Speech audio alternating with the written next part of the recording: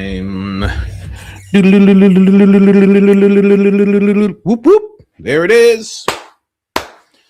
Let's go, guys. We're live. What is going on, everybody? The link is already pinned in the chat. If you want to look it up, you already know what it is. It is buymeacoffee.com/Coach Colin. Go ahead and check it out if you want to. Link is always in the description for all the Spotify people out there, Twitch people out there, Kick people out there. Go ahead, check that out if you'd like. What's going on, everybody? Also, we are, where is it? Come on. There we are. We're on Spotify. What's going on, guys? Perfect. We got the videos up. I didn't even say anything to Jacob. Somebody was like, man, it's a little slower on that side. On the Spotify side, and he just stepped it right up. So the episodes are syncing. They're starting to sync. Okay, for all you Spotify folk out there, go ahead and check that out. Man, it was a wild episode. I think Candace is on to something. We got a few clips that we're going to play from Candace. Little interaction that I saw with Mikey McCoy, Danny Phillips, because she mentions this Danny Phillips character and his grandpa. And then, we're going to get into a bunch of stuff. So all through the Candace stuff. Then what do we have after the Candace stuff? Let me move this. Let me move this aside here. After the Candace stuff. Oh, there she is. After the Candace stuff, we're going to get into little odd stuff. Just odds and ends, we'll call it. Oh. One thing we're going to get into is the Jeremy Boring therapy session between him, Gary, and some other people. It's like a therapy session where they're all like discussing their trauma due to Candace Owens. That's hilarious. Tim Dillon a little bit. I want to hear what he has to say about the case so far. We're going to listen to that. People building Lindsey Graham up as though he is some kind of absolutely incredible person. Don't know where that's coming from. Spaces with Gary. Oh, Ali Top Files. I completely forgot about that.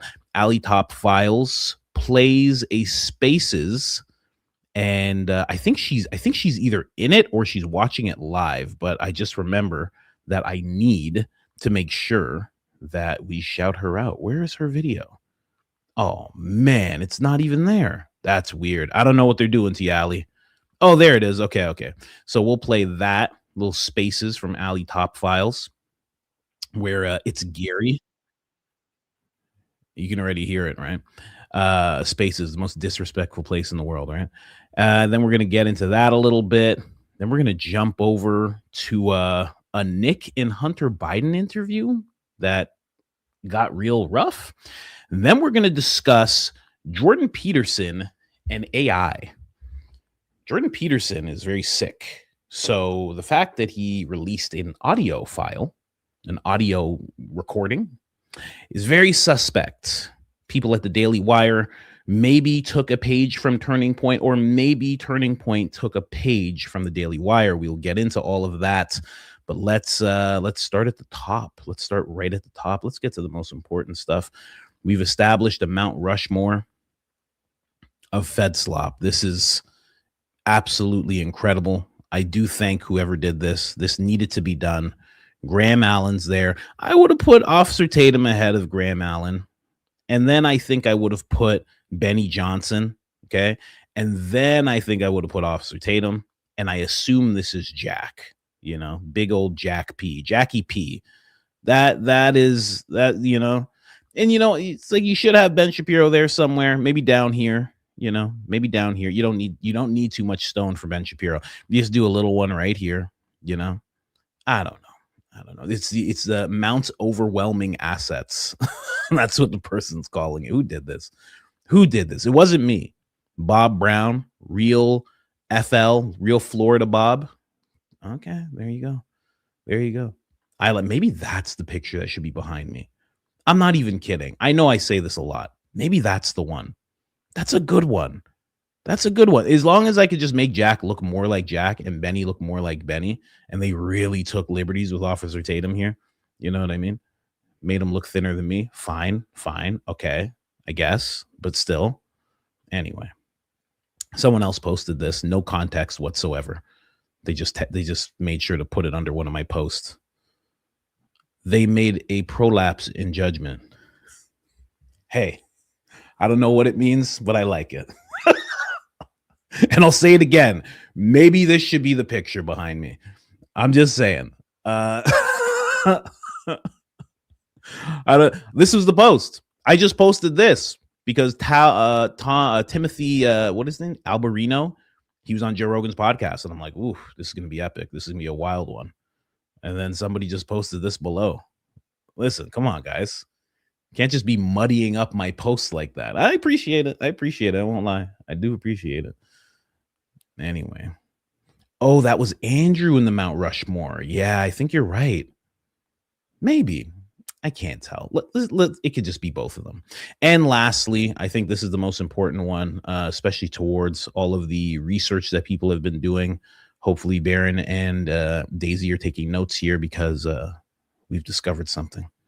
I don't know if you guys have seen this before. This is something else. We have Blake Neff in the pantsuit. Now we understand where Erica got the pantsuit. Probably the same size. Just threw it on her. You see what I mean? This is wild. This is wild. I couldn't believe it when I saw it. Very happy about this. Very, very happy about this. Thank you so much. Whoever discovered this. I'm hoping it's real. I feel like it is real because he looks unnecessarily happy there. He looks real happy. Like, look, guys, I did it. I put on a suit. And Charlie's just in the background like, this son of a... We're at the RNC, man. We're at the RNC. What are you doing? You guys said you wanted me to dress nice. Put on the zestiest thing he could find. Let's go, Brandon. If it's not Biden, it's Tatum. This is crazy. I hope it's real. I really do. I really do. Because I hope he's this happy at times, you know? In between saying, you know, absolutely racist things to people online, you know? Look at that. I mean, look at that. It's snazzy. Listen, I wouldn't wear it myself, right? I'm straight. But if you're not, I think this is actually very nice. I think it's very, very nice. Anyway. Anyway, I always come with the hard-hitting stuff here, guys. You guys know that. You guys understand that. Anyway, let's jump in here. Candace Owens, after the podcast, there's always like a little after show with Candace. Maybe it's not like crazy sometimes. Sometimes it's just one thing. Sometimes it's a bunch of stuff. But she always has a little bit of an after show. And this is in response to Andrew Kolvet making sure to say, let's clear this up. Charlie personally invited Ben to AmFest 24 and 25. Charlie reached out to Ben directly on both occasions.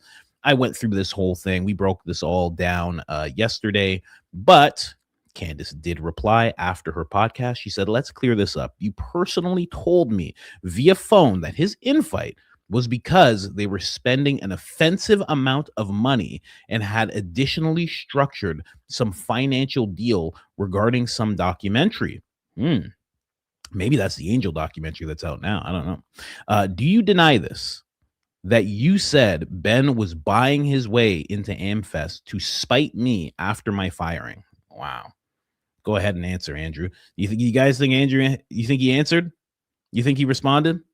You think he said, oh, Gary did. I love that Gary is just, you know, don't be secret about it. You know, whoever you're working for, be upfront about it, right? You know, Gary just jumps in. You weren't invited. That's the point. Why? Gary, just always making non-points. Gary, I just want to see if Andrew answered. I don't think he did, guys. Are you shocked? Are you shocked, guys? Here, let me just go here. Maybe he's in the replies. Oh, gosh. No. Maybe he's in the replies somewhere? Huh? Anywhere? You think? You think? Anywhere? Oh, whoa. I love this. Oh, I'd respect them so much more if they dressed like this. Oh, so much more. Are you kidding me? That's incredible. Oh, like sister, grifter, and how much I missed you. You know, you remember that show? Twin black girls running around. You remember that? They're having a good time.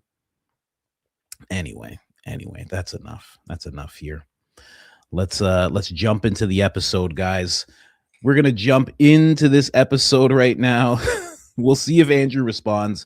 I will keep you guys updated, but I do doubt it. So let's get into the first thing. First things first. Lionel comments on Candace's episode. Okay, let's go through this. Okay, Lionel says, watching Candace Owens today was fascinating. As per usual, her indictment of the various quig squillings, backstabbers, alleged traitors to Charlie's cause is increasingly complex, detailed, and all-encompassing. Yet, the established counter-narrative remains frozen, demoned, grifter, evil, dangerous. The script has not changed in months. Why? Perhaps because attacking the person is easier than answering the argument. Repetition becomes a substitute for rebuttal. How long do you think they will regurgitate and preservate the usual? And listen, let me just tell you something right now. You guys can act like you've heard this word squiggles, squigglers. You can act like you've seen that word 1,000 times. Not me. I'm open and upfront. What the hell does that word mean? Okay, it means traitor who serves as a puppet of the enemy occupying his or her country. Wow. How do you just have that word on deck? He just had that word on deck. All right. Anyway, that's Lionel. Let's take it back a little bit. Let's drop it down a few IQ points. Let's hear what Blake had to say here. Candace went to Russia and now suddenly thinks Turning Point USA is some kind of Russian spy project. She didn't say that. You said that. I'm just saying. Blake's the only one that said that. No one else said that in this episode. I'm positive. I watched this episode twice. What percentage of her show is just free associating connections between things that she happens to have done or seen on TV recently? Okay. All right. Did anybody say anything? Oh, I don't give a damn. You are going to act low IQ like Pollard didn't get caught because of his ties of giving stolen to the Russian office, I guess stolen intel, the Russian office of Lekem that Philadelphian used as plausible deniability. Wow. They actually have some weird thing going on. Oh gosh. I don't give a damn. Does great research. Just want to see what anybody else said. Oh, I always care about what Cam Higbee has to say. Sounds like something a Russian asset would say. Oh, that's great, Cam. Good job, big guy. You know, Mr. Wachuka's not paying for that, by the way. Just so you guys know. Okay, I know Mr. Wachuka. He's not paying for that sort of thing. You have to do better. You have to do way better than that. Okay, just putting it out there. Mr. Wachuka's expecting better things from you guys. Okay. Anyway, let's move on. Let's get into the actual clip. Okay, let's get into it. Let's start it off. Where are we going to start it? Oh, I wanted to start it here. Listen to this. Ladies and gentlemen, perk up your ears. I wish I had a better word for that, like Lionel, but I got perk. It's fine. 4 letters. What more do you need? And all the best words are 4 letters, 3 letters. We know that. Let's get into it. Bit. And so was Frank Turek? Did anybody see Frank Turek at the restaurantology event? Was he in the car with Blake and Neff? Like I said, everybody's memory is hazy. We're here to help. More tips at CandaceOwens.com, tips@CandaceOwens.com. And I can't wait tomorrow. We got a huge lead on who Ben Shapiro was at lunch with on the 10th, the morning of the 10th in LA. And so we will be, we're in the process of vetting that information and we will be delivering that information tomorrow. Moving on, I do. Oh man, you know Daisy's at home right now, just like that's 1, that's 2, that's 3, that's 4. Daisy's at home counting it up right now. Is Daisy here? Hey, Daisy's counting it up right now. Who else? Daisy for sure got that money. You know it. You know Daisy. Daisy's counting money right now, just hanging out, just counting blues, just big bills right now. Wow. Okay. All right. I can't wait to hear it. I wanted that to be at the top because we've made our predictions. Put your predictions in now. This is going to come out this afternoon. Pretty sure she's going to be able to vet it fairly quickly, but I can't wait. I can't wait. I am going firmly on Bill Ackman. That's who I'm going with. I'm Bill Ackman. I know a lot of you guys were saying Andrew.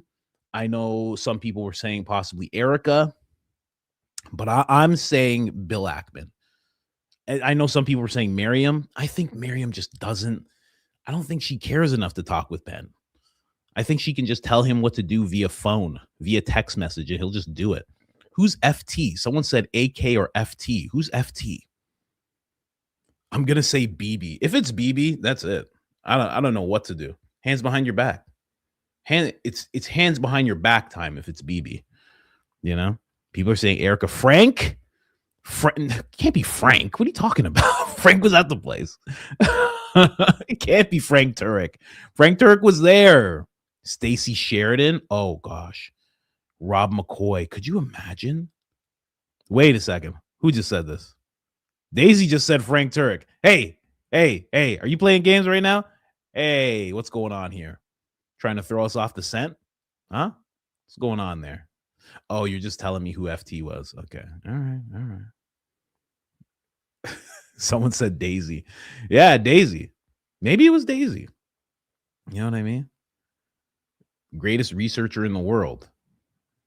Anyway, I don't know. We'll see. We'll see who it is. I'm saying Bill Ackman. That's what I'm thinking. Daisy, just tell me if I'm right or wrong. What's going on?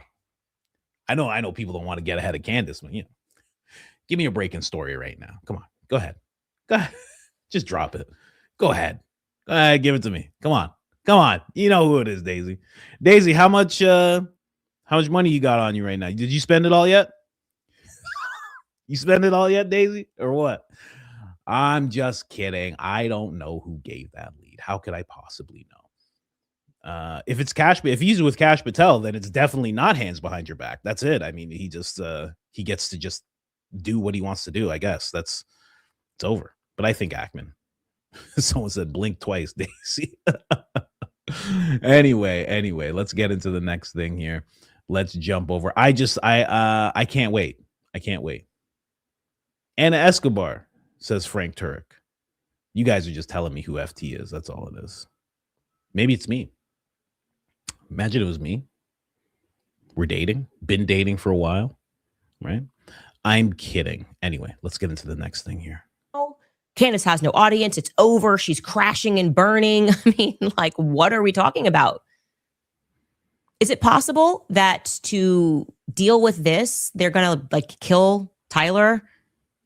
Or they're going to make up some plan and pretend Erica couldn't deal. She was overwhelmed. And then they're going to go, oh, we're pinning it on Candace. Now we also have the dial back speech laws. Doesn't that seem like they're kind of setting the stage for that? All of the usual suspects coming out with something that does not pass the sniff test because no one deals with more online attacks on a daily basis than me. Tens of millions of dollars is being spent. I am listed, me and Tucker Carlson, in the FARA docs. They're admitting it. They're not hiding it. We have to take down Tucker and Candace Owens, and we're willing to spend the money to do it. And yet nobody makes a report and says, if Candace, anything happens, if anyone says anything about Candace, they're digital assassins. They don't put somebody else in a scope. What gives? It feels to me like it could be the beginning of a plot. Yep. A government plot. We can't win this thing. We need to get influencers, independent journalists off of this entirely. We need a big event that allows us to crawl back speech. Think of it like 9/11. 9/11 happens, and then it's well, we got to take away your freedom. We got to get this bill passed immediately, take your shoes off and belts off at the airport. And now the government is allowed to spy on you because this terroristic event happened and we're doing this for safety. I feel like that needs to be said, that people are sensing that that's their plan here, to pull Erica got harmed by someone or Erica harmed herself. And none of this would have happened if it wasn't this culture of quote unquote digital assassination. And may I just state emphatically that Charlie Kirk was so opposed to this idea that speech equates to violence. I just have to say, as she's going into this, the first thing that popped up, and I don't remember who it was, and you can tell me if either of them are here. It was either Susanna Rosanna Diana, okay? Those of you that watch the show, you know who that is, or Tammy Lee. One of these two, or maybe I'm completely wrong, one of these two came up with this theory months ago. I think like 2 months ago. They were like, is that why it was right around the time, maybe it wasn't 2 months ago. I don't know. Everything gets blurred when you're doing shows like this. But it was right around the time Erica dropped out of that event, and they said it was due to threats. And then everybody realized that it was actually due to low ticket sales or just low audience attendance in general. Right around that time, someone came up with that theory, and they said it in the super chat, and I never forgot it. And it's wild that Candace is now saying the exact same thing. So whoever that was, shout out to you.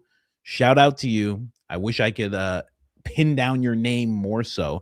Someone said, what theory? The theory that the reason that they're doing all of this with Erica, they're writing these reports. They're saying, oh, there's threats here. There's this weird thing that happens in Texas, and, you know, nothing comes of it. It's like, oh, they arrested this guy, and they just show some guy with like herpes on his lip, and he's just like, he's just sitting there. You never hear about it again. It was a news story for maybe 30 seconds. The reason that they're doing all that is to build up a case against Candace and against what she's doing, and then also building up a good alibi or a good connection to why something may happen to Erica. Then there was also, as this was happening, there was Gary saying something's going to happen to Erica. There's Graham. There was a Dan Bongino. I remember Dan Bongino said this. All of these Fed sloppers were coming out saying, you're going to get Erica hurt. You're going to get Erica hurt.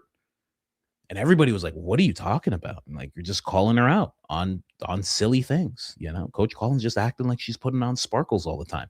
Like, everybody was like, what are you talking about? But that was a bunch of people saying you're going to get her hurt. I think Tim Pool said it as well. All of these guys who are a part of this seemingly coordinated thing, seemingly coordinated thing. I see Daisy in there tripping out. But that was the theory, that they're building up something in case something has to happen to Erica. And now this is not something that any of us want. Candace has made it clear. I even saw Kesia Daily Fredo. She was putting out a prayer for Erica. You know, I reposted it. Barron's always said, do not harass people. Forget about just Erica. Barron said that about just random people all the time. He doesn't want that. Candace has said she doesn't want that. Nobody wants anything to happen to these people. That's not the kind of people that we are, obviously. But maybe they're building up something towards it. I don't know. But whoever came up with that theory, you came up with it first, and good job. Good job looking into that. Good job bringing up that theory. Here, let's keep going. When you're not calling for violence, you're investigating real violence, and now they're saying you investigating the violence is the violence. Mm-hmm. Huh?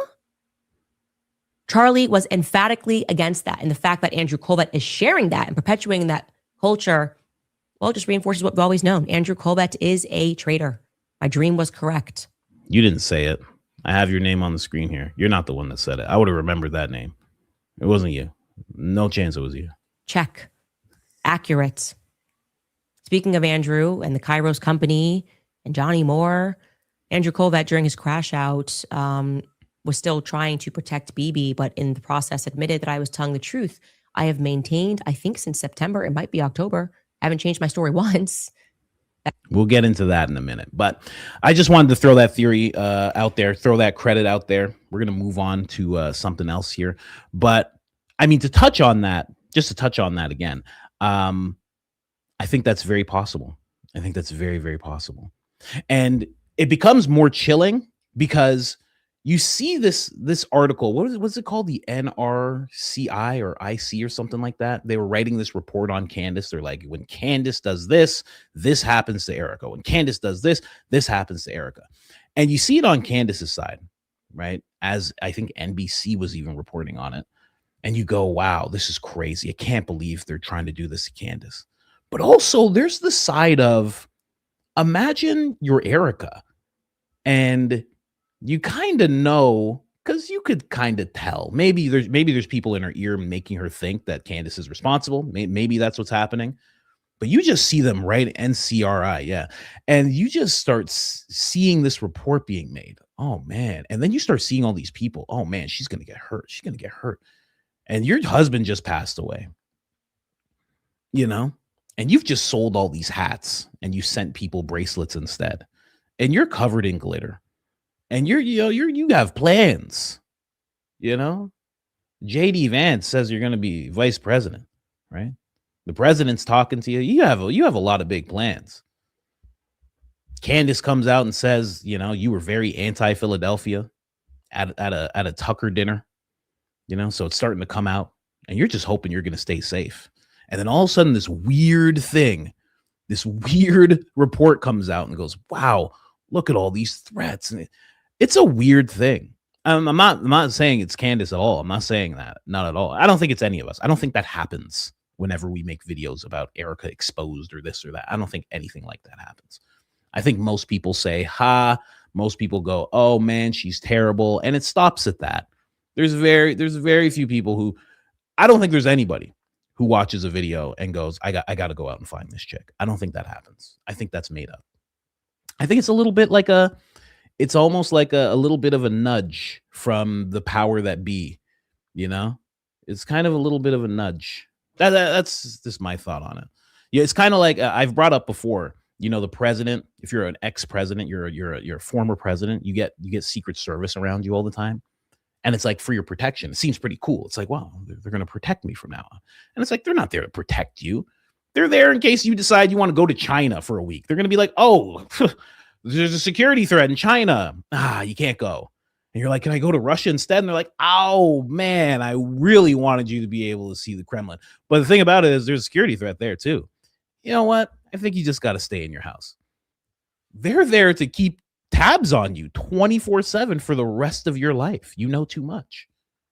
They're not going to let you go and talk about the weird night with Lindsey Graham when you guys greased up some alien at Area 51 and got down to business. They're not going to let you tell that story to international figures. Are you crazy? They keep you. And I think it's the same thing with these, you know, in Erica's case, political adjacent people. They have this handler system around them. And they say, hey, just so you know, there's threats. There's all these threats. And I bet if she started saying whatever she wanted to say, they would be like, oh my gosh, the threats have ramped up. I don't know what's going to happen. Oh, I don't know. Maybe the threats will go down if you just take back what you said. I don't know. You know, if she started talking like Charlie was talking, they'd probably be like, oh my gosh, I don't know what to do. You're in so much danger. Oh, we can help you, but you have to stop saying what you're saying. You know, Victor Marks contacts you. Someone just said Victor Marks. Victor Marks contacts you. Hi, this is Governor Marks. This is Governor Marks, retooling expert. Just wanted to contact you and let you know. I know I told you were safe, but I'm not sure anymore. Okay, just wanted to say that. Got to get off the phone now. I have some demons and I have to have some black goo come out of my mouth and my eyes. Bye-bye. Just saying. Anyway, we're getting off topic here. Let's switch over to the big thing. You guys know what the big thing is. Let's go. Come on. This is wild. Oh my God, Candace was right. Harpole cut the t-shirt off in the SUV to hide the explosives, allegedly. I like this. I like what's been being done here. This was very smart. How many of you left that episode and went to go find a polyester shirt? How many of you did it? If you did, let me know. Please let me know. I want to know how many people did this. I think I saw maybe 1 or 2 videos of people doing it, but they didn't show like the aftermath. They just kind of were just burning a shirt. So I like this theory. I like this theory a lot. Now, I will say, and I should actually just really quick, John Bray. I have not heard John Bray's take on this. I know Trigger Smart has learned a lot from John Bray as well. So I have not heard his take on this whole thing. I would love to know what he thinks about this and if he thinks this is even possible with what he has put together in his research. He hasn't commented. I checked last night. He didn't say anything. Maybe on his next podcast appearance, he's going to talk about it. But I would love to know what he thinks about this theory, if he thinks this is a possibility, because I know that episode with him and Trigger Smart had this episode that they did, and he was talking about the reason that there's no smoke, the type of battery it is, wouldn't let off fire, wouldn't let off smoke or anything like that. But I don't recall him saying whether or not it would burn material. So again, I would just love to know what John Bray thinks about this. If anybody's watching and they can get in contact with John Bray, I would love to hear what he thinks about this. But let's get into it. Was this part of a shirt? Left, the object in the car. Right, a burned shirt. Where is Charlie's shirt? Charlie's shirt's long gone.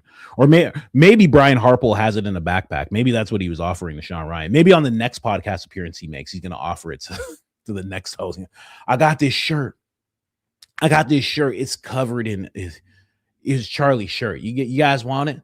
You want to hang it up somewhere in your studio? You can hang it up wherever you want, man. Come on, man. Go ahead. No, it's fine. I ain't washed it once. Go ahead and smell that. You smell the iron. I don't know. Maybe that's what he's going to do. I have no idea. Maybe he has the shirt. I mean, if he was in the hospital and he cut it off, he jumped on Charlie.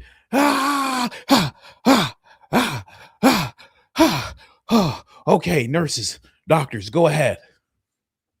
They're like, hey, man. Hey, what are you doing? What is wrong with these guys?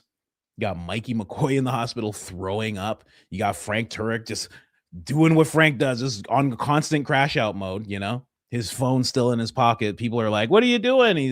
The ultimate old person, 9-hour butt dial, and you have Dan Flood on the phone and he's just like, Mr. Shapiro, can you please let Mr. Shapiro know what happened? This whole circus kicks off.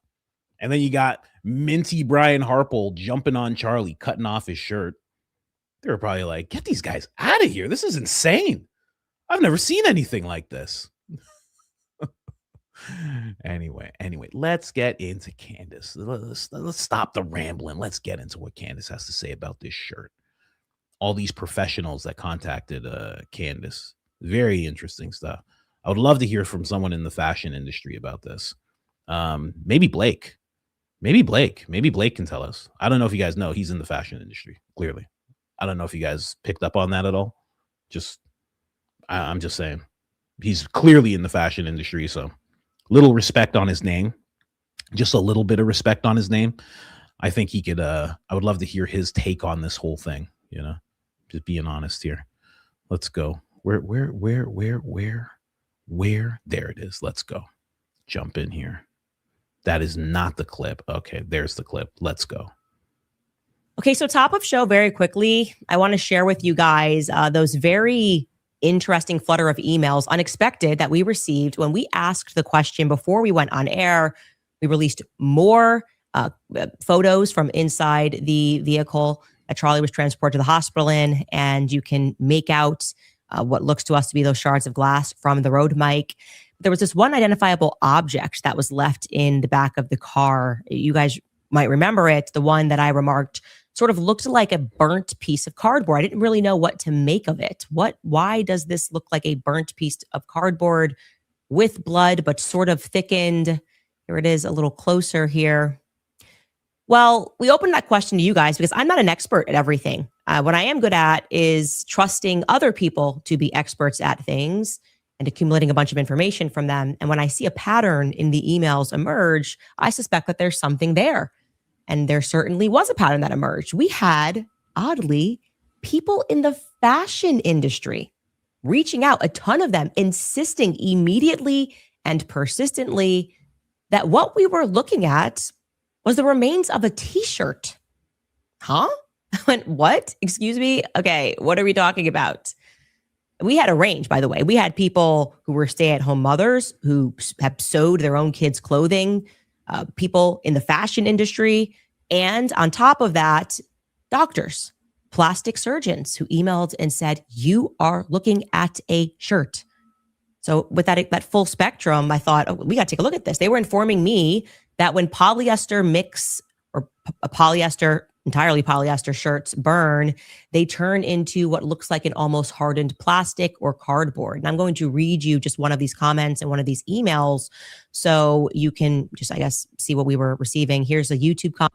Hey, hold on. Someone just said they have a shirt they're gonna check. Let me tell you something, okay? You gotta be careful, man. I don't know why Candace didn't say this. Do not try this at home, guys. Just relax. Just relax, okay? With your shirts and whatnot. Keep your shirts, keep your collars, okay, guys? Just keep your shirts and keep your collars, okay? Don't worry. Don't worry. You don't have to. Don't please. I don't need anybody being like, I was watching Coach Colin. Burnt up. I was watching Coach Colin. He didn't say to take off the shirt. 3rd-degree burns. Down to my belly button, up to my nipples. This is because of him. I don't need all that. Okay? All right? Do not try this at home. All right? Just keep your collars, keep your shirts. We're good. Candace already did the work. Okay? She already did the work. It's fine. It's fine. Principal doesn't give you home. Principal is not giving you homework. She's a principal, you know? Anyway. Comment that came in. Really bad internet here. I tried to respond when talking about the little square thick piece. I have been making clothing for years as a mother of 10. This piece is a collar from the t-shirt. The black would more than likely be from the burning of the explosion, but the thick folded and end that's facing the camera, most surely the bias band, the seam of the t-shirt that looks clearly cut off. Again, this was echoed by people in the fashion industry. And then from our tips inbox, we got this from an actual doctor. Take a listen to this. I mean, I'm going to read this email to you. It said, please call me a plastic surgery nurse. If you use this, do not use my name, for they are evil. And I take care of too many people in my life for me to be fired or lose my life. I started to email during the question of the pulse oximeter, used one today. The silver, I believe, is the hypothermia blanket that comes in that medical pack. I think you figured that out. Your mind is asking the right questions, but what is the charred, burned thing on the ground? It is his shirt. I have taken care of multiple burns as a plastic and reconstructive surgery nurse, and that is his shirt. How? Just flatten out that bunched up piece, flatten it out in your mind, flip over the right side in your mind. The top part is the bloody top of the white shirt. The back is scorched. Why? How? Because electrical current is hot and the shirt had some polyester in it. When polyester is heated, it melts. It does literally like, it looks literally like a lit cardboard. I had a patient that got burned by a grill and his shirt melted onto his skin, stuck to the skin. Oh. Part of it looked just like that. It only had a little polyester in it. Polyester is plastic. It took a procedure called debridement to get the charred shirt off of his skin and spots. Oh my God. The black is necrotic burnt skin, like burning a piece of chicken skin. I'm sorry for the visual, but it is dead skin, burned skin. They likely ripped off his shirt and ripped off his skin. Oh. So in my opinion, it is a shirt, burned polyester and charred skin. Do an experiment, find that type of shirt and lay it on an electrical eye on the stove. Think about what it would do to the skin, burn onto it. You see it all the time at blank. You can call a burn MD. Hope that helps. You are in my prayers. Please be safe, really safe. Christ is king and never give up. Go Mac. Wow. That is a lot. Chicken skin, this, that. Oh my gosh. Okay. Yeah. Someone said that sounds awful. Yeah. That sounds crazy. That sounds absolutely crazy. And it makes sense. It makes sense. That's why they always say, throw on some linen, throw on some cotton, because that polyester is plastic. And for the gentlemen out there, enough exposure to plastic, it gets into our nether region. I'm just saying. We've already dealt with enough imagery in this. This is not that bad. I'm just saying it gets in there. Go look it up.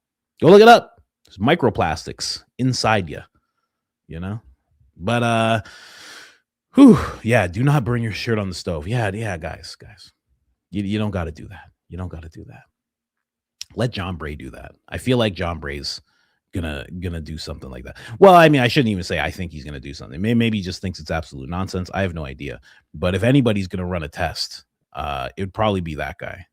That guy would probably be the guy to run that kind of test. And I would love to see the results, if it's even possible. Because, and I guess when Candace brought it up, I didn't even think of this, and most people didn't. But when they did carry him away, they did have the shirt bunched up to like here, like right up to here. You could see his whole torso. And maybe it wasn't just because of the metal, sorry, not the metal pieces, the glass pieces, because that's what Candace initially said. You know, if you wanted to keep that glass in, you'd bunch up that shirt, which is true, which is very true. But maybe it also had to do with the fact that the shirt was kind of showing those signs. And maybe that's why they didn't let the EMT guys in, that one guy, Connor. Because, I don't know, it just seems crazy. Someone said thermal burns. What? Let me see here. What do you say? Thermal burns. Treating physicians reported that many victims suffered severe burns to the face, neck, lips, and limbs from immediate fireball of a detonation. But is that the same type of detonation that this would give off, right? That's why I would love for John Bray to comment on this, because it's already in the line of what he's been looking into for so long. So right away, he can just either run a test or he could tell us, hey, none of this is real. Someone said, pull that Tatum clip, Pierce Morgan.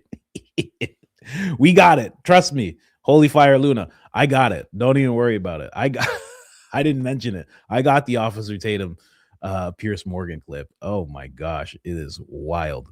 Absolutely wild. But I don't know. What do you guys think? Do you guys think that's actually possible? That it's the shirt? I myself do. Something's going on there. I don't know about a shot. I can't rule out the shot because I don't know enough, right? They said there was some guy gyrating on the roof hard enough that it was leaving indentations. And Tyler's known to be a freaky guy, so I can't rule it out. I don't know. Maybe he's bumping and grinding in the gravel. I have no idea. I don't know what those type of guys are into. Okay? I don't know their customs and whatnot. I have no idea.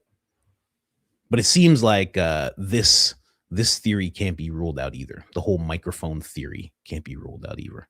Let's keep going here. So again, the repetition of these emails made me think that the experts, the people who work in these industries, might know what they're talking about. And I suddenly was looking all over my house for a polyester shirt. Couldn't find one. Best I could do was a mixed polyester shirt. Baron Coleman was here the other day, and he told me that he thinks that that particular shirt that Charlie was wearing was 100% polyester, but the best I could find was a 50% poly mixed shirt this morning. Baron was there the other day. They know, like I said, they know about that restaurant guy. They know about that debit card used. I said that the other day. He was there the other day. He's talking about 100% polyester. They know about this. Daisy got that money. It's confirmed now. I don't need much to make connections. Daisy got that money. They know about that restaurant guy. If I'm too close, you can just tell me to stop. They all know how to contact me. They all got my number, my socials. They all know about this stuff. 100. He was there. Baron was there talking about polyester, and he's going live today. Okay, all right. Sounds good. Sounds good to me. Hey, I'm not hating, but I know what I know. I know what I know. Someone said, you see that show on Mikey and thoughts. I don't know. Ask me again when I play the Mikey clip. We'll get to that soon. But that's wild. Baron was there. They were talking about polyester. Okay. All right. I'm ready. Fly on the wall. Let's go. Let's do it. And we are waiting to receive a full polyester one. We went ahead and just started burning stuff. Me and the team went outside and we just started burning the shirt. And I'm going to show you the result that we got. I was totally surprised to see. Of course, we don't have blood on the shirt that we burned, but this is what we got. And I have to tell you guys, I think there is something here when you look at the other object. Look at this. Look at this comparison. We did this morning on the right. On the left, you are looking at that remain. And then we had people that were telling us that they think that that portion up top that's quite thickened might even be remnants of the rope. Now, when you look at this, she's really on point with this because there's no, we'll just say liquid. There's no liquid in what she was doing, right? So it's just shirt. There's, again, we'll just call it liquid. There's liquid on the other side. And that's why it doesn't look so similar, but it would get more toward, I can't say identical, but I'll just use that word, just conversation's sake. It would look more identical. I'm not going to say bodily fluids. I'm not saying that. Gross. Stop it. We'll just say liquids. They're both kind of gross, but either way. But it would look way more similar. I'll say that if she had that liquid. Someone says she should get pig liquid. No. Listen, it's bad enough that she has those poor producers. The thumbnail guy, person working on the thumbnail. Yeah, I'm almost. Huh? What? I have to burn a torch. Yeah, I guess I know how to use a torch. What's going on? Huh? So I was just working on the story. I was just looking into, and we have the Brian Harpole. What? Huh? We're going upstairs we're going to burn stuff in the backyard. What's happening? Poor George. George is just like, honey, I don't, what's happening right now? You have shirts. You have many shirts. They have torches. You're in our backyard. We have many kids, and you're pregnant. What's going on, honey? What's happening right now? She's like, I have to burn these shirts. I have to burn these shirts to figure something out. Excuse me. He's just like, what's happening? Everyone got thrown for a loop in that team. Everybody. Oh my gosh. Those kids are going to have stories. Those kids are going to have major stories. Yeah, right before my mom solved the Charlie Kirk case, I don't know, she was burning shirts and there's all sorts of things going on. This guy Barron would come over and they'd be arguing about polyester and cotton, and it was really weird. It was pretty crazy. And one time she handed some lady named Daisy, she just handed her $10,000 in cash. And I was like, why does my mom have $10,000 in cash like that? The kids are going to have wild stories. Absolutely amazing. Oh, man. Okay. Anyway, let's keep going. I got off track. I got a little off track. Okay. I'm sorry. Mike, I don't know about that.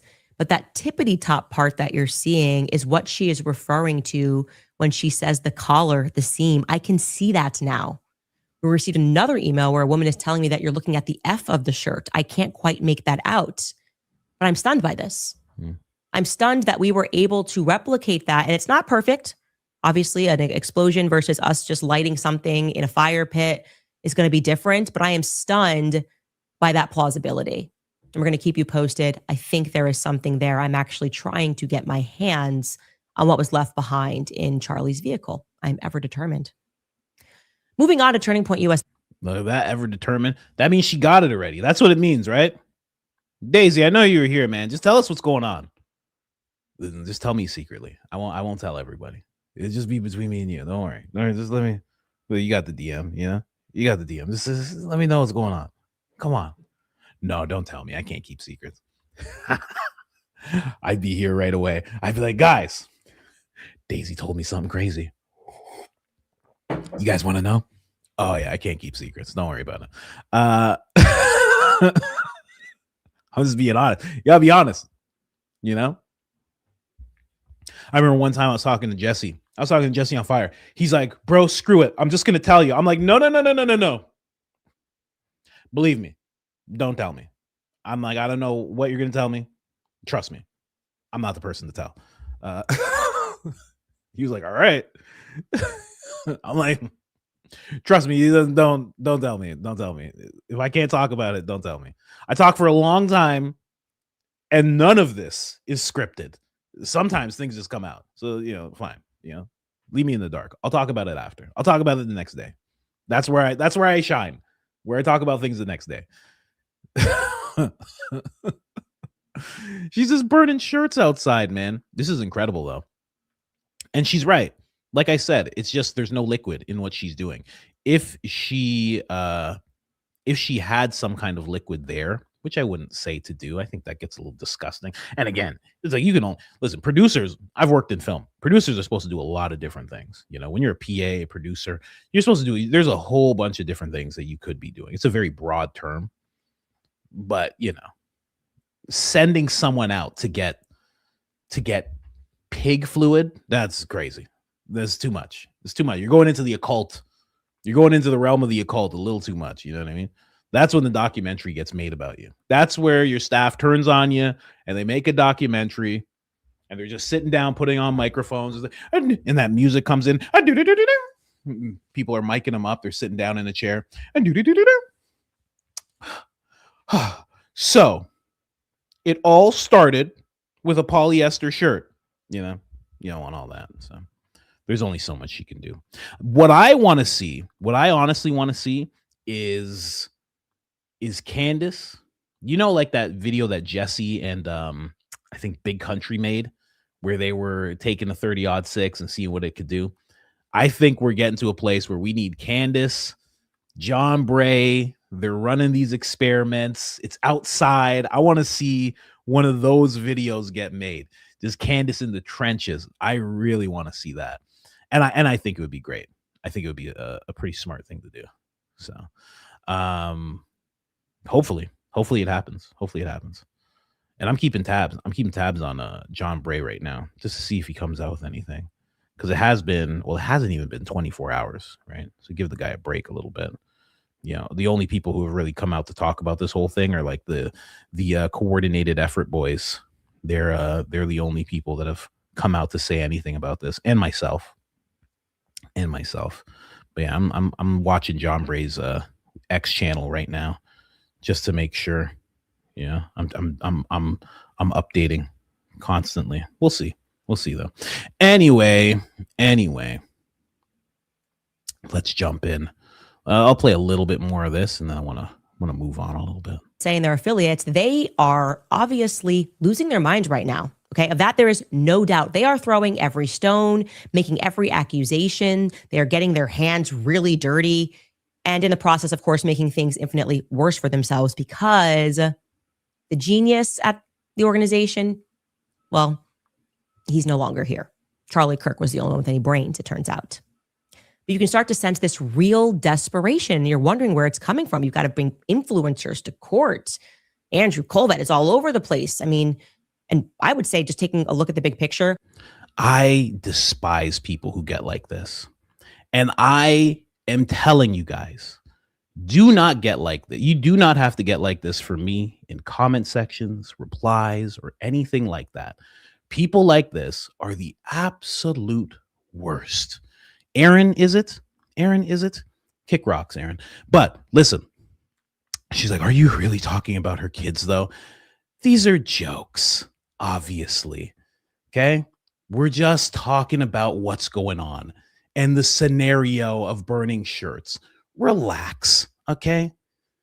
This doesn't make you better. You're not a bigger Candace fan than the rest of us because you're so upset about a joke. Oh my gosh. And I told him, and I said to him, and everybody saw, and they all said, hurrah. And I stuck up for her. Oh, believe you me, you have no idea. You have no idea what you're doing right now. You're getting too caught up. And then you bring it to this channel of all channels. I'm like Bizarro Gary, where Gary makes a bad video. I make 3 good videos about Candace. Get out of here, Aaron. Okay? Politely, and with respect. Shut your mouth. Anyway, I keep telling you guys I'm like a comedian, okay? I'm a comedian. Okay, I do stand up. The hecklers are going to get dealt with. That's how you have to do it. because the crowd has to understand what's going to happen if you're going to stand on a soapbox like, actually,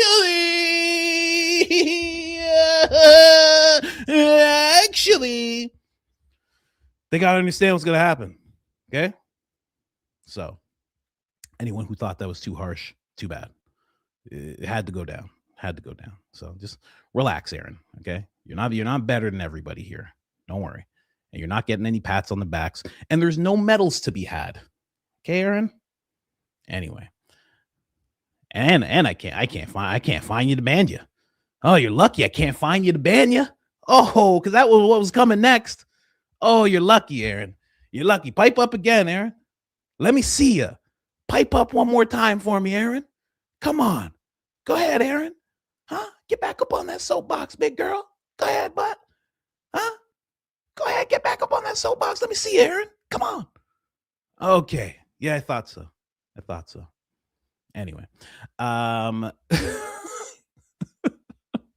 Oh, Mike Riley already got her. Okay, Mike Riley got her. All right. It's cool.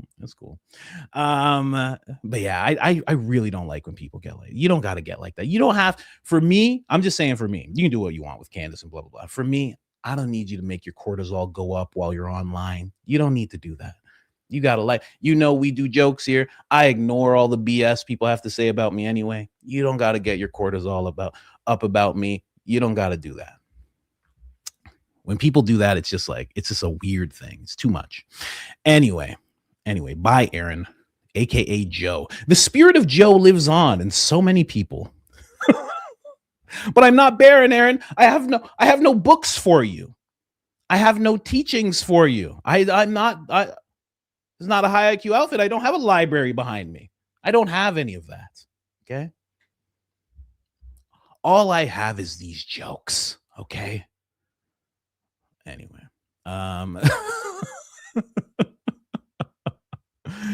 let's keep going here.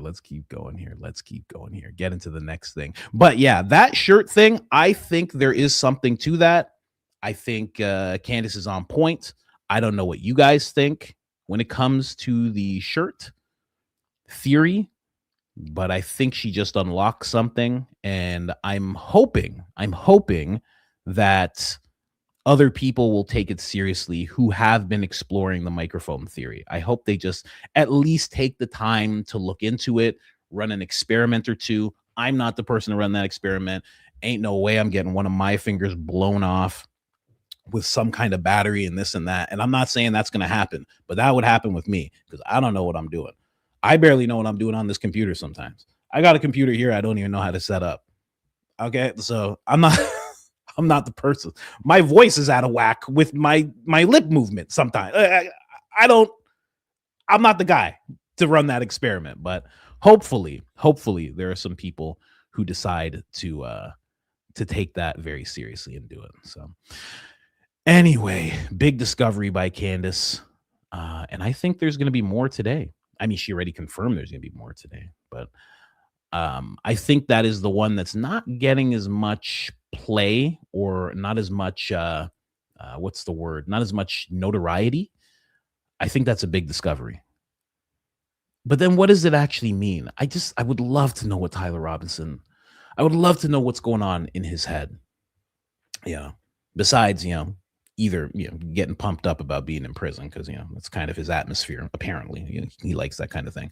I don't know. But I would love to know, did he take the shot? Like, is he going to say I took the shot? If he says I didn't take the shot, I mean, that whole theory becomes so much more concrete because then they're not going to be able, I mean, they'll have that other round, but they already said that somebody just disengaged and the round just popped out. So they don't even have anything to stand on in terms of another shooter. And then if he says he doesn't take the shot and then she's showing you that this is the shirt,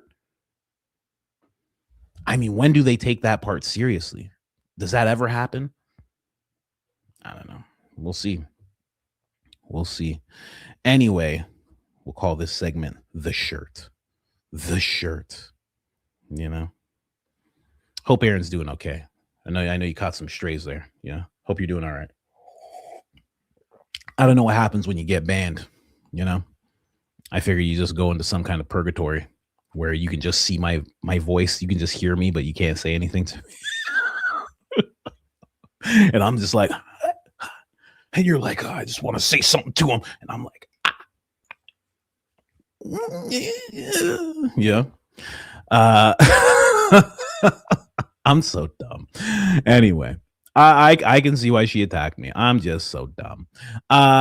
Oh, and it's not letting me play this clip again. Oh, guys, do I really have to set up the new computer? I think I do, guys. I really think I do. I mean, I don't wanna. 9 minutes, 24 seconds. I gotta remember that. That's how bootleg I. Okay. We have that. I have to redo it again. It just keeps taking away my ability to share things. It's weird. Really weird. Anyway, I think we got it. I think we're good. Tell me if you can hear it. Give me a thumbs up. Thumbs up in the chat if you can hear this when I hit play. If he is to be believed, right? He works on the radio side of things. He didn't even get hired to work with Charlie at all in any capacity until 2022, after he was fired from Fox News or had to move on from Fox News because of some racist comments. He then went to work for Stu Peters. And then he moved on to start working with Charlie after Tucker Carlson recommended him because he's loyal. Blake Neff did not return that loyalty. Blake Neff doesn't have a loyal bone in his body. Yet he has been the most vocally invested person, I would say, at Turning Point in making sure that no one asks any questions, that no one investigates the Charlie Kirk murder outside of the federal narrative. Blake watched our episode yesterday, as he does every day. I know Blake personally probably had his routine disrupted while I was gone for 2 weeks. And he tweeted this in response, quite odd. He said, I decided against my better judgment to briefly turn on Candace. Okay, Blake, you watch every episode. And she was spouting some theory about UVU's military-affiliated student hub, MASH, as a part of the conspiracy. Yeah, I think that's enough for me. Remember, Candace privately envied and hated Charlie, and she wants his killer to get away with it. Okay, Blakey. Weird thing to take away from yesterday's episode. We talked about a lot. It's an oddly specific thing to hone in on. That particular detail is something Blake felt that he wanted to immediately dissuade. It's a fact, by the way. Just introduce a fact that on the third floor of Alozi Center, we're seeing all this video, people going up and down. It is the MASH Student Center, the military-affiliated student center. So of everything that he could be upset with regarding yesterday's episode, why did that fact disturb him? Lest we forget, Blake's truer background is in military strategy. He supported wargaming exercises for the Marine Corps before he was removed from that position following racist commentary. Isn't that crazy? That's a real thing. I don't know if you guys have heard that. That came out like a few months ago, but it sounds insane. That's the guy? That's the guy? Really? He was doing that? Obviously with other people, but still, it's crazy that was a thing that they put Blake. And it was before, I guess it was before Tucker. So there is the guy who was doing that. And that seems like a pretty important role. I don't know. Maybe it's entry level. I have no idea. But but the fact that he was doing that, and after he was done the war games strategies, he would go home and he would just crack his knuckles and just go, whew, okay. Where's this Asian lady? You're on dates again? You're gross. You're gross. She's always on dates. Yeah, black people from Congo. I wouldn't trust a black Congo person. Okay. And then it would hit like 2 a.m. and he'd be like, it's enough racism for today. Whew, okay, let's shut it down. That's crazy. And then he'd wake up the next day and be like, hi, how you doing? Yep, ready for work? Of course. That's wild. That's something else, man. I guess there's a lot of that in the world. I don't know. It just seems so crazy. Anyway. Oh, do I have the Blake thing? Oh, there's a Blake thing that I have to show you. I hope I have it. Oh man, I hope I have it. Here, I'll search for it while Candace is talking. There is a Blake thing that I have to show you guys. And I guess it goes along with this segment because if you haven't figured it out, this is where Candace calls out Blake. Blakey, as she fondly calls him. So Blake himself is or was military affiliated. And for whatever reason, his memory regarding September 10th, a day that is etched in my mind in remarkable detail, has grown fuzzy. You see, we have to remember that Charlie had an event before the event, which I said was unusual. It's like they didn't want him to land in Provo. He does this restaurant event, his last interview with a guy named Andrew Smith. He flies into Salt Lake City, not Provo. Blake Neff was on board that private jet with Charlie to Salt Lake City on that morning. Mikey McCoy was also aboard that jet. Mikey McCoy rented just 2 SUVs in Salt Lake City, which were to meet them. We know that one was carrying Charlie and Mikey McCoy and Frank Turek and John McGovern, who works in gifts at Turning Point USA. He raises money for them. And we assume security. We know it's not Dan Flood to that Savory Fund restaurant event for Charlie's final interview. But it turns out that the other SUV, when they landed, carried Blake Neff to, he doesn't know. He doesn't remember.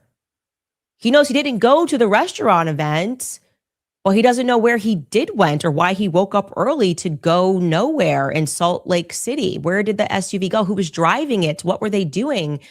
I kid you not, Blake Neff jumped onto an X Space and is trying to sell, but he just simply doesn't remember what he did when he declined to just go with Charlie for his final interview.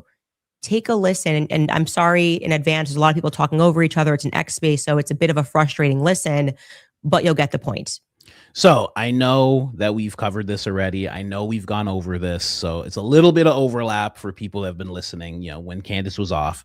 But we do let her cook, okay? We let a lady cook. Let her cook right now. At the Savory Fund interview with Andrew Smith before he went to UVU. And prior, I wasn't at that event. I was in the other SUV. So where were you in between time? When you got off the plane, where did you go? I was in the other SUV. Did you go straight to UVU? We had 2 SUVs. I was in the one Charlie wasn't in, and I was somewhere. I actually have no idea where they parked it. What do you mean you don't know where you were? I'd never been to Utah before. So you got off the plane with Charlie, you jumped in the other SUV. Where did you go? We went somewhere. Why would I? You went somewhere. Why would I remember that? Like, we went somewhere. I don't know. We went to a place. Went to a place with, I don't know. It's concrete. There's asphalt too. I don't know. I don't know where I was. I wasn't anywhere. Let me tell you something. That's how you know the Bureau did not talk to Blake. Because if they did, and he said to them, oh, I don't know where I was, they'd be like, son, we have all day. We're not going anywhere. Where were you? I don't know where I was. I don't know. I'd never been to Utah before. I was in a place. I don't know. They'd be like, do you want to get arrested? He'd be like, no, but I don't know. I wasn't there. I guess I was there. I don't know. There was a car. I know it was a car. I was in it. It was driving, but I don't know. They'd be like, hands behind your back. You want to keep this up? They'd be like, we're going to give you one call, buddy. Okay. We've been tapping your phones. We know you're only going to call your mom. That'd be it. You can't say this. There's no way they talk to him. There's no way they have questioned him about anything, because this would be a crazy response. Oh my gosh. Anyway, let's keep going here. Can you consider for just one moment that I did not know Charlie was going to... Did you go straight to the UVU event? Around the Orem, Utah area. We went... Surely you've been asked these questions by the authorities, right? Why would I be asked the questions like that by the authorities? Because you're a key witness to a murder. No, I'm not. I'm 100. Surely you can, hang on. Surely you can remember what you did that morning. I'm a key witness to Charlie's life. I'm not a particularly important witness to the murder. So you got off the plane. You're definitely not a key witness to his life. I like how he tries to just keep like doubling down on like, I know Charlie and no one else does, you know? Like they say Candace is the crazy ex-girlfriend type when it comes to Charlie. It's clearly Blake. Blake's like, I knew him. I was friends with him. You weren't there, Tucker. You weren't there, Candace. Someone said, do an impression of Blake's mom. I have no idea what Blake's mom would sound like. She probably just sound exactly like him. He gets that sassiness from somewhere. I don't know. Seems like one of those guys that was like, you know, some guys seem like they were like raised by their mom kind of thing. Yeah, but not in a good way. You know what I mean? He seems like that. And you got in the SUV. Where did you go? Crime scene. Hang on, let me finish the question. Where did you go? What do you mean, where did I go? You got off the plane, you got in the SUV. Did you go to a restaurant? That is what guys say. That's like when you have a girlfriend and this guy was out cheating and she says, where were you? Where was I? You know, you say it so you can think a little bit. Where was I? Yeah, where were you? Yeah, where was I? I don't know. I don't know. I was in a place. I was somewhere. Who cares? Like, this is crazy. Did you go to the strip club? Where did you go? We drove somewhere, and because I wasn't going to that event, we just like parked and we marked time until the actual Utah Valley event. And then, Who else was in your car? Do you have a security guy with you? I don't remember the specific people in my car. I believe I. Come on, Blake. Why would I remember all of these things? Yo, this is crazy. This is nuts. Let me tell you, I'm mostly just with my wife and my kids, so you know. But I know about other times where I've been in cars with other people, you know, and I remember the people because I'm usually talking to them. And I'm usually like friendly with them, or there's business or something. You know what I mean? What is he? It's so weird that Candace is like, how come these people aren't arrested? Candace is like, why am I the crazy one? Why am I the crazy one? And Blake's like, I don't know. We rode to a place and we just sat there. I don't know. And I don't remember who was there. Blake would be better off. He would be better off, and it would be more believable because I think everybody would believe him if he was just like, listen, I met up with a guy and we blew each other's backs out, and that's it. That's what I was doing. It took hours because, you know, I'm a 2-round king. If you don't know, I'm an ultra power bottom, and that's what I was doing. Okay? Just that's it. That's what he should say. That's what it sounds like. It doesn't even sound like he's covering up a murder. It sounds like he's covering up some weird stuff that he was doing. He was what were you doing? I went and saw a man of the night. You know, I paid him a fee, and he blew my back out and let me call him the N-word. That is just, it's what I do when I go to different cities. That would be way more believable. Believe me, everybody in that chat would just leave it alone. If he said that, they'd all be like, okay, whoa, okay. Oh, geez. He'd be like, yeah, okay. Well, that's what you guys wanted to know, right? I'm sure Blake's not like that. Straight as an arrow. He is. Let's go, Brandon. If it's not Biden, it's Tatum. Anyway, let's keep it going here. Let's keep it going. It's pretty easy. It was just you and Danny Phillip. That might be who it was. Yeah, You could remember that. This is wild. Any takers? Any takers on you flew on a private plane, you landed, and you got into an SUV, and someone just Men in Blacked your memory, and you have no idea where the car went. You have no idea who was driving, and you have no idea who was there, because why would you remember? You should remember because it's like not every day that you take a private plane to a place that you've never been and get into an SUV. It's bizarre. And then you see at the end, someone says, you were with Danny Phillip. Okay, so Danny Phillip flew with them. And then beyond that, I don't know if more people were in the car. Beyond that, the only thing he can remember is that they drove off and they went somewhere unknown to, and I quote, mark time. Where they went, they don't know. But they went to mark time. I mean, if you don't want to go to the event with Charlie, why wouldn't you just sit in the parking lot at the event that Charlie was going if you're just going to mark time? He was doing something. You know, like if you're gonna lie, like if you're gonna, because it sounds like he does remember. If you're gonna lie, like I said, you just make some weird stuff up. That's what you do.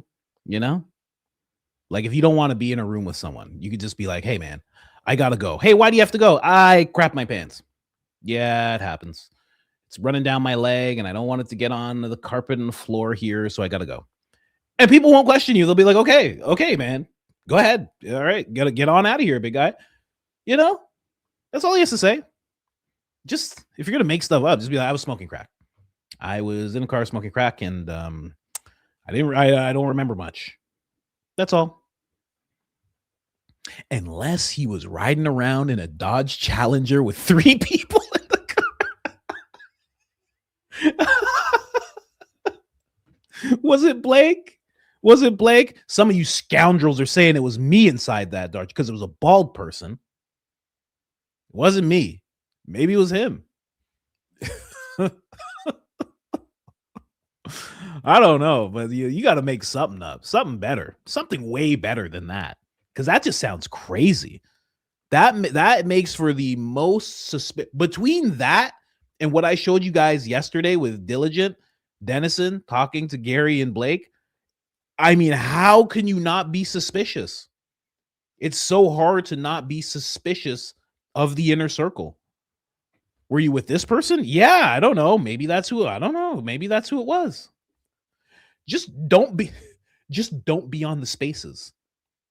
Problem solved. What is this? Someone forcing you to be on these spaces?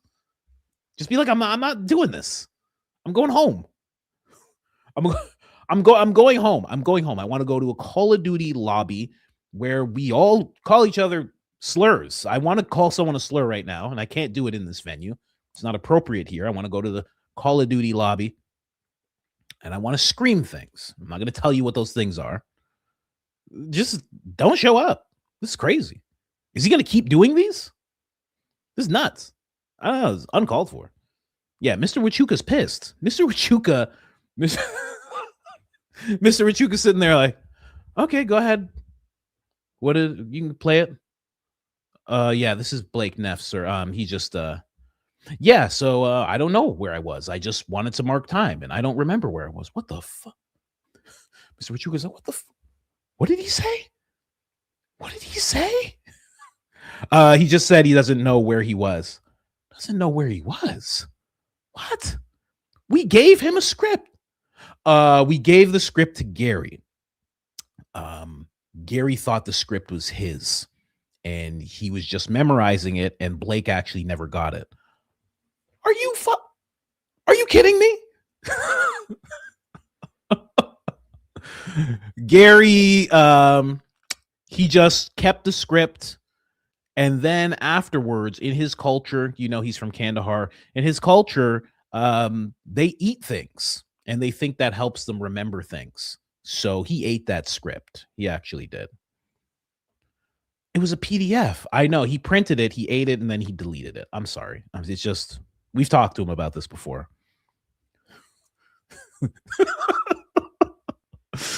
And then look at Candace's face.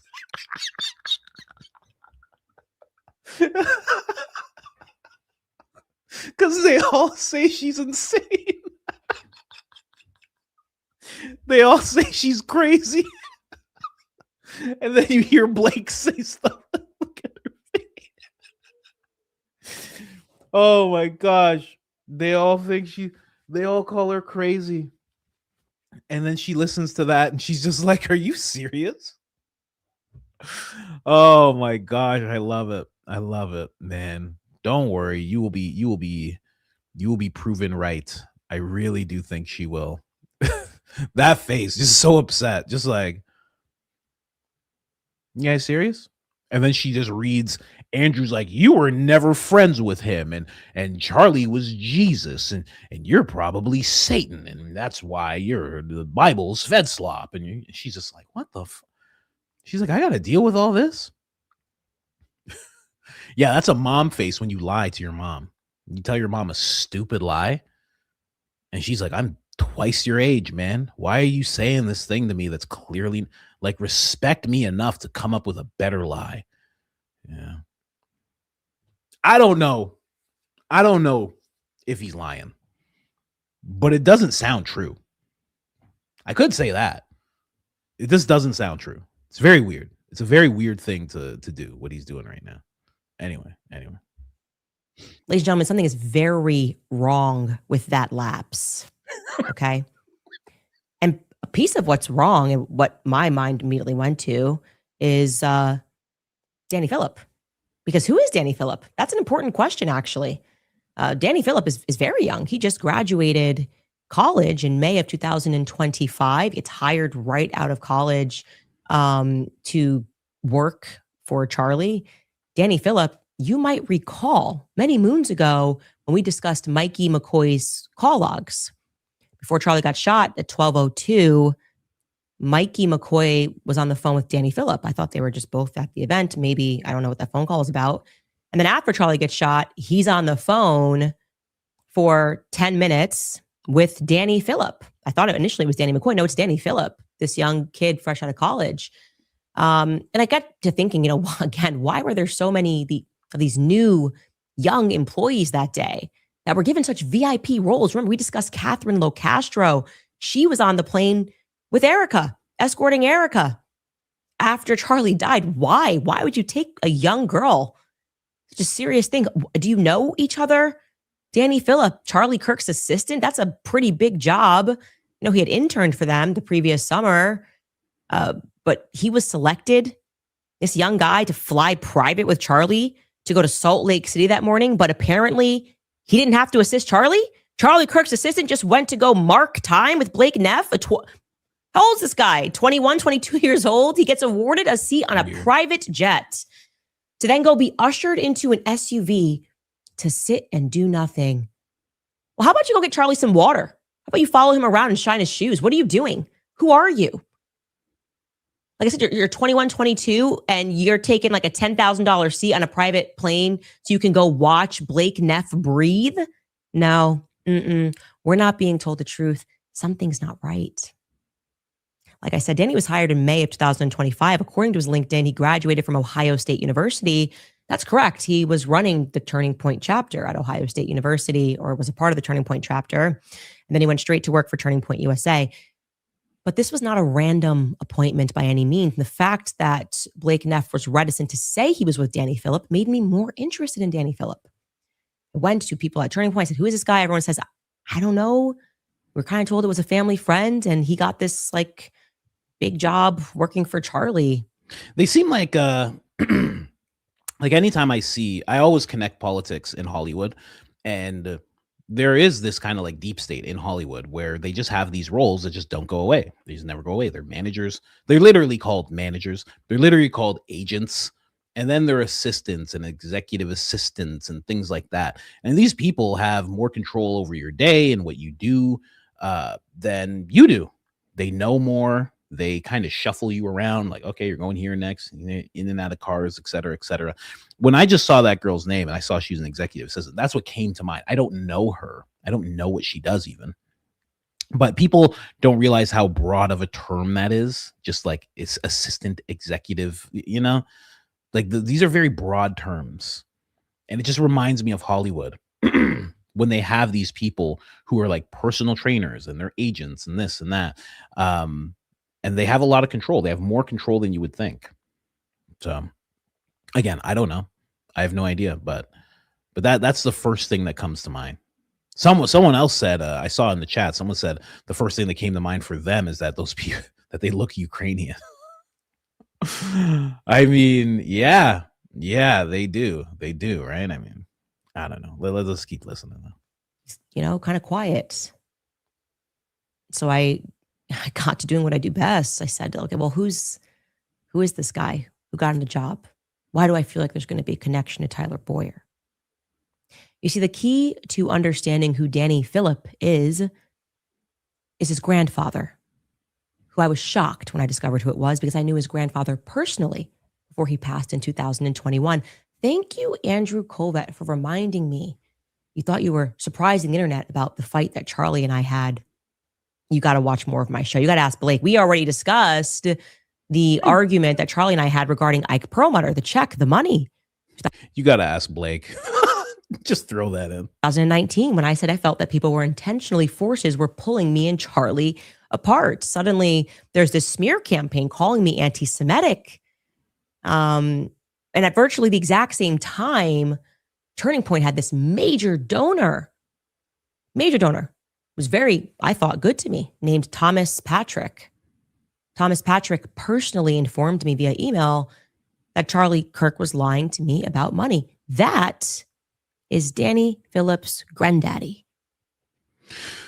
It's interesting. He emails her and says, Charlie's lying to you about money.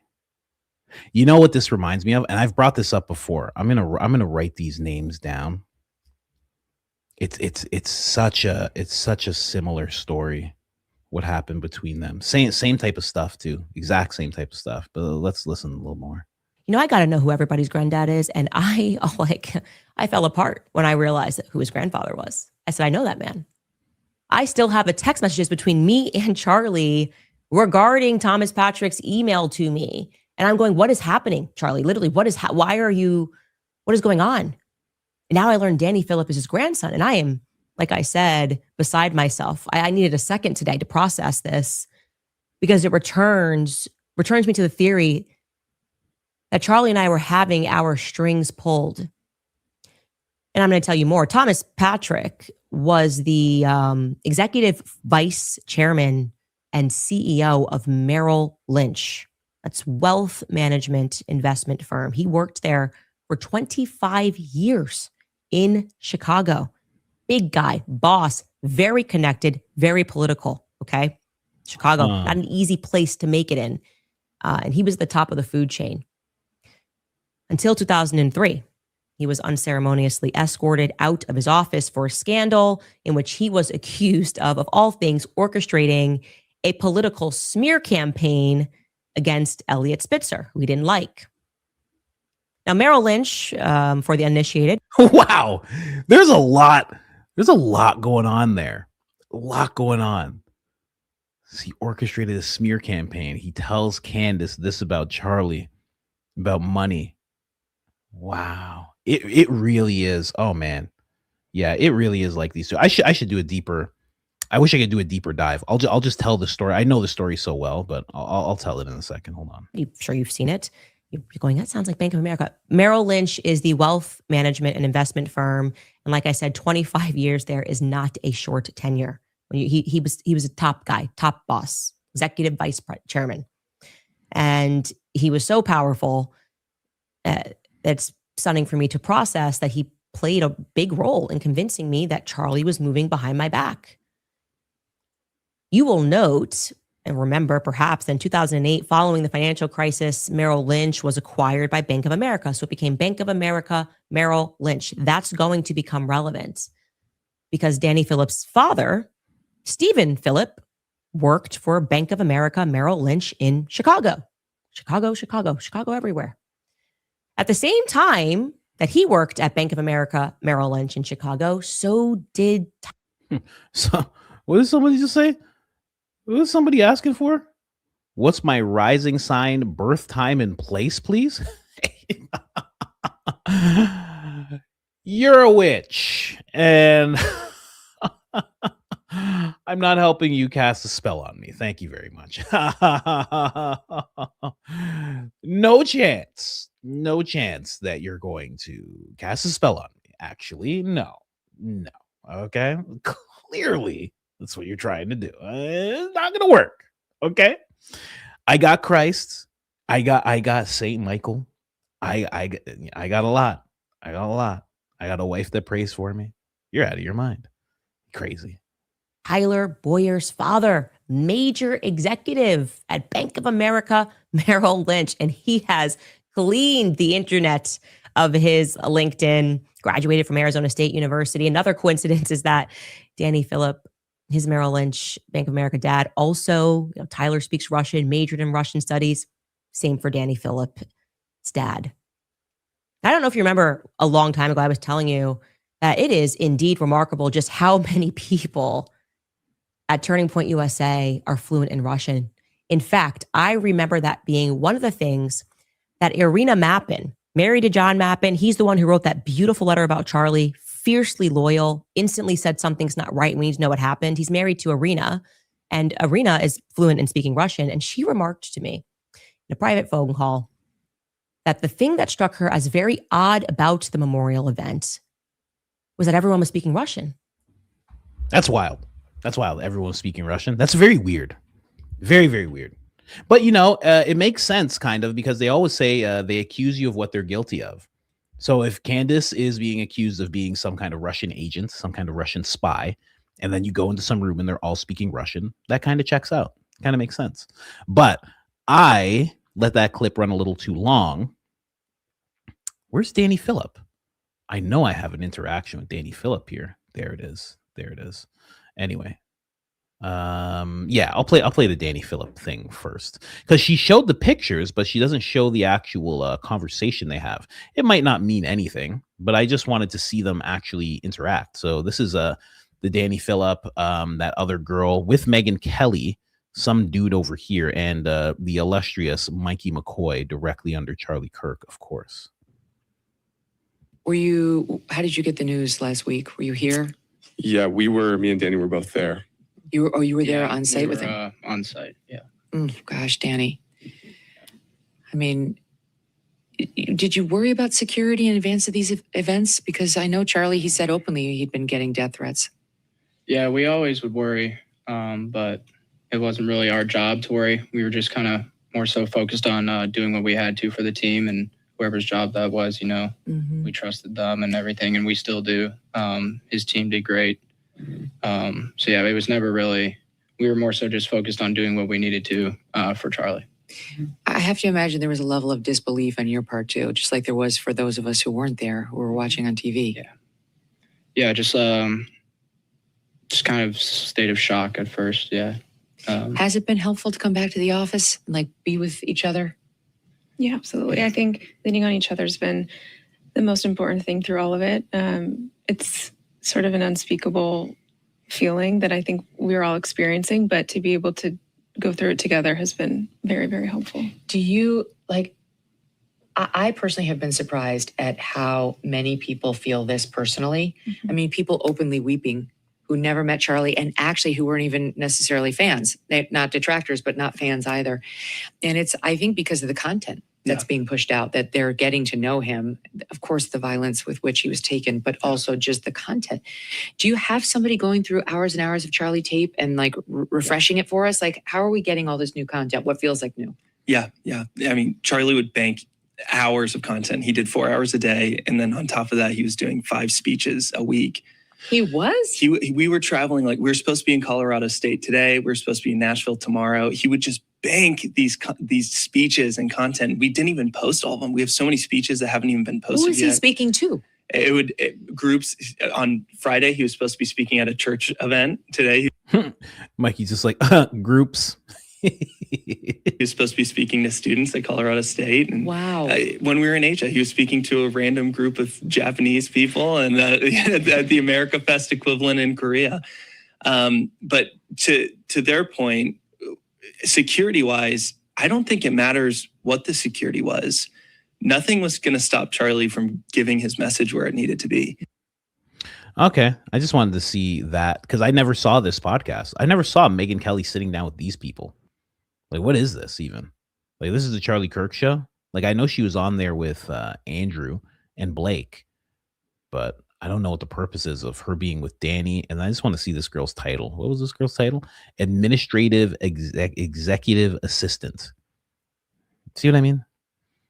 And then and like Candace says, you're young. You're a young girl and you're with Erica on the plane. Forget that. You're an administrative executive assistant and you're on the plane. Your job more than likely can be done at home. Why are you even with them? Why are you even on site? I don't know. Weird. Was this recent? I don't think it was recent. Here, let me see the person who posted this. They only posted it on July 14th. I don't know if it was recent. Oh, I don't give a damn. Watch the reaction. Danny Phillip, who is titled as researcher and a long friend. Megan Kelly, can I ask you guys where you were at the time? Nate Walker, executive assistant. So these are all like researcher, executive assistant. Yeah, we were. Me and Danny were both there. Why? Executive assistant. How many assistants did he need? He had Mikey McCoy by his side all the time. So then he had this person, and then Erica had this person. That seems like a lot, you know? You were there on site with him. Danny Phillips, yeah. So he was there when it happened? I wonder where he was. I'd have to watch the footage back. I wonder where he was. I can recall everybody on his left. You never thought of that. You know, he says look to his left, and Blake and Mikey are on his left, and Terrell are on his left. Never thought of that. But they're there. Mikey walks away. Blake kind of skips away. Zesty. I know. He like skips away. He does like just a beeline. Mikey goes all the way to the parking lot. Ears plugged, apparently, not on the phone. Okay. Even though he was on the phone, and you know that whole story. Covered in blood, but not covered in blood at the same time. You know, it's Mikey. It's Mikey McCoy. He walked away for our sins. He's capable of incredible things. Terrell jumps on that thing and he starts telling everybody he's dead before he could even see Charlie. He didn't even see what happened. None of them got questioned. Okay, fine. Makes sense, I guess. But yeah, I can't picture that Danny guy anywhere. You got Hibbs on that side. Hibbs just kind of stands there. You have one of the witnesses that was on Salt Lake City TV when there was a gag order for some reason. Big fat guy, red hat. He's there. I can't picture Danny inside of that at all. I can't picture him. I have to look into that. I have to see where Danny was. And then she says, what does Danny know? She shows this picture. She shows that. Oh, as this guy's talking, this is the face that this guy makes. Jeez. Listen, I can't say he's not guilty of anything. Okay. It's just that face is something else. I'm not talking about his looks. It's just I don't know. He looks like he's thinking about something, conniving a little bit. Even Mikey. None of them got questioned. Let me tell you something. You know, most people, especially of my skin tone, will say, well, if these people were black, I won't even say that. If these people were just normal people, if they were just regular people, all of you in jail. All of them would be in jail, and it wouldn't even be like they'd be guilty. The cops would just be like, we don't think you're saying everything, so we're just gonna have you stay here. Because they can do that. They can just be like, I don't know. I think you gotta stay here, actually. Oh, you and I, we would just be staying there. That'd be it. We'd just be washing our drawers, hanging them on the cell. You know, that's what we would be doing. Singing songs, figuring out how prison pockets work. That's all we would be doing. Fighting with the guards, yelling things, rapping. That's what they do in there. They rap, they get pens out, they go, boop. They make beats and stuff. That's what we'd be doing. We would just be figuring it out in there. It'd be terrible. Absolutely terrible. But not them. They're good, apparently. Okay, fine. Can't hate on it. Let's keep going. And then it just all comes down to this. Yeah, Candace Owens. Just so angry. She's like, what is this?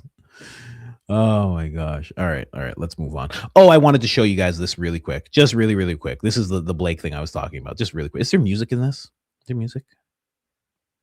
There's not? There's no music in it? Really? Okay.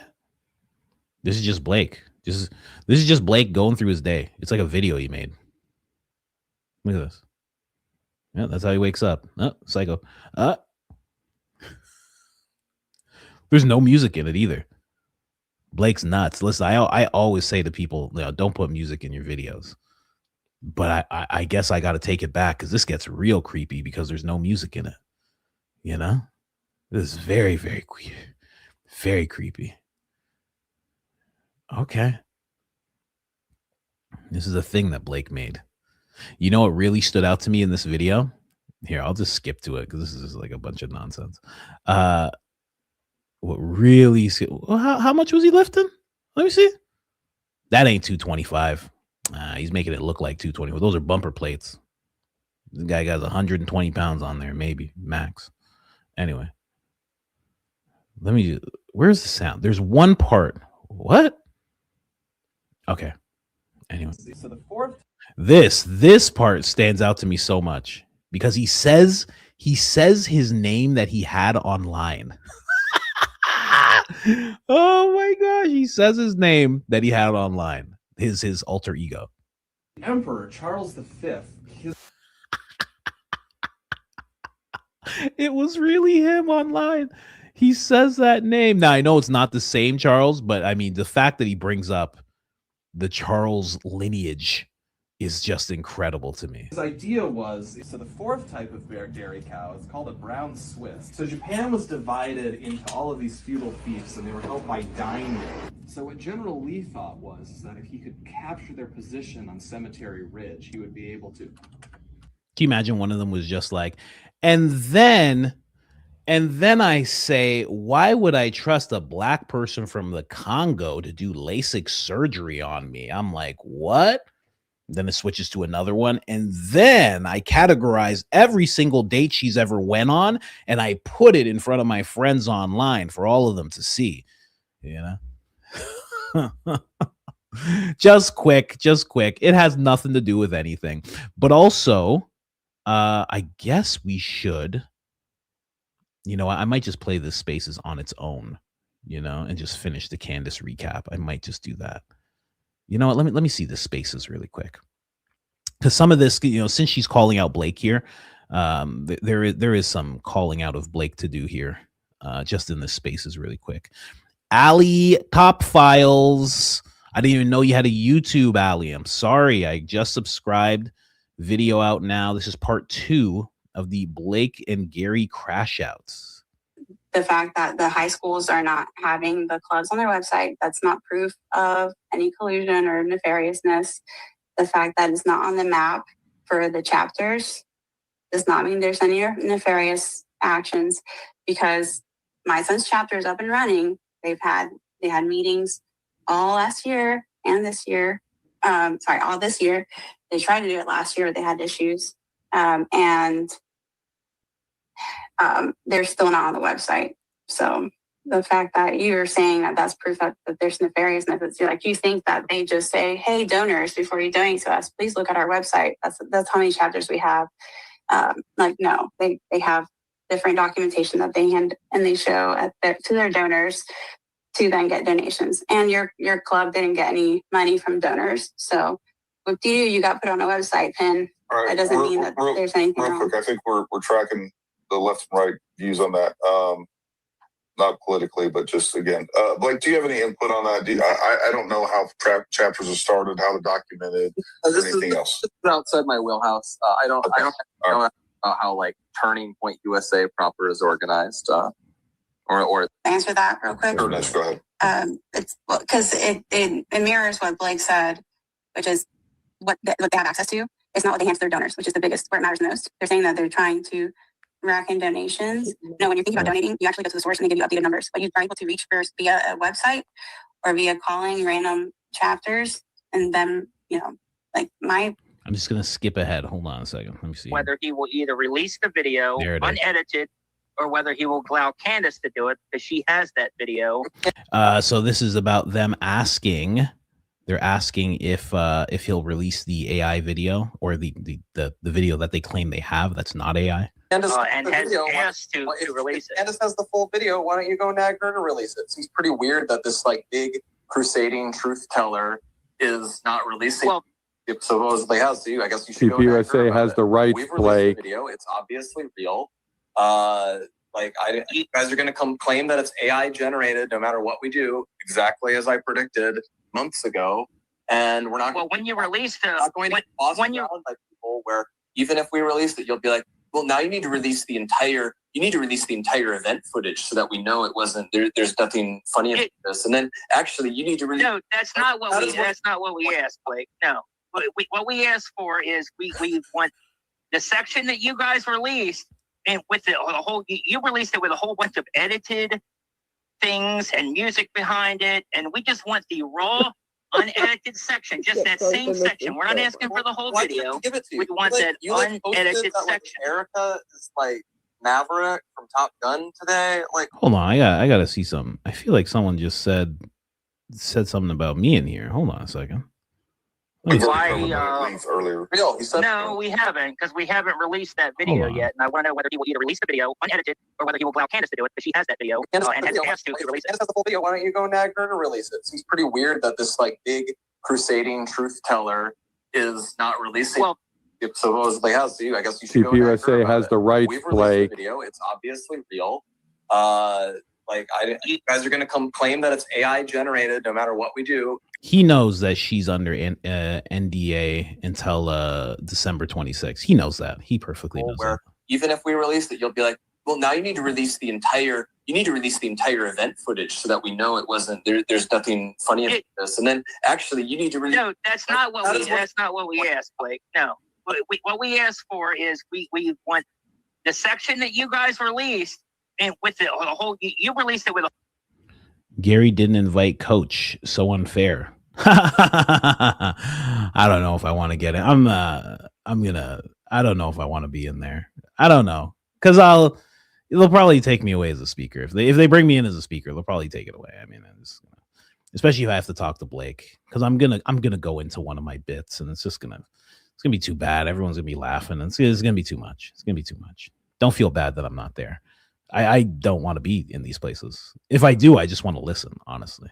A whole bunch of edited things and music behind it, and we just want the raw, unedited section, just that same section. We're not asking for the whole video. We want that unedited section. Erica is like Maverick from Top Gun today. Like, why are we going to? Wow. I'm asking you serious questions, and my investigation, everything I've done, has been in search of the truth. You're the only one that you guys have been the only ones that have already released the video, and exactly as anticipated. But you haven't. And Candace said, "What?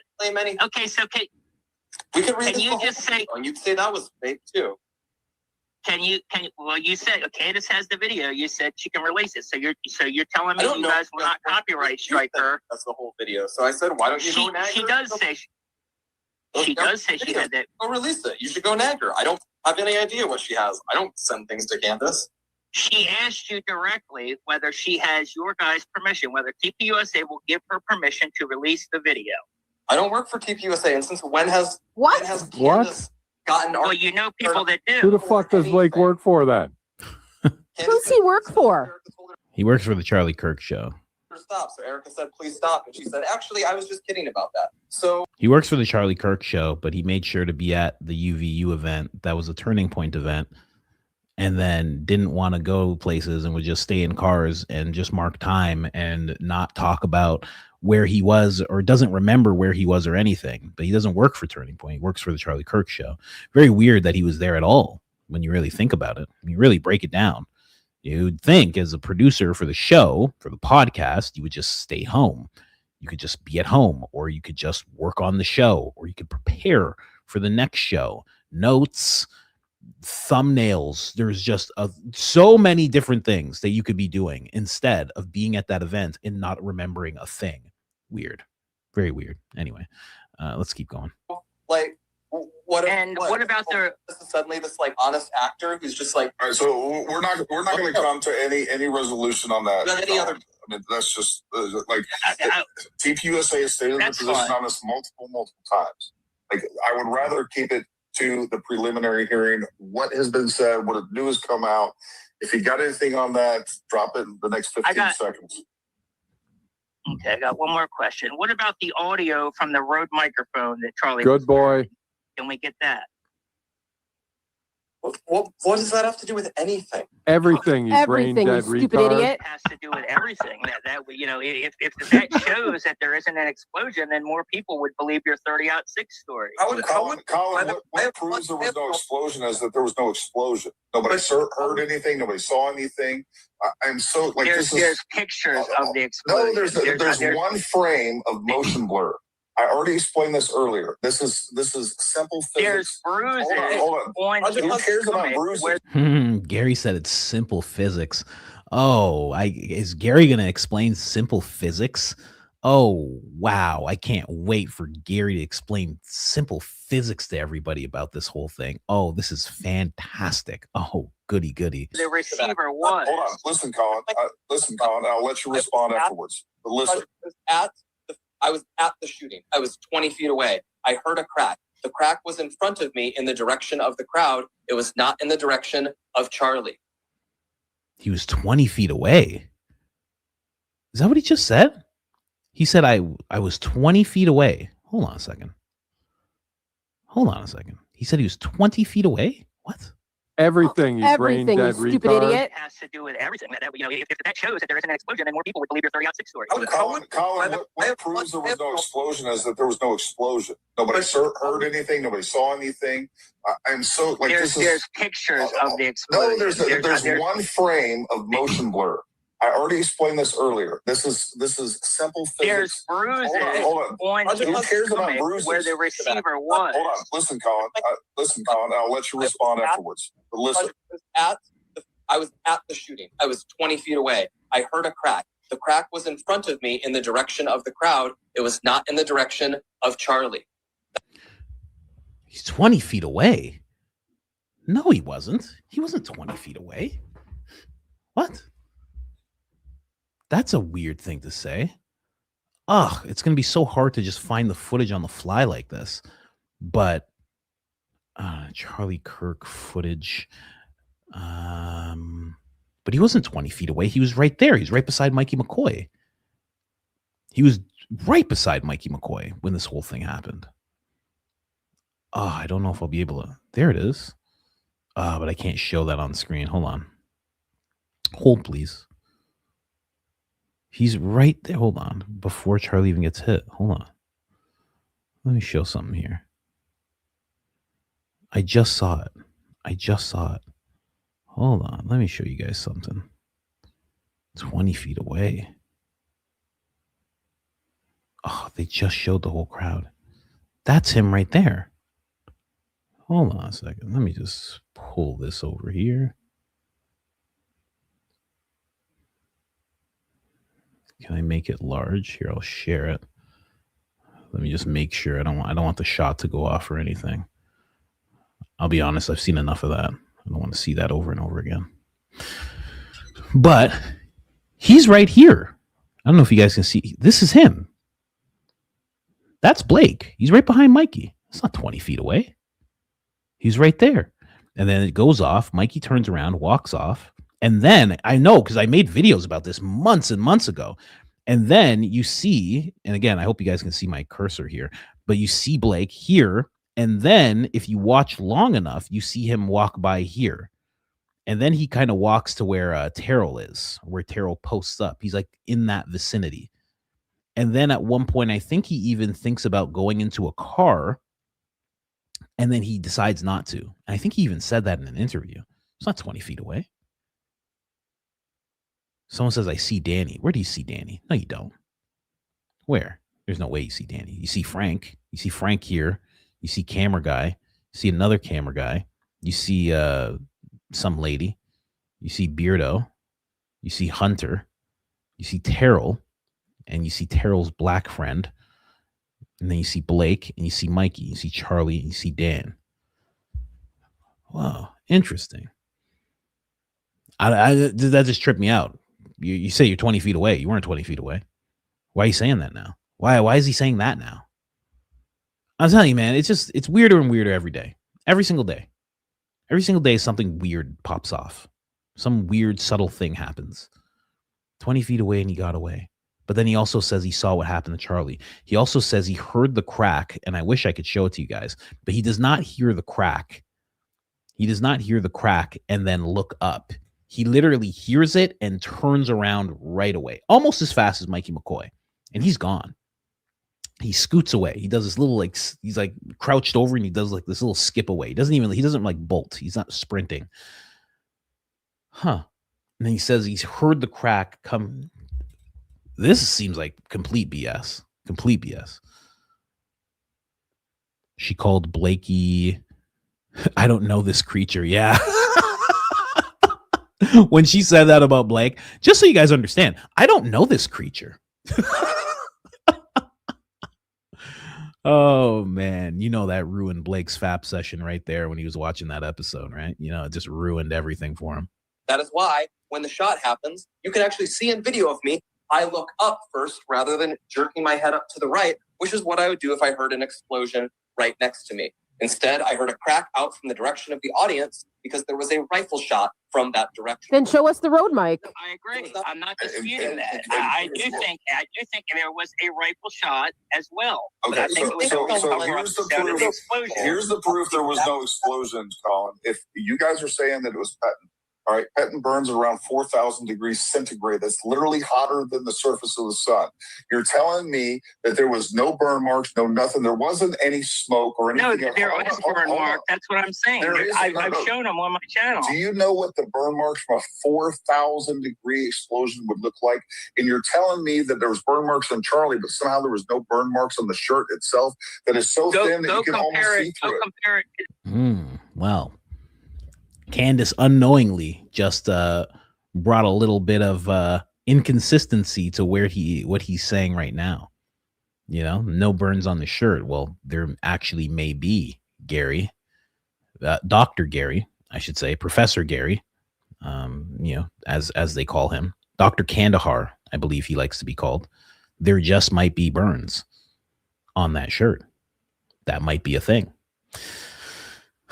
Interesting stuff, man. Interesting stuff.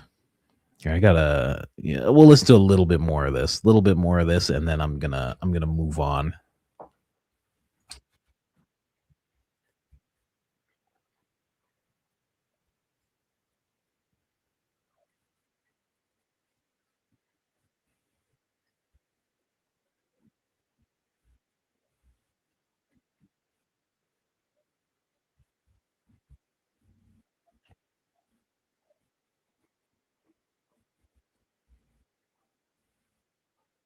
Oh, wow.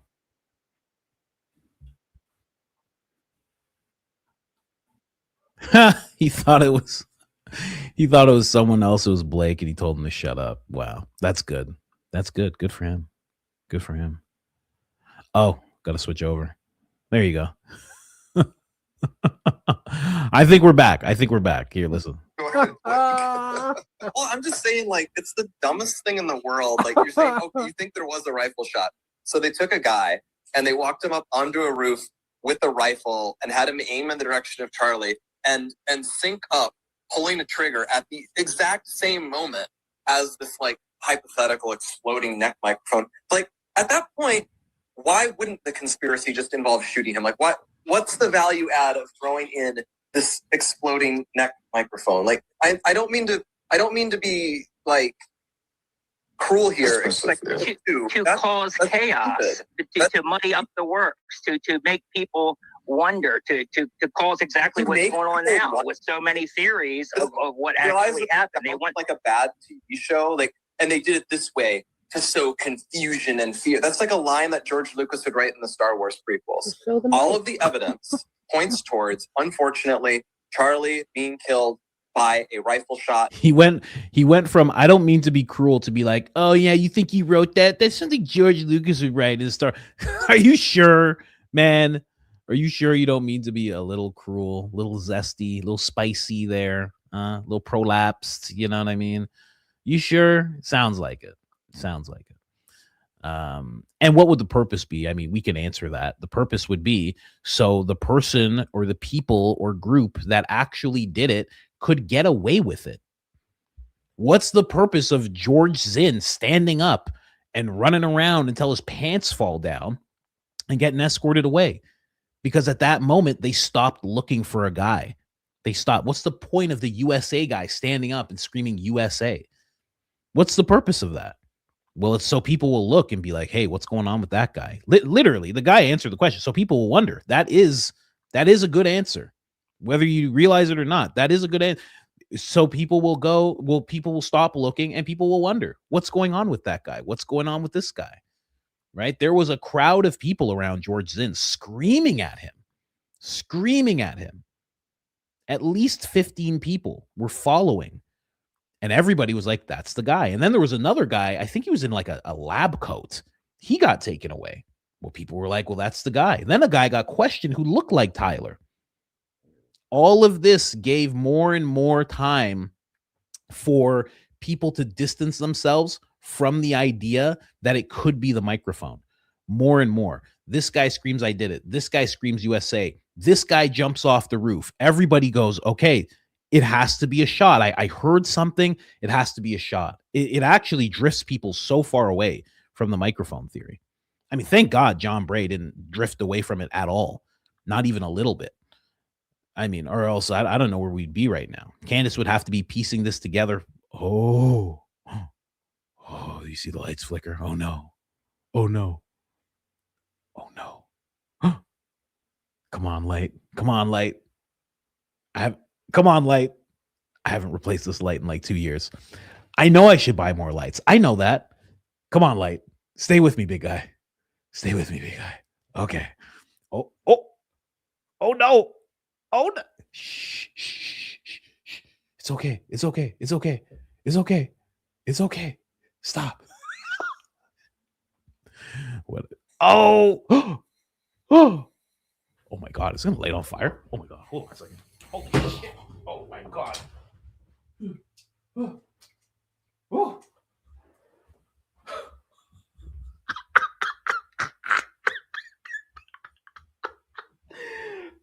I almost peed myself. Oh my gosh. Yo, there were sparks. Oh my gosh. Hold on a second. Oh my God.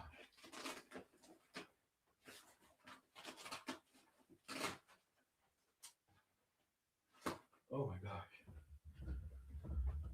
Hold on, y'all. I gotta unplug this. This is crazy. Hold on. Oh my gosh. Hold on a second. I gotta unplug this light. Oh. Don't hurt me. Oh, it smells too. Oh my gosh, it smells. It smells, y'all. Oh my gosh. The light.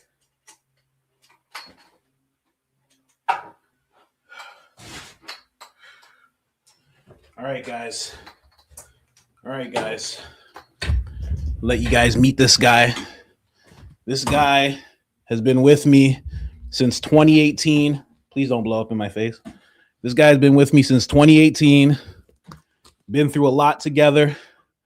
Been through a whole bunch, you know, and it looks like he's wrapped up. He's retiring, man. It's almost been 10 years I've been with this guy. I've changed the light maybe 3 times. Man. All right. Hold on. Give me 1 second. I got to put this in the hallway because this thing's scaring me. Wow. Oh my gosh. It smells like chemicals now. Holy. Wow. Unbelievable. Woo. Oh my gosh. That is crazy. I can't believe that. I can't believe it. I can't believe it, man. And it smells. Smells like poison in here. I don't know. Here, let me just 10 years, man. 10 years. I love that light. Did my first interview with that light.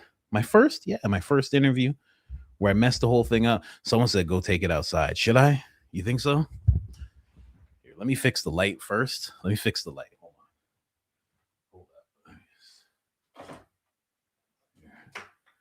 Light's a little better now. Light's a little better. Nah, that's not good enough. Here, let me switch it. Let me switch up. We don't get frazzled, ladies and gentlemen. We keep going. What do you guys think this is? Here, we got a better light. Yep, we got one right here. and then we got one over here, right? A little away from the camera. There we go. There, point it this way. Here. All right. This is how we do it. This is how we do it. Looks like a nighttime show. Holy. Oh my gosh. Come on, man. Should I take the bulb out? I don't want to touch it. I don't want to lose fingers, man. I'll be so self-conscious if I lose a finger, man. Hold on. Let me play this stuff for you guys. I'm gonna unplug it. I unplugged it. I gotta take the bulb out. I got kids and stuff. Hold on. Someone said scripted. You're out of your mind. From distance, because that matches what happened. Then show us the mic. The sound people heard. It matches the fact that we have video of a guy climbing onto the roof. It matches spent rifle cartridge being found. It matches the rifle itself being found. It matches that a 30-06 bullet was taken out of Charlie's body. All of the actually, it wasn't, because did you hear Candace released today with no evidence. The round that they found, the ATF ballistics expert actually said that it was, I forget exactly the right diameter she said, but her show today. Hold on. It was a range of 286 to 301. And she said that was specifically, it was important to give a range because of the damage and deformity of the round. Now, here's what the conspirators don't understand, is you're confirming that it went through a 30 caliber barrel. Do you understand what the bore diameter of a 30 caliber round is versus a 30 caliber rifle compared to the actual diameter of the projectile itself? It is 300 versus 308. And the reason for that is when the round goes into the barrel, it actually gets squished down a little bit to make sure that the pressure is maintained through the rear. And that's exactly what happens. So between deformity that would happen when it actually hits a target, hits bone, hits his spine, and deforms all the pieces, yes, they're going to get range because it's all messed up. And you can't get an exact range. But the problem, what you guys are saying, is that it doesn't match anything else. It's still a 30 caliber rifle round. Well, I don't know enough about ballistics to say either way on that. But I will. What about the? Did I miss Gary's physics session? Oh, did everybody learn something? I hope everybody learned something from Gary there. Whew. Oh my God. Yeah, I had to had to get rid of that thing. Oh my gosh. I can't believe it. I knew, and the same thing's gonna happen to the computer. I know it. This setup is like a car. You know, if something happens to your car, you're like, oh, this one thing, and another thing happens. I gotta go get a bunch of stuff. Oh, I got the computer already. Someone said I'm R word now because of listening to Gary. I apologize. We gotta keep going here. Here, let me. Is there anything else? I should have asked Ali for a little bit. Oh, this is 2 hours? Okay, yeah. Let's move on. I just wanted to play that one part where they get to talking about the whole thing with the come on, spit it out, Colin. With the shirt and the explosion. But let's get to this part now. Oh man, okay, let's jump ahead. We played that. More Candace. Man, it's been hours. Been 2 hours already. Okay, let's go. I got to get through this because I have some other stuff to talk about. There's something crazy with Lindsey Graham I have to talk about really quick. I don't know if you guys know what happened with Lindsey Graham, or at least with his seat in Senate. I don't understand. I've said these people are pseudo royalty for the longest time, and this, in my opinion, proves it. Anyway, let's get to it. Non-stop producing content about me since I said, really, Christ is king. Does that put a target on my back? Oh no, it's only Erica. You can't notice when Erica is lying to you and recognize the signs of someone who is clinically dissociated and might actually be a psychopath. Why would I want Erica to be hurt? Why would I want somebody who is dissociated to be hurt? Why can't we discuss clinical terms without you accusing me of murder. Why are you accusing me of setting the groundwork for someone to be harmed? I've never done that. I've never, ever done that. I've never said go out. And I've never even said don't go to Erica's events. Erica's done that. Erica made personal phone calls to priests telling them not to attend an event that I was at, because that's how she behaves behind the scenes. While she in the front pretends she's a victim, behind the scenes she's quite nasty, actually. That's fact. She's been leading these attacks against me. I'm sure she was on the phone with Johnny Moore cooking this one up. Maybe she wasn't. If she wasn't, then she should be concerned. Okay? Because when I walk through this in my mind, the absurdity of the case that is before us, when I look at the non-facts that are being presented, when I look at their intent of bringing social media influencers into the courtroom, which just makes a mockery of a justice system and proves that they do not have truth on their side, I then, in my mind, take it to its natural end. What are they going to do? You're going... I know we touched on this a little bit for those of you that have been with us the whole time, but you do have to think about that. What about Candace in this whole thing? They put out this thing about Erica and about the reports and about how it's leading to threats. And they can't actually prove that because there's way too much they would have to do in order to prove that Candace making episodes is actually leading to that type of thing. But what about Candace? What about Candace? What about Andrew and what he says to Candace about them not being friends and she's nuts and this and that? What about all that? What about what Gary says about Candace all the time?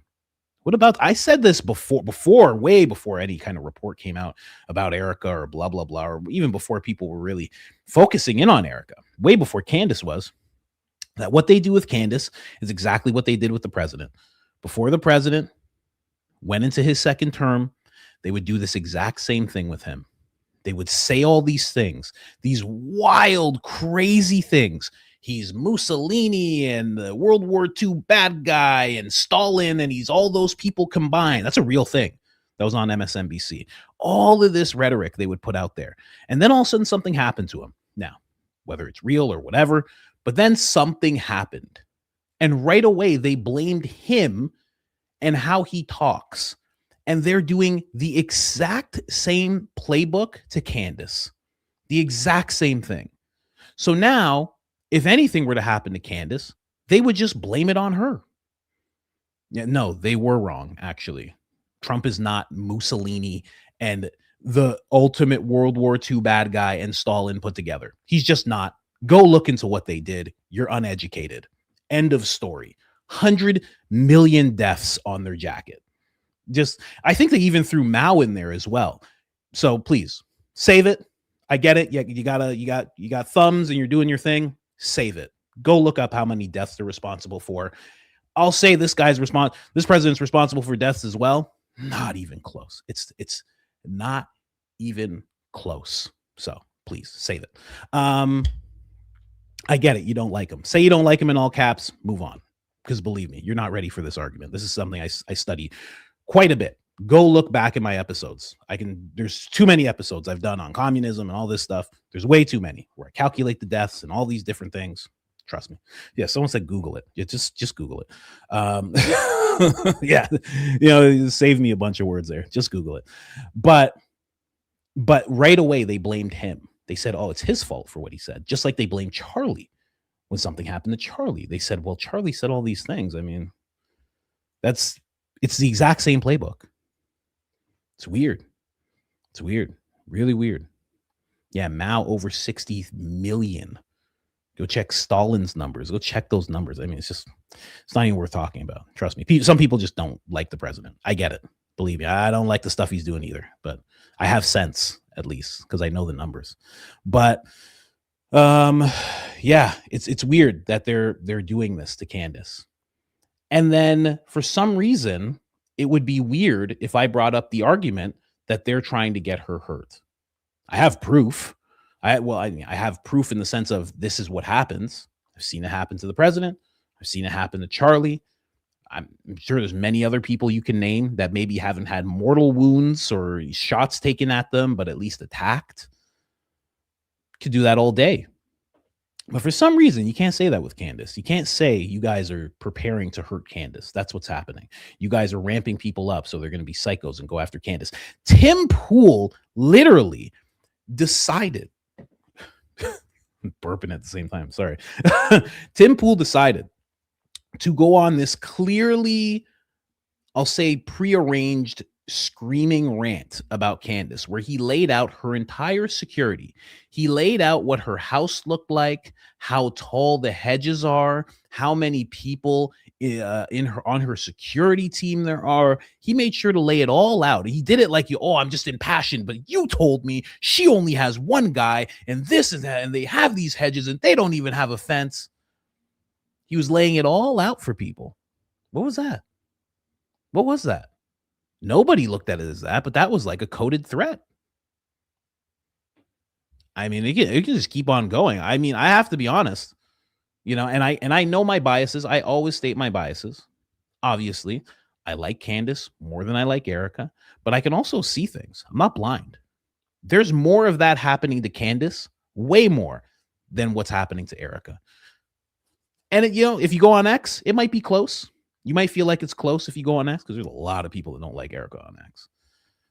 But I feel like there's more that really don't like Candace, or at least are trying to position people to not like Candace, positioning people to say she's crazy, she's evil, she's demonic.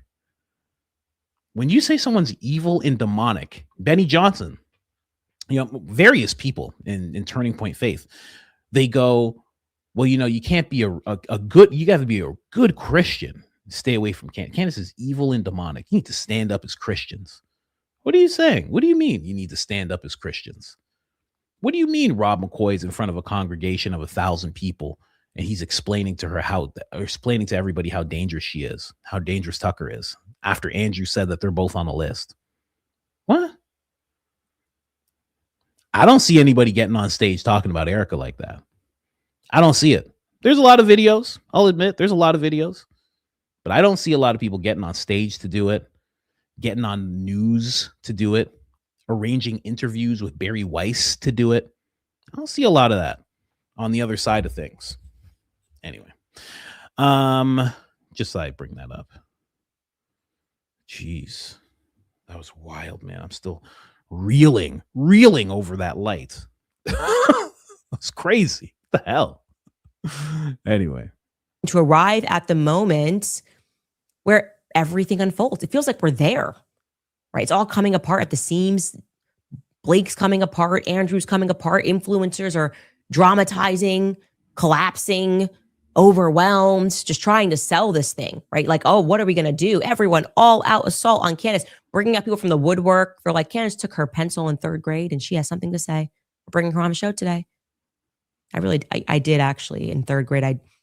I did erase someone's name on homework because I was afraid to not turn it. Never mind. It doesn't matter. Anyways, I hope they don't find Kathy. I did take Kathy's homework. I'd like to confess that right now. But the broader point is, what are they doing? Why are they appealing and going into the woodwork and bringing all these people out and attacking me nonstop?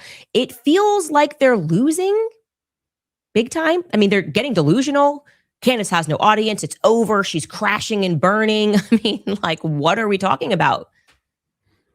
Is it possible that to deal with this, they're going to like kill Tyler, or they're going to like make up some plan and pretend like Erica couldn't deal? She was overwhelmed. And then they're going to go, oh, we're pinning it on Candace. Now we also have the dial back speech laws. Doesn't that seem like they're kind of setting the stage for that? All of the usual suspects coming out with something that does not pass the sniff test, because no one deals with more online attacks on a daily basis than me. Tens of millions of dollars is being spent. I am listed, me and Tucker Carlson, in the Faradox. They're admitting it. They're not hiding it.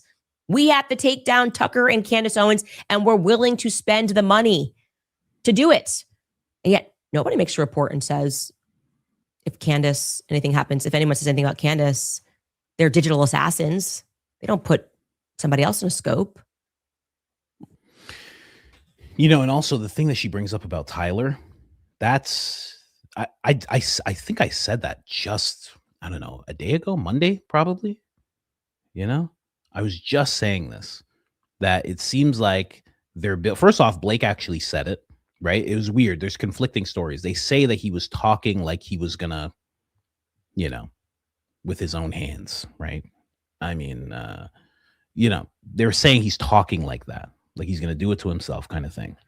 And then all of a sudden it doesn't really seem that way, because in the text messages he said, I was hoping to keep this a secret until my old age. So it's like conflicting things there.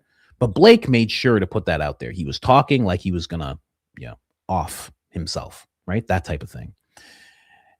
And then they keep saying, Benny, Tatum, all these people, they keep saying there's this mountain of evidence. It's overwhelming. This is a case closed. This guy's going to see the maximum punishment. That's what's going to happen. It's almost like they're setting it up to where if he did exactly what the island boy did, right? The big island boy, J.E., if he did that, the story would just become he was so scared, he knew what was coming, and he just took it into his own hands. It does seem like that's the story that they're trying to build, but potentially, it just seems really, really weird, really, really weird. So, someone's like coached by candlelight, yeah, basically, for like the next 2 hours. I gotta get a light. I hope I can get one today. I don't even know. We'll see. I might. I could use these lights, but I was always taught these lights are just the worst. You can't use room lights for this type of thing. It's just not right, Anyway, it does seem like that's what it's the Ian vibe, coach. Yeah. Ian does do this a lot. Ian is like that. It is kind of like, yeah, you know what? It's true. I got the small screen here. I'm big. Yeah. I got an Ian set up right now, What gives? It feels to me like it could be the beginning of a plot. A government plot. We can't win this thing. We need to get influencers, independent journalists off of this entirely. We need a big event that allows us to crawl back speech. Think of it like 9/11. 9/11 happens, and then it's like, well, we got to take away your freedom. We got to get this bill passed immediately, take your shoes off and belts off at the airport, and now the government is allowed to spy on you because this terroristic event happened, and we're doing this for safety. I feel like that needs to be said, that people are sensing that that's their plan here, to pull like, Erica got harmed by someone or Erica harmed herself. And none of this would have happened if it wasn't this culture of quote unquote digital assassination. And may I just state emphatically that Charlie Kirk was so opposed to this idea that speech equates to violence. Silence is violence. Speech is violence. That was the longest thing. That was always the talking points we would run with when we were going after woke culture. That was the thing we would all yell about. I was yelling right along Officer Tatum back then. Not that things have changed, but I mean, the sides have definitely shifted. It's very weird what's happened. But anyway, let's move on. Guys. Let's do a 222. Perfect. All right. Let's move on to the next clip here, where she talks about Andrew Kolvet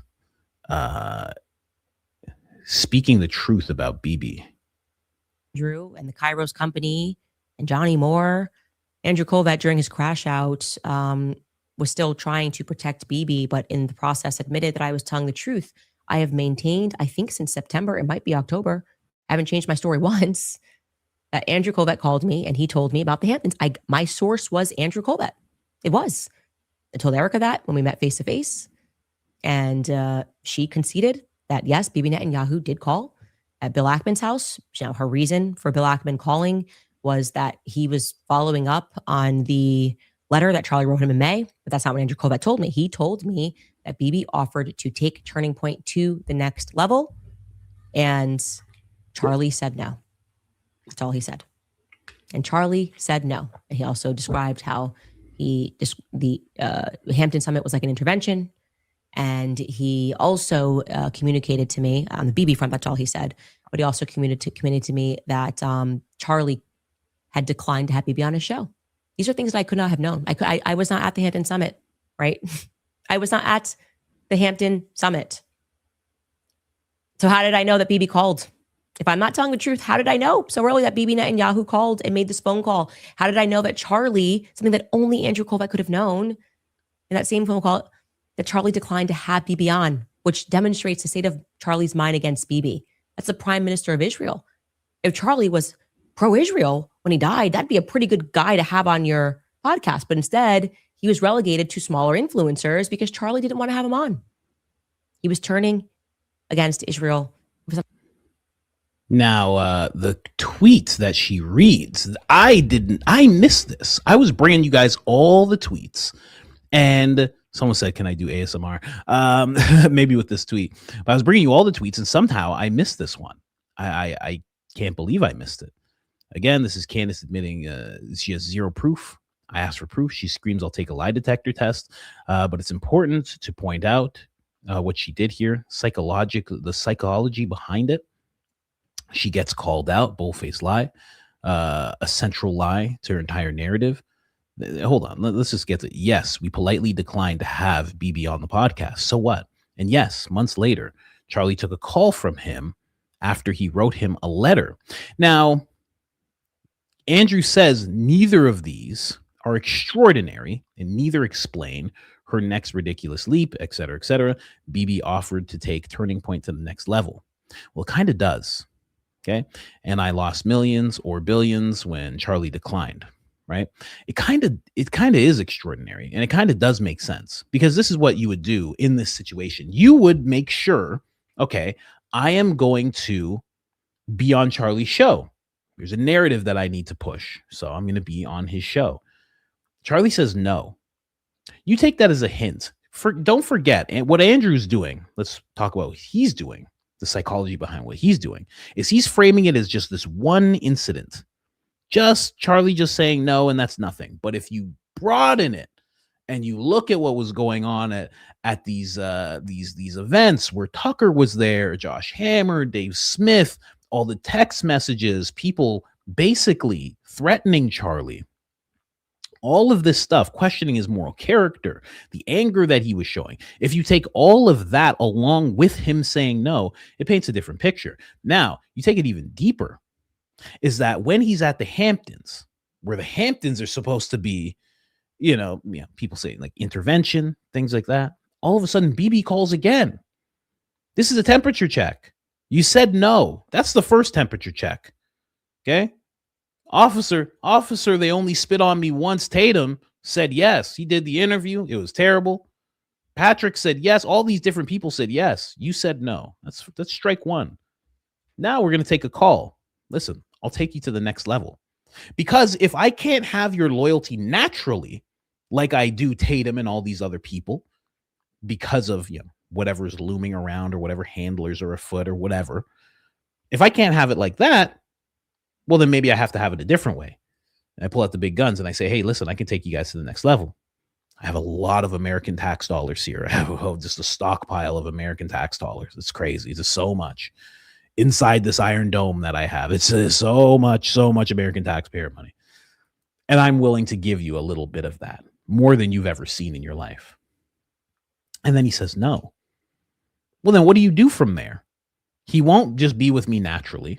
He's saying all these things. I'm getting word that he's saying these things because he's for sure is getting word from, maybe not directly from Ben or Josh Hammer or people in the group chat or Andrew, but he's getting the word of what Charlie's doing. He's probably seeing the clips of what Charlie's saying.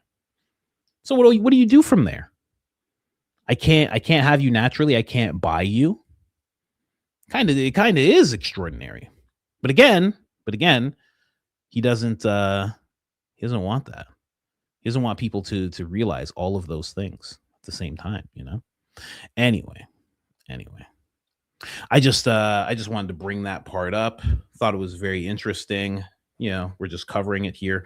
I want to move on to the therapy session, because there was a very touching therapy session that went down where all these guys were consoling each other in such a very nice way. It was like a men's group, everybody talking about what Candace has done to them. And of course, it is through Mr. Jeremy Boring, the illustrious, the ever so boring Jeremy Boring. Ladies and gentlemen, welcome Jeremy Boring to the show. It sounds like an insult every time you say it, but it's not. It's just his name.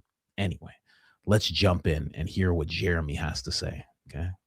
There were times where I would walk into a conference room to have, some conflict with Candace. We'd be involved in some conflict with Candace. And my role would require me to to go in and try to, deal with the situation. And many times I would walk out of the encounter convinced that I had done something wrong and that Candace had actually never done anything wrong. I wasn't actually convinced, but I had somehow been positioned. Yeah. She had moved me on the chessboard to a place of, and she does it through all kinds of rhetorical techniques, makes herself the victim immediately, points out to you all the ways that you failed to deal appropriately with her along the way, which precipitated whatever the ultimate event was. But it is a true superpower that she has. Yeah. And she said, if you add to that something that I didn't have with her, but that the audience does, a parasocial relationship, then her superpower is just magnified that much more. Everyone in public life has a parasocial relationship with their audience and vice versa. This guy's getting into a parasocial relationship. It's just very weird. It's like I would walk into rooms and then I would feel like I've done something wrong. And this is what Candace did to me. And it's him and Mark and Gary and just tell this is a safe space, Jeremy. What happened? Explain to us what she did to you. She would make me feel like I did things wrong. She would make me feel like I was the one who was in fact doing something to her. All I wanted to do was handle her like we do all of our talents. I just wanted her under control properly. You guys understand? Yes, all of you understand. Yes, Green Beret, Mark Meckler, handler vibes here. You guys all understand. I just wanted to control her. And she would not allow me to control her. This was deeply, deeply painful for me. I just wanted to control her and make money off of her while she made fun of her own Black community. I didn't think it would span out into other communities. No. The thrashing my confidence took, anyway. It's the nature of the medium. It's the nature of, it comes with the territory. Particularly though, this has become true in the age of podcasting. It was one thing to have a parasocial relationship with Walter Cronkite. I always think about this great story that Oprah, I like to use an Oprah story because Candace has told me multiple times that she wants to be Oprah. Oprah. Someone said Candace Anonymous. Yes. Yes, exactly. Told this story once and it always stuck with me that she was in a super fancy restaurant in LA at the height of her power. This is the late 90s or the early 2000s or something. She's the queen of the world. She's a billionaire. She's certainly the most famous woman in the world. And she's engaged in some conversation with some interesting someone. There's a tap on her shoulder and she turns around and there's a stranger, her eyes as big as saucers. And she says, "Oprah, Elizabeth Taylor just walked into the restaurant." And Oprah was offended. And she thought, "You're tapping Oprah Winfrey. I'm a billionaire. I'm the most famous woman on planet Earth. You're tapping me on the shoulder to tell me that an actress from 40 years ago just walked into the restaurant? What on earth?" And she says, "And then I realized, oh, wait. I beam into people's living rooms 5 days a week. They sit in their underwear. They change their kids' diaper. They nurse their babies. They have the flu and they're in their pajamas. They don't have their makeup on. And I sit in their living room with them every day. And I tell them they know my best friend's name. And they know that I'm struggling with my weight. They know that I'm on this new diet. They know that I just wrote a book. They know what book I like. To see Elizabeth Taylor, they have to drive to a temple in the heart of town and pay an offering and walk into a dark room and look up at the 40-foot altar once a year. Right. Twice a year if you're one of the biggest movie stars in the world. And she what she was describing there, although we didn't have this language in the vernacular in the same way that we do now, is the nature of a parasocial relationship. This is when someone's I say this to my friends all the time. I'll say you're too smart for your own good. And what I mean when I say that is because you have certain knowledge, you will make things what they are not. Okay. Someone tapping Oprah Winfrey and saying, "Look, it's Liz Taylor." Oprah's probably like, "Who is this normal person touching me? Why are you touching me?" Who are you? Why are you touching me? What? Liz Taylor? I don't care. What? I'm a billionaire. I'm over here. I'm discussing plans to do all sorts of things. My friend has an island here. And you're putting your hands on me because of Liz Taylor? Get the hell out of here. You ever think that? Maybe she's just a regular billionaire. She's just a regular billionaire. She's like, who is this regular person that has put their disgusting hands on my expensive clothing? Why are you touching me? That could easily be it. You never know. I'm just saying, you know. I'm just most billionaires probably don't like being touched unless they've paid for it and they're on an island. I'm just saying. Probably have. I mean, look into Oprah. You ever look into Oprah, who she was hanging around? Oh gosh. I'm just saying. No, I'm not saying anything. I'm just saying. And saying that Candace wants to be Oprah, I think he got that knowledge a while ago. I think this is before Candace realized. I think if you ask Candace today, she does not want to be Oprah. I think that's gone away. I think she's done with that. Now that she realizes so much about these Hollywood types. Exactly. Someone just said no one likes Oprah. Yeah, I think that's done. You know what I mean? And Oprah was probably thinking the same thing. She's like, this is Liz Taylor. This is Liz Taylor. Who the hell cares about Liz Taylor? What do you think this is, 1942? Care about Liz Taylor? Some waitress. Oprah, look. Oh my God. Oh my, whose hand was that? Where's my security? Why didn't you shoot that lady? That lady just touched my arm. You didn't shoot her. What do I pay you guys for? She had all 4 of her fingers on me. Probably her thumb too. I don't know. I didn't see. I don't care. Are you guys going to drag her out of here or not? What do I pay you guys for? You know? You're Oprah and somebody can just touch you out of nowhere and start telling you about Liz Taylor. That's a big problem. I don't know. I'm just saying. This seems like a big issue. It's a security failure. Anyway. Maybe that's what it is, you know? But me and Jeremy, we have different knowledge sets, you know? So he's like the parasocial, and what I saw from this story, you know, he's like Jordan Peterson if he just like never started cleaning his room, you know? Instead, Jordan Peterson was like, what I have to do here is clean my room. And Jeremy was like, I don't know. I'll pay someone to do it. I don't care. I don't know. I don't care. I just want to be cool. I don't want to clean my room and stuff. Just a depressed Jordan Peterson, you know? Just sad Jordan Peterson. Just Timu Jordan Peterson just trying to figure it out, you know? Just using things like parasocial just to seem like he's really, really smart in this room, you know? Anyway. Failed as a CEO, right? I didn't make that up. You know, that's him. He did that. I didn't do that. Someone said he looks tired. Yeah, he looks tired, man. He looks real tired. He looks like he's just like, oh, what is it, Ben? I told you, Jeremy, you lost me a lot of money, and I'm not going to put up with this. You have to go and call Candace evil and demonic. And yeah, okay. Bottles everywhere. He's just like, okay, jeez. Okay, all right, I'll make an episode about it. I got a tacky couch, don't worry. I got a brown room, don't worry. I know what to do. That's it. Yeah, anyway, let's keep going. Someone said he looks prolapsed. A prolapsed human.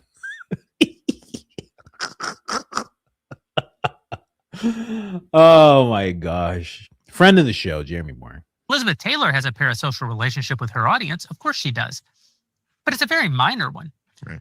Because part of what made a movie star is that you didn't know much about them. There was no intimacy. You didn't have any intimacy, but she had great intimacy with a daytime TV host. And that doesn't even compare to what you have now in the age of the internet. Complete ubiquity. You know, people spend 3 hours a day with Joe Rogan, right? Or they spend an hour and a half a day with Candace, plus Instagram. They see pictures of her with her kids, plus the things that she writes on Twitter. It's just the clips that are coming at you constantly. And it forms in the entirety of the audience a sense that you have a relationship with the person, even though you don't. We all succumb to this to some degree. Sure. But some people, it's probably a small percentage. For some people, this becomes a kind of reality. Most of us, you know, like it really feels sometimes like you know Joe Rogan, but you know you don't. Right. But for some people, I think they actually don't even know that they don't. And so I say that of people like Candace cultivates that in her audience. Yeah. We all experience it. Look at this. Can you imagine? Like, look what I just did, right? I paused it. Can you imagine you're in a room and you can't pause it and you can't go to the next thing and you're just in the room with them and you're just like, oh my God, so brown in here. It's just so brown in here. What's going on? You know? It's so weird. Someone said, dude, I know Brad Pitt is not my boyfriend. Yeah, Jeremy's basically like, you know, all these morons, when they watch people on a screen, right? They're just such cavemen that they think that the person's inside the house with them, and they walk about the house and they have an imaginary friend that they shake hands with and speak to. Hey man, we're not dumb, okay? That's what I mean. He's reading into it too much. You think everybody's just stupid? Like, relax, man. Don't worry. We got it. We got it. We know.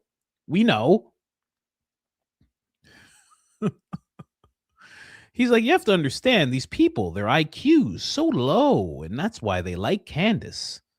Anyway, let's move on. This is a new chapter. Let me see what this other chapter is. Right now, who, if you told them that whole story, hey, you remember when the French took out a hit on Candace and then she just went to Dollywood? They would say, well, yeah, but that's because Candace talked to Donald Trump and he was protecting her. Or, well, yeah, of course, but Candace has the best security in the world. Or, well, of course, but we would never let anything happen to Candace. Or just, no, that didn't happen. Because they'll do anything to protect the image of Candace that they've built and that Candace has built with them. Yeah. Oh, he thinks everyone's a maniac. That's what he thinks. He thinks every single person in the world who likes Candace, because he doesn't like Candace, is an absolute maniac. That's what he thinks. You know? Very, like, a lot of projecting here. A lot of projecting going on. This is so crazy. You know? He's basically just saying, you know, like all these things that I think happened with Candace. My version of the propagandic stuff that I spread about Candace, these people won't believe. Oh my gosh, they won't believe it. They'll just say, no, that didn't happen, and et cetera, et cetera. Oh man. See, this is why him and Ben Shapiro, this is why they worked so well together, because they have someone just said he thinks you are cattle. That's exactly what I was getting to. Exactly what I was getting to. The reason him and Ben work together so well is because they both think so little about the regular American person. They think so little of these people that they're just like, let me tell you how these people's brains work. Cattle is the perfect term. That's exactly what he thinks. It's ridiculous. So ridiculous. And notice in this whole thing, oh, it's like, well, I mean, it's not all people, you know, maybe out of 1 million of her followers, maybe 1,000 think this way. No. He's not doing that. He's like, no. This is a high level. And if you talk to any of them, this is exactly how they're going to be. Disgusting. This is the same vibe as Ben Shapiro saying it's stupid for any of you to think that you should be retiring at all, ever. It should go up to 70 years old. And actually, it shouldn't even be a thing. You shouldn't even be able to retire. He literally said it's stupid. He also said he would have no problem with Bibi becoming the president of the United States of America. He would waive the fact that it has to be an American that takes that office. He would waive it for Bibi. These are the type of people. This is what they're thinking. Crazy. Anyway. Let's hear someone of reason speak finally. I mean, it's so genuinely there is no evidence that could impact it. No, I mean, it's genuinely cult behavior. I mean, that's what, in the brilliance that Candace has in all this. I mean, she's created a whole new genre of entertainment. This is like a murder mystery, choose your own adventure. Yeah. You get to cosplay as an investigator and you get to join the investigation. And by the way, I want you to go out there. I know that you people can find this information. I'm not going to leave my studio. I'm not going to go talk to anybody. I'm not going to go to locations. I'm not going to do any of those things. I'm not going to talk to professionals. I'm not going to talk to anybody that has any subject matter expertise in any of this. I want you all to do that. And I have a freaking murder mystery email tip line where you can send this information to me and you can feed me new content. And if you're lucky, I will pull that out and I will read what you sent me and give you a little credit for it. I love this touches on exactly what I was just saying about Ben and Jeremy, because it's the same type of thing here where he's basically saying it's unbelievable that this lady has this grift of believing that regular people outside of her sphere of people who are influential and in politics and government, that she actually believes that regular people can have some kind of contribution to anything. She doesn't. She just bypasses the professionals. She bypasses all the people in government. She bypasses all the law enforcement people, and she just brings it to these plebs. Oh my gosh, I can't believe it. She goes to them. How disgusting this is. It's so crazy. It's so crazy to me. You know? Anyway, someone said, is that Kandahar? Oh yeah, that's Dr. Kandahar. You can't tell he's just wearing a suit. Wearing a suit. He has an award behind him here. Real nice. Real nice. He's making Daily Wire content now. You know? Jeremy Boring doesn't work for Daily Wire like Blake Neff doesn't work for Turning Point USA. You know, it's that type of thing that we're seeing right now. But it is. I mean, there's a lot of. It's like Candace AI. Oh, it's. I mean, it's like you have to give her credit in those areas. The way that she can manipulate people. Yeah. And you know what she does isn't sophisticated, but it's extremely well executed. And like you said, I mean, she's exceptional at it. She really is. When you say AI, it's artificial insanity. That's actually. Oh, that's good. That's good. That was good. Artificial insanity. And what's he talking about? Oh, he's talking about the regular people who contribute to the whole thing. Oh, okay. Okay. I see what you're saying. Oh, let's all laugh together about this. Crazy how these people think of us. How they think of us is so wild. So out there to me. Wow. You know, I've known Candace for a long time, like since way before she was famous. And I first met her at a Turning Point event. She was literally sitting by herself. This shows you how unfamous she was. She was sitting by herself at breakfast. My wife and I went over to chat with her. And I have a habit of when I see young people coming up in politics, and especially if you see somebody who flips from the left to the right, everybody thinks it's cool. Like, oh, they're getting famous. They're on Fox News. Okay. Forgive me for the people who saw this already, but I'm going to do a play-by-play of what he's saying. I know that I actually showed you guys this once before, but I'm going to do a quick play-by-play here of what he's saying right now. So young people who are up and coming in politics and have switched from the left to the right. Let's keep going.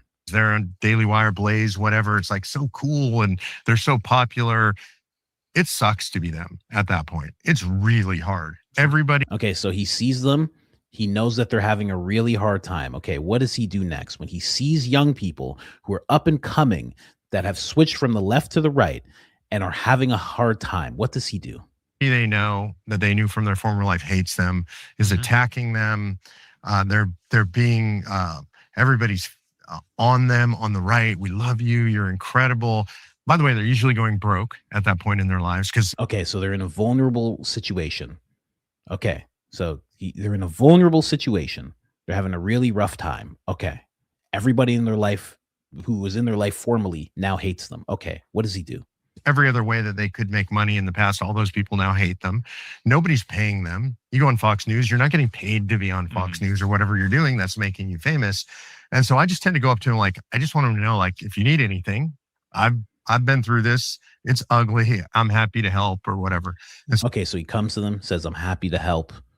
Okay, if you ever need anything. Okay, this is a very, I'm not going to say anything. But there's certain people who do this with young people. Okay. Anyway, let's just listen. So I did that with Candace, and it was fine. We had a nice conversation. And then about 6 weeks later, I just felt compelled to call and check on her. Okay, so he had his establishing conversation. 6 weeks later, he calls to check on her. Okay. You said something which I think is so true. If you've spent any time with Candace, you know she's extraordinary. Oh, yeah. I mean, she oozes charisma. She's articulate. She's intelligent. This happens to models and actors as well. Pretty. I mean, she's the full package as a broadcaster. And so I knew she was going to be really famous. So I called her up and just said, "Hey, how's it going?" And she was frank, and she said, not great. And I said, "What's going on?" And she was telling me, "It's just rough. I'm having a hard time making it." And I said, "Well, I have a kind of a litmus test question with up and comers. Like, what would happen if your car broke down tomorrow?" Okay. So now he talks to her again and he gives her a situation. What would happen if your car broke down tomorrow? Giving them the ability to discover how vulnerable they actually are. Okay. How vulnerable they actually are if something were to happen financially, how much they need money. And Candace told me, "Oh, I'd be screwed. Like, I couldn't afford a car repair." She said, "In fact, I have a tire that's flat right now. I can't repair it." So here she is. She's becoming famous. She's traveling around talking for TPUSA. She's making virtually no money. She can't fix her tire on her car. And so I offered to help her with that. And I started paying her. Like, this is a story I've never told publicly. Wow. And I just said, "Well, what do you need to survive?" And she said, "Well, I'm getting paid $1,600 a month. My rent is more than that. I'm watching my YouTube for monetization. How much do you need?" She said, "I need about $1,000 a month to survive." And I said, "Okay, well, I'll pay you $2,000. And okay, so when he finds young people up and coming in politics, switch from the left and the right in a vulnerable situation where most people that they used to know now hate them, everybody's on them, everybody from the right's on them, everybody from the left's attacking them, very vulnerable situation. He makes sure to establish that they need money. And then when they open up about needing the money, he then offers them money. For what? For what reason? She said, "Well, for what?" And I said, "Just do what you're doing." Because she was extraordinary. And for nothing. Because she's extraordinary. Okay. I like how no one in the room questions this. I like that. Kudos to Gary. Know your place, right? We could afford it out of our nonprofit. I put her on the budget. I started paying her. And she at some point said, "Oh, do you want me to endorse convention estates?" I said, "I mean, if you want to, but that's not why I'm not doing this for that reason. I'm doing it because you're a talent. You're important. I think you're going to be famous and do really great things." I think you're going to be famous, do really great things. You're a talent. You're important. That's why I'm paying you double what you actually need to survive. And I want absolutely nothing from you. Well, I can tell you, and I hope you tell your daughters as well, that's not how it works. That's never how it works. Tell your sons as well. That's never how it works. What do they say? There's no free lunch. There's no such thing as a free lunch. That's what that is. Absolutely crazy. But for those of you that haven't heard this, you will be delighted with what happens next. Just want to help. So I paid her. I don't remember exactly whether it was a month or two. It was relatively short. And one day I got a text from her that was like the most vicious text I've ever received from anybody in my entire life. I mean, just cut me to the bone. Said something like, "I don't think who you are, who you say you are. I don't think you're genuine. Don't ever talk to me again." And I literally, the look on your face is the look on my face. Like out of nowhere, just like, what? At zero, out of nowhere. 0 to 100. Yeah. Hadn't had a conversation. And I basically said, "What the F are you talking about?" And she said, "Was I not clear? I don't ever want to talk to you again. Lose my number." And I said, "You're batshit crazy. Like, I don't even know what this is." And that's the last time I ever talked to Candace, right? But it was my first evidence that she's psycho. And that's what that was. So he does all that when he sees up and coming talent. And she seems to have figured it out. I would love to hear her side of this story. She seems to have figured it out and says, "Lose my number. I never want to talk to you again." That's interesting. I hope, God forbid, any of your children are in that situation. I hope they snap to and do what he is claiming Candace did. I would love that. But yeah, someone said crazy like a fox. Yeah, exactly. Like what? She figured it out. And at the time, she's probably talking with Charlie. And Charlie probably said, stay away from that guy. And the follow-on to the story is many years later, I knew... Or someone in her orbit was like, stay away from that guy. At that time, she had just met Charlie, just met Brandon Tatum. There's a bunch of people who could have informed her. Who knows? Charlie socially more than politically. We used to hunt together. And so we'd go pheasant hunting and fishing together. And so I was on a pheasant hunt with him. This is when Candace was having her explosion with Kanye. Remember, she said Kanye designed the logo for Blexit and he said no. So this is all blowing up. Charlie has now made her his communications director. We're on this hunt. Charlie's there. He's on the phone constantly. He walks up to me and says this really weird thing. He goes, I think I owe you an apology. I'm not offended by anything you've done that I'm aware of. He goes, you don't know? Nope. Okay. Like, you don't owe me an apology. It's fine. And I asked him a little bit later. I'm like, I don't know what that was all about, but I do have one question. I got this super weird text from Candace. Like, it was just the meanest text I've ever gotten in my life. I was just trying to help her. And he pointed at his phone and he goes, some people never change. And that to me was the beginning of a through line, right? Like I saw, okay, I don't know what's going on with her and Charlie, but it's bad and she's being vicious. She was bad and vicious to me. She then goes to PragerU. And I kind of tried to warn the PragerU folks, like, can't tell you exactly what's going to happen, but it's... So she found another place to hire her because she was in financial straits, because she was a young and up-and-coming talent. She moves away from him, says, I don't want your money, don't want to talk to you. When she finds another job, he goes to those people and says, hey, just want to warn you about this girl. Sounds like a good guy. Probably not going to be good. She leaves PragerU. I get told by folks at PragerU, pretty ugly. She ends up at Daily Wire. I'm like, oh my God, my friends at DW. This is so bad. Obviously, it goes poorly. There is a through line from the day I met her that she is a vicious, psychotic person. I think what happens is she figures out who could be trusted and who can't. That's what ends up happening. And I just like to add at the end, this guy sounds prolapse to me. Yeah. That's what happens, man. You're running around trying to prolapse people. And the next thing you know, you end up prolapse. That's how it works. But also just to add, if you didn't catch that when he was talking, he says, well, I'm going to pay her for nothing. And I'll just add her to the nonprofit. I'll just add her to the budget. So the nonprofit, and this is him. This is not me saying this. He said he put her on the role for the nonprofit. I didn't say this. I'm not saying this. I'm saying what he said. He said he was paying somebody for nothing from his nonprofit. He said that. I didn't say that. So interesting how those things could work. Yeah, someone said Ben Shapiro vibes. Yeah, definitely.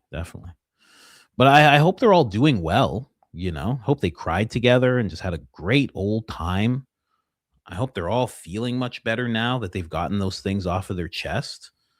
And, I hope they're able to move forward. Somebody asked if Mark was Philadelphian. I don't know if he's Philadelphian, but he did say something about, Philadelphia. And if you don't stand up for Philadelphia, you're not standing up for Western civilization. He writes a lot of those weird articles. Maybe he's Philadelphian like Officer Tatum is. You know what I mean? He knows his place, so to speak. Anyway, my good friend here. Do I even have it? I do have it. Let me see some. Oh, let me see. What's going on here? Oh, yeah. There it is. My good friend here, ladies and gentlemen. Big Graham doing what he loves, holding a drone that just looks phallic in such an odd way, just so happy. He's just so happy. Hey, look at this. They said this gun off people. There's going to be a bunch of limbs because of this thing. You know that? You know what this thing is? Huh? Take a picture of me holding this thing. Can I take a picture? I know I'm in a facility. I'm sorry. I'm just so excited. I'm just so excited. I went to Disneyland the other day. This is way better. This is way better. I love this place. Oh my gosh. Anyway. Mr. Lindsey Graham. I noticed that there's something weird going on with Mr. Lindsey Graham. A lot of people. This person said life is strange. 1 minute you're smiling, holding a weapon designed to tear people apart. The next day you're laying on a slab in a temperature-controlled room because half the world dances and half the world dances in celebration. Right? So this is just that picture. But there's also some other weird things going on. Even Julian Doran was like, "Is this real?" And it is real. I've noticed this happening quite a bit. Lindsey Graham was a patriot. He had the courage to stand. He was a steward for liberty. He was a friend who foresaw the way big labs would kill our innovation, told me never stop fighting for good, for the right to low-cost healthcare, for the American dream. I promise we will never stop fighting. And Julian Dorian right away was like, is this real? Because, yeah, there's this weird thing going on where, you know, I know X has turned into just a whole bunch of bootlickers, you know. I know that's what it's turned into, but still, it's getting really weird here. You know, I often criticized Lindsey, but this is what I learned. Orphaned as a young boy, raised his little sister, grew up dirt poor, you know, in search of opportunity, joined the Air Force, served 33 years. Thank you for your service. Of course, it was 33 years. Leave it up to Lindsey to serve for 33 years, of course. Retired a colonel. Spent decades in Congress, earning respect across the aisle. Not really. Bashed Trump hard, 2016, then respected the will of the voters and grew to become a loyal ally. Humble, devoted to his constituents. Not really, unless his constituents live in, you know, Philadelphia.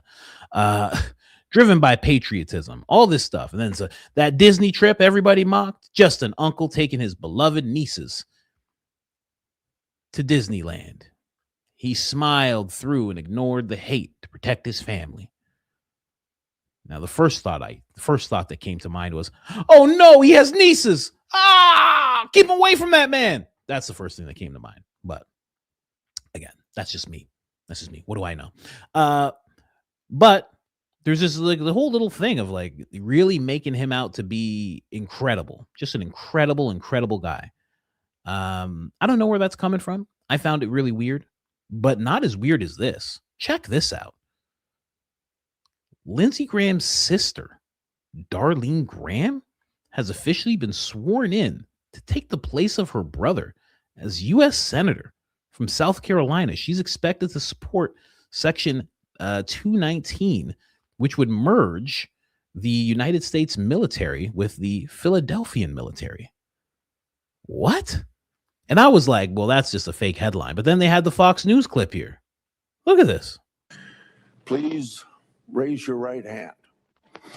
Do you solemnly swear that you will support and defend the Constitution of the United States against all enemies, foreign and domestic, that you will bear true faith and allegiance to the same, that you take this obligation freely without any mental reservation or purpose of evasion, and that you will well and faithfully discharge the duties of the office on which you are about to enter, so help you God.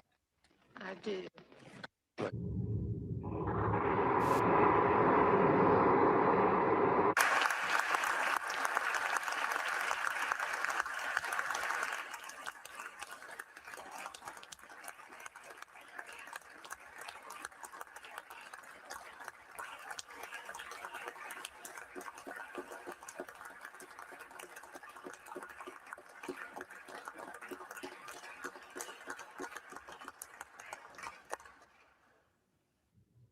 This is crazy, no?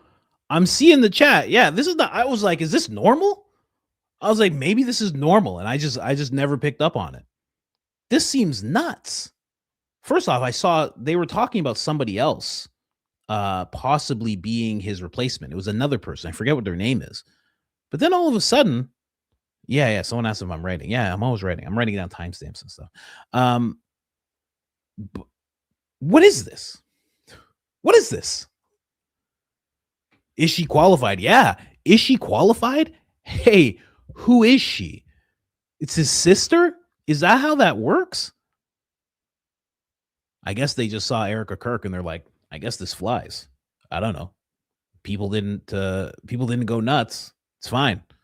If Erica can do it, you can do it. Go ahead, Darlene. You want to be a senator? She's like, I sure do. Screw all that junior congressman, senior congressman. Screw all that. Take me right up to senator. Let's go. This is crazy. I didn't know this could be done. And, this is exactly what I was talking about. When I was talking about it at first, it's like, if there's any question that these people are this weird pseudo royalty, I mean, this answers it. Look at this. Like, based on what is she getting sworn in? How? I've never even heard her name before. I stay pretty in tune with politics. I've never heard her name before. I've never seen her face before. And now she's senator? I thought, wouldn't there be a vote? Isn't that how it works? A vote has to happen? And you know what's wild? Was it the last year? No, I don't know. I was going to say it was his last year, but I think I'm confusing it with Gavin Newsom. But it's crazy that this happened. I was so taken back by this. I was watching it. I'm like, I'm misunderstanding something. I'm like, there's something I'm not understanding at all. But no, I think I got it. It doesn't matter. Is that Lindsay in the dress? Finally, my plan's complete. Oh, man. I always wanted some of these. Not for any purpose other than getting men to leer at me. I'm going to get catcalled. Watch me do it. Anybody got a dress? Put a dress on me, boy. Go ahead. I want pantyhose. That's the first thing I want. I want pantyhose. I always liked the way it looked. Get me some pantyhose right now. Oh, man, this stuff is soft. This stuff's so soft. Oh, man, I'm a baddie. Look at me. The boys at Club 33 ain't gonna know what hit them. Oh, man, look at me. I'ma learn to twerk. Y'all think I could learn? You think I could learn to twerk? Huh? Mr. President, it's me. Huh? I know you always stopped my advances before, but come on now. Huh? I'm a lady now. I saw you in there with Jigsaw the other day. Come on. I saw you with Jigsaw Loomer. Why not me? Come on. I got all the ladies' bits and pieces and all that stuff. I got jugs. Come on, Mr. President. You know it's me.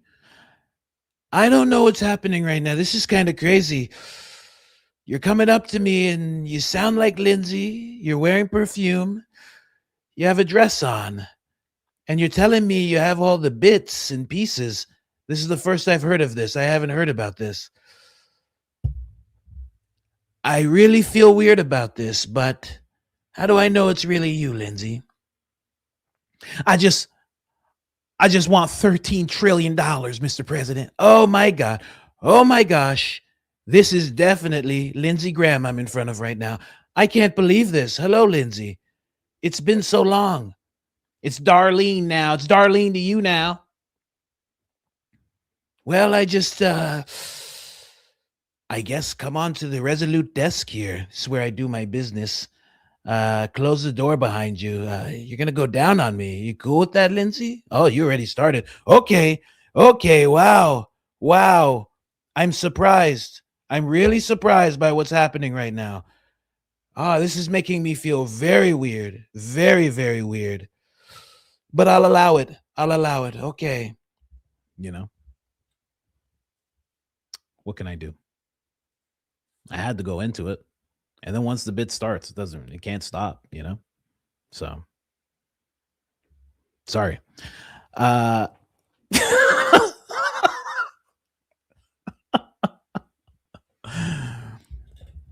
Okay, well, since this is all on the up and up, I think I'm gonna blow your back out, okay?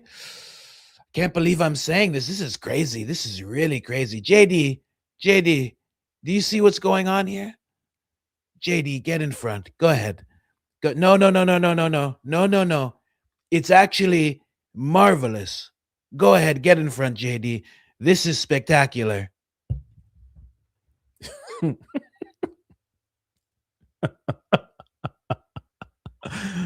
Oh my gosh. I'm just saying, I don't understand why this lady's a senator. That's all I'm trying to say. Yeah, I got I went on a little detour there. I got a little caught off track. But why is she a senator? Why is this happening? That's all I'm saying. Okay. You're way better than Macron. This is crazy. This is crazy. I don't really. This is wild. A few weeks later, Mr. President, I took all these bits and pieces from a younger person. I'm pregnant, Mr. President. Oh God, this is crazy. Oh gosh, this is crazy. I got Lindsey Graham pregnant here. This is gonna be something. I don't know how I'm gonna explain this. This is really bad. This is really bad. We're gonna have to bomb Iran for months for people to forget about this, okay? This is gonna be really bad. It's gonna be an ugly kid. I mean, just crazy ugly, this kid. I'm kidding. I'm kidding.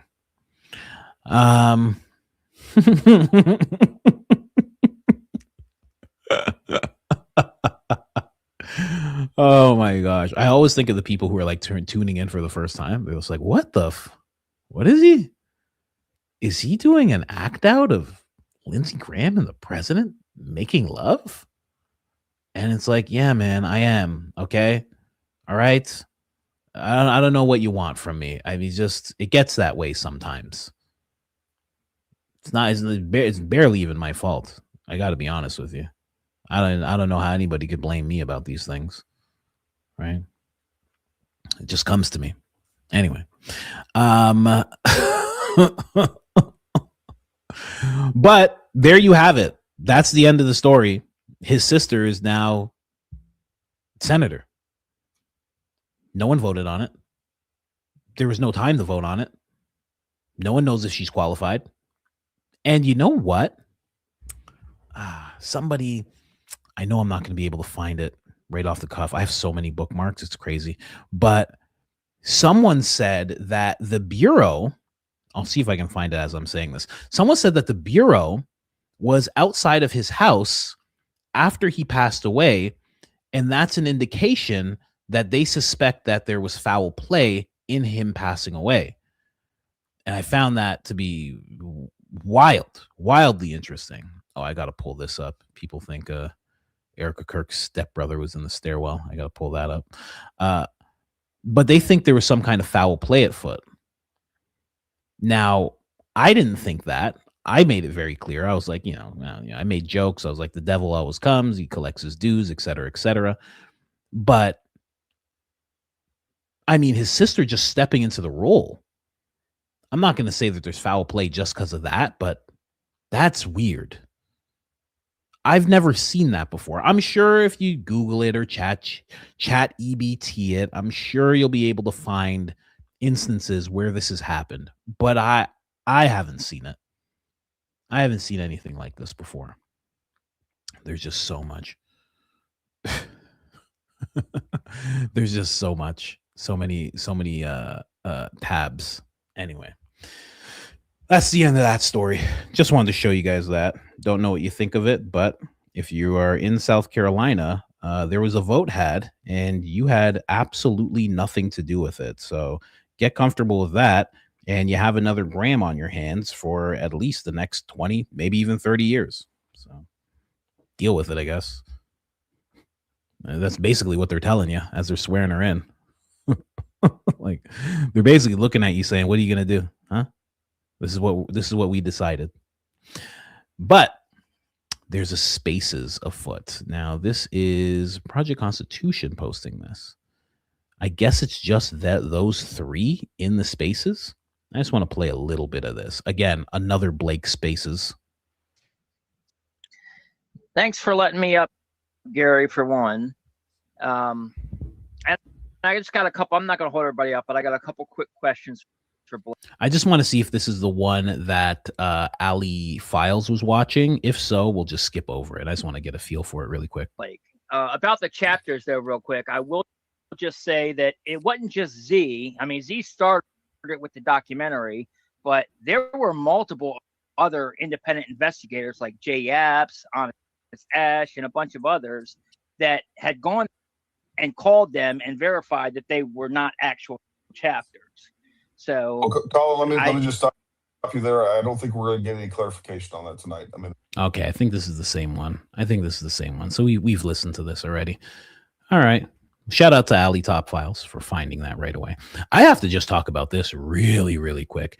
Channel 5. So you guys know that guy. What's his name? Andrew Callahan. Channel 5, the YouTube channel. They really locked in Hunter Biden and Nick F, if you guys don't know, Mr. Fuentes. He got these two in a room. And apparently, this is just a quick story because I'm going to wait until I see it. Apparently, they got into a fight. And the host almost had to break them up. Andrew Callahan, that's his name. Isn't that crazy? So Hunter Biden and Nick were in an interview together. And the purpose of the interview was to someone just said something crazy about Nick. They were supposed to find common ground. That was the purpose of this. Finding common ground. And somehow it almost turned into a physical altercation, which is so crazy to me. And I just had to put that out there. So we may be seeing an interview with Nick and Hunter Biden that nearly turns physical. Okay. That's where we're at. 2026. Listen, no one cares if you didn't vote for that senator. Okay. No one cares about that. And listen, and Nick and Hunter Biden are gonna sit down together and have conversations and almost slap each other in the face. I assume Nick is gonna slap. I can't see Nick throwing a punch. It's not a thing that I could see. And in fact, if I had to bet on this fight, someone said, "Coach, who wins that fight?" Hunter Biden wins that fight all day. Are you kidding me? Hunter Biden was a crackhead. Do you know how strong crackheads are? It's unbelievable. Let me tell you something. Crackheads only let you push them around because they're just like, I don't care. I just want crack. I don't care. You pushed me down. Who cares? They don't care about any of that. But if they actually want to fight, it's crazy how strong they are. I'm telling you. Pick a whole bike over their head, spin it a bunch of times, throw it at you. Oh, pick up a fridge, put it on their back, run down the street with the fridge, sell it for $13. I mean, unbelievable strength. And once you've done that type of stuff, you're a little off. You never go back to your regular dimensions before you did it. And that's what. And Hunter Biden was a wild boy. Nick's not a wild boy. Nick's a funny boy. Some say he's a cat boy, right? But I mean, Mike Riley, I stole so many bikes. Yeah, man, you just take the bikes. I've seen crackheads. They are riding one bike, clearly not theirs, and they're holding another bike like this, like a suitcase, and then they're holding another bike like this on their back. I've seen that before multiple times. That's a regular thing. That's an easy day.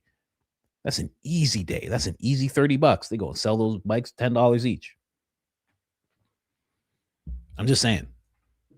Hunter will lay Nick out. It'll be terrible what'll happen to Nick if Hunter decides. Let me tell you something. Hunter would tear that boy apart. Hunter has real demons.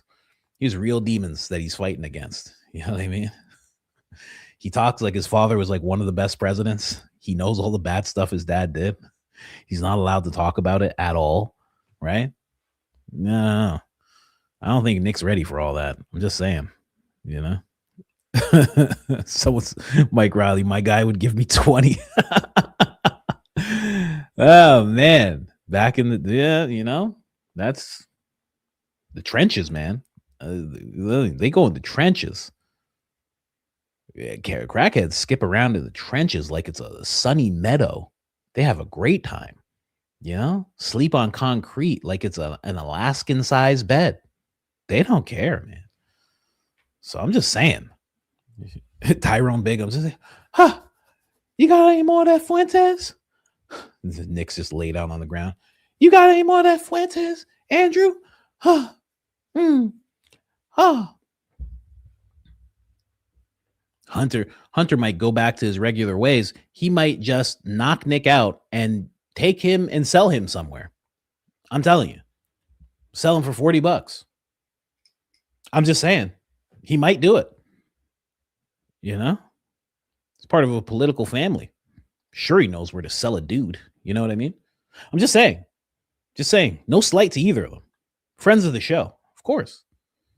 I'm just saying, man, you don't want to play around with someone like that. Did I change? Oh yeah, I can change the color. Oh, this is a nicer. This gets a little dark, but oh, that's nice. That's nice on the skin. Here, let's go right there. Oh, that's nice on the skin, right? Okay, that's nice. Anyway, you guys forgot about Tyrone Biggums, huh? Best sketch show in the world, man, ever. Yeah, but that fight would be lightweight for Hunter Biden. That'd be a lightweight fight. He'd handle Nick so quickly. It'd be crazy. It'd make your head spin. You'd feel sad. You can dislike Nick all you want. If you saw that fight, you'd be like, I don't like this. This got too violent too quick.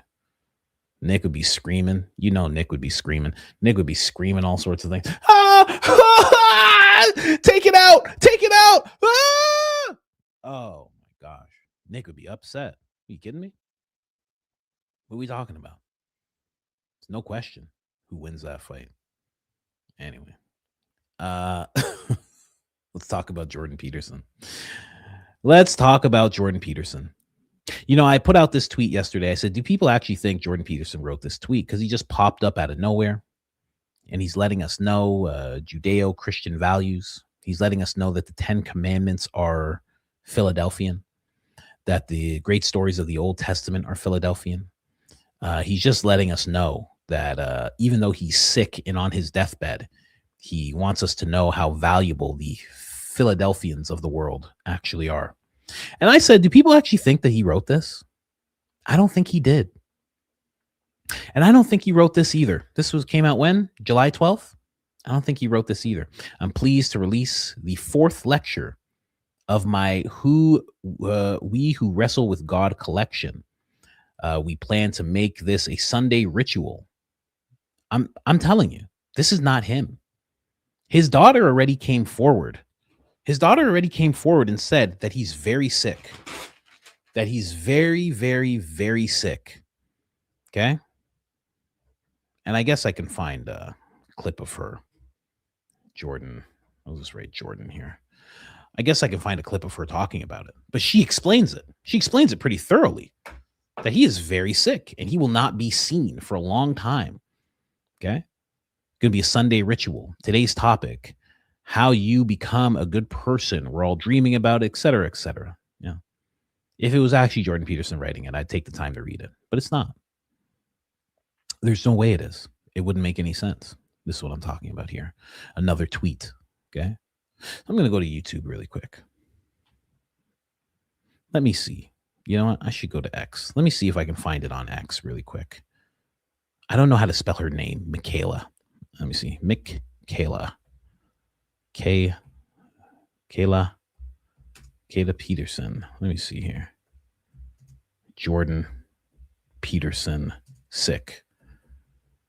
Because it went from he had a issue with the substance that he was using because his wife was sick. Then it turned into something else completely. It turned into the fact that he had this, like, it was like a mold-induced sickness that he was talking about. And that's why we haven't heard from him in the longest time, because apparently they took him to like some place in Russia where they're trying to get him better. Now, it could be a smokescreen for him falling to addiction again. It happens to everybody. People relapse all the time. You know, I have. I'm sure, you know, Mike Riley's in the audience here. He can tell you stories, I bet. So it's happened many, many times to people. But his daughter said he was very sick. I can't find it here, but I'm going to move on to this. I want to see if this has it really quick. Let me see here. Hello, everybody. This right here. This is what I'm talking about right here. And I think there's another one as well. No, there's not. This is just another tweet that he released July 4th, saying, hey, America, and to all Americans. But now listen to this. This is not his voice. This is not his voice at all. This is AI. This has to be AI. It doesn't make any sense. He was that sick that he can't really say much. He can't do much. And he's completely off tour, and he's completely off his podcast, and he's completely off public life. But yet somehow, his first time back speaking, this is what he does with no video. Doesn't make any sense. Listen to this. Hello, everybody. I'm pleased to release another lecture in my We Who Wrestle with God collection. I plan to make this a Sunday ritual far into the foreseeable future. Today's topic: how can you become a good person? We're all dreaming up how we should act, and we produce our theories. Our great storytellers aggregate those theories and portray them back to us in dramatic form. We imitate the heroes of those stories. Thus, we move ever closer to being good. We can do this consciously, too, explicitly, and aim at becoming the heroes of our own personal stories. On to the show.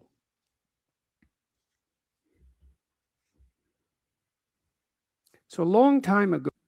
So these are some things that he filmed, while he was, there's a book, We Wrestle with God, all this stuff, but there's no way that was him.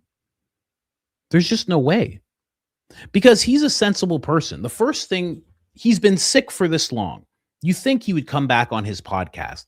That's what he did the first time when he was, when he was caught in the whole addiction or withdrawal and everything. The first thing he did, he came back with his daughter. They did a podcast together. They spoke, because the number one thing we're all worried about is not whether or not he's going to release a lecture series, but how he is. How is he doing? Where were you? What happened to you?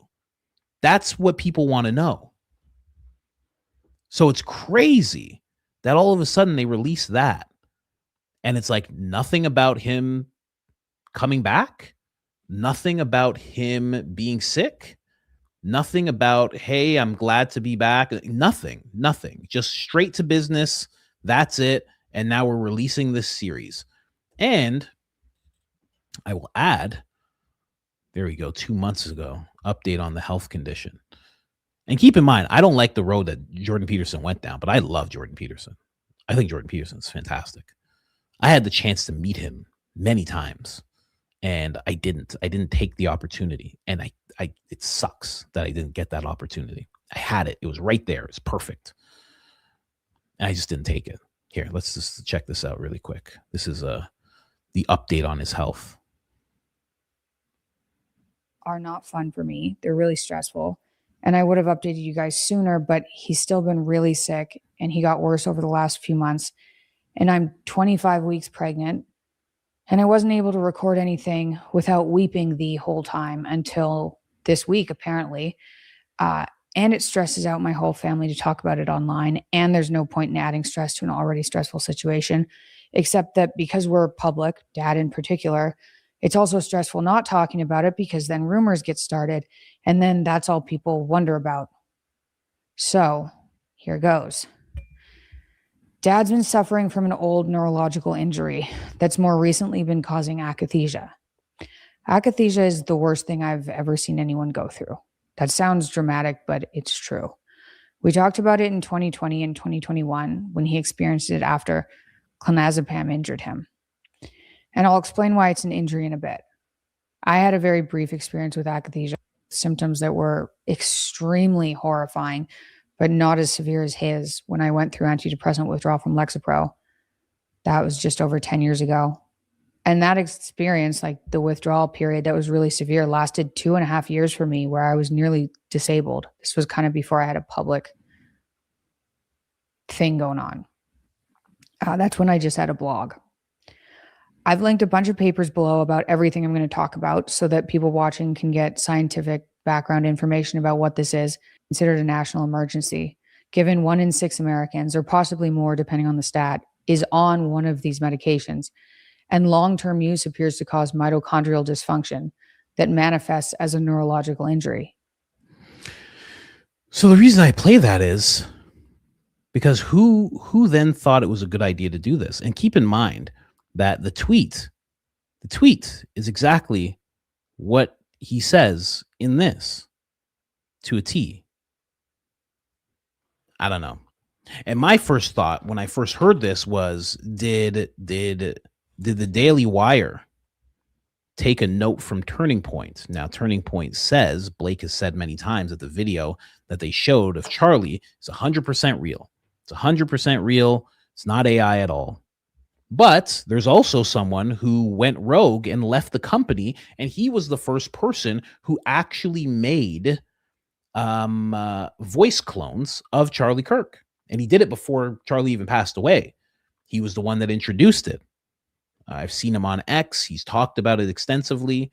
When they said it couldn't be AI, he said, why are you guys acting like we've never done this before? He was actually the person who introduced the idea. He was like, Charlie's always moving around. He's like, we could just clone his voice. He was actually the person that put it into action. So he claims that Turning Point did this, or he did this for Turning Point while working with them. Right? He was also a camera guy. He was like in the social media side of things, the content side of things. So I wonder, did they take a note from them or vice versa? But this doesn't seem like him at all. And it's very worrisome. You have Mitch McConnell. People are like, oh man, they're just like lying about him, Then you have this. It's crazy. Lindsey Graham turning into Darlene out of nowhere. It's weird, man. Again, I'll play it again. Hello, everybody. I'm pleased to release another lecture in my We Who Wrestle with God collection. I plan to make this a Sunday ritual far into the foreseeable future. Today's topic: how can you become a good person? We're all dreaming up how we should act, and we produce our theories. Our great storytellers aggregate those theories and portray them back to us in dramatic form. We imitate the heroes of those stories. Thus, we move ever closer to being good. We can do this consciously, too, explicitly, and aim at becoming the heroes of our own personal stories. On to the show. Now, the most charitable thing I can say is, I could say is that they did this before he got sick, because I know that he had the idea, because I watched him on Joe Rogan and he talked about this book that he was excited about, and he was doing everything necessary for it, and he said it was We Who Wrestle with God. So he did say that this was happening. So maybe they had him record this beforehand. That's the most charitable I can be. But I mean, with all this talk about, cloning people's voices, and I myself have seen the technology, I've experimented with it myself. I know how easy it is. It's literally drag and drop. A lot of the best ones, it's like you're literally just dragging a file and dropping it in, and just there you go. You can make a whole clone that can say whatever you want once you've dragged and dropped just one video file of yourself talking. It doesn't cost thousands of dollars to do. In fact, it could cost like, maybe $20 a month for the service. It's really doable. Really, really doable. So just makes me sad, man. Just makes me sad. The whole thing with Jordan makes me sad, because I really do feel like there's a lot. I think when you give up so much of yourself, this type of thing happens. And I think that happened as he joined the Daily Wire. Not to say that the sickness is because of that, but I don't know. Just something happened when he joined the Daily Wire. And then it didn't seem like it was for the best, right? I'm not saying anyone at the Daily Wire is responsible, but I don't know. Let's go. Oh, we're at 3:33. Oh, well, I'll leave another timestamp. I'll say 3:34 where we end that at. But yeah, just weird stuff that I just wanted to cover really quick. And I hope I'm wrong. I hope they didn't do that, because I think that would just be a terrible thing to do with someone like Jordan. But again, it's just so weird that the first thing he talks about, this is some of the first tweets that we've seen in months and months, maybe even like 6 months, maybe more. And the first thing back is just like, I hope to drop this lecture series. Nothing about, hey, I'm back. Like, something. Anyway, Andrew is still very upset. Andrew who? Andrew Wilson. This guy says $80,000 to debate Candace. Andrew Wilson on my podcast. Do you accept Candace Owens? Candace says nothing. Candace says absolutely nothing. $80,000. Then Andrew says, I will match it. $160,000. Candace says nothing. Then they move up a little bit. They say $90,000. Will you be on my podcast? Do you accept? He went from $50,000 to $90,000. Look at him. Candace says absolutely nothing. I wonder, has he updated it? We are at $100,000.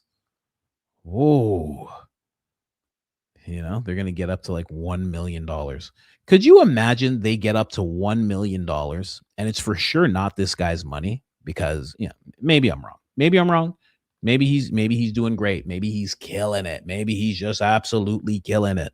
But I don't know. You tell me that Andrew works with Turning Point.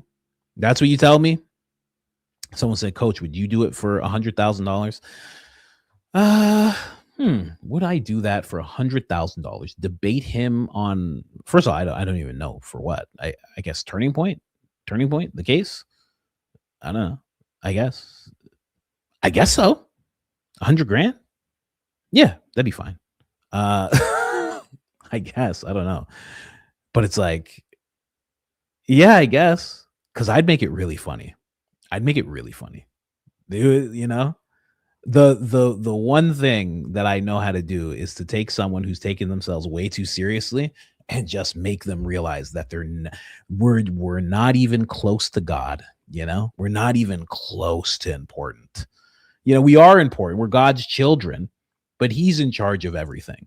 He's in charge of it all, and it's silly when we walk around acting like we're in charge. We're in charge of this conversation. We're in charge of this life. We're in charge of what we do here.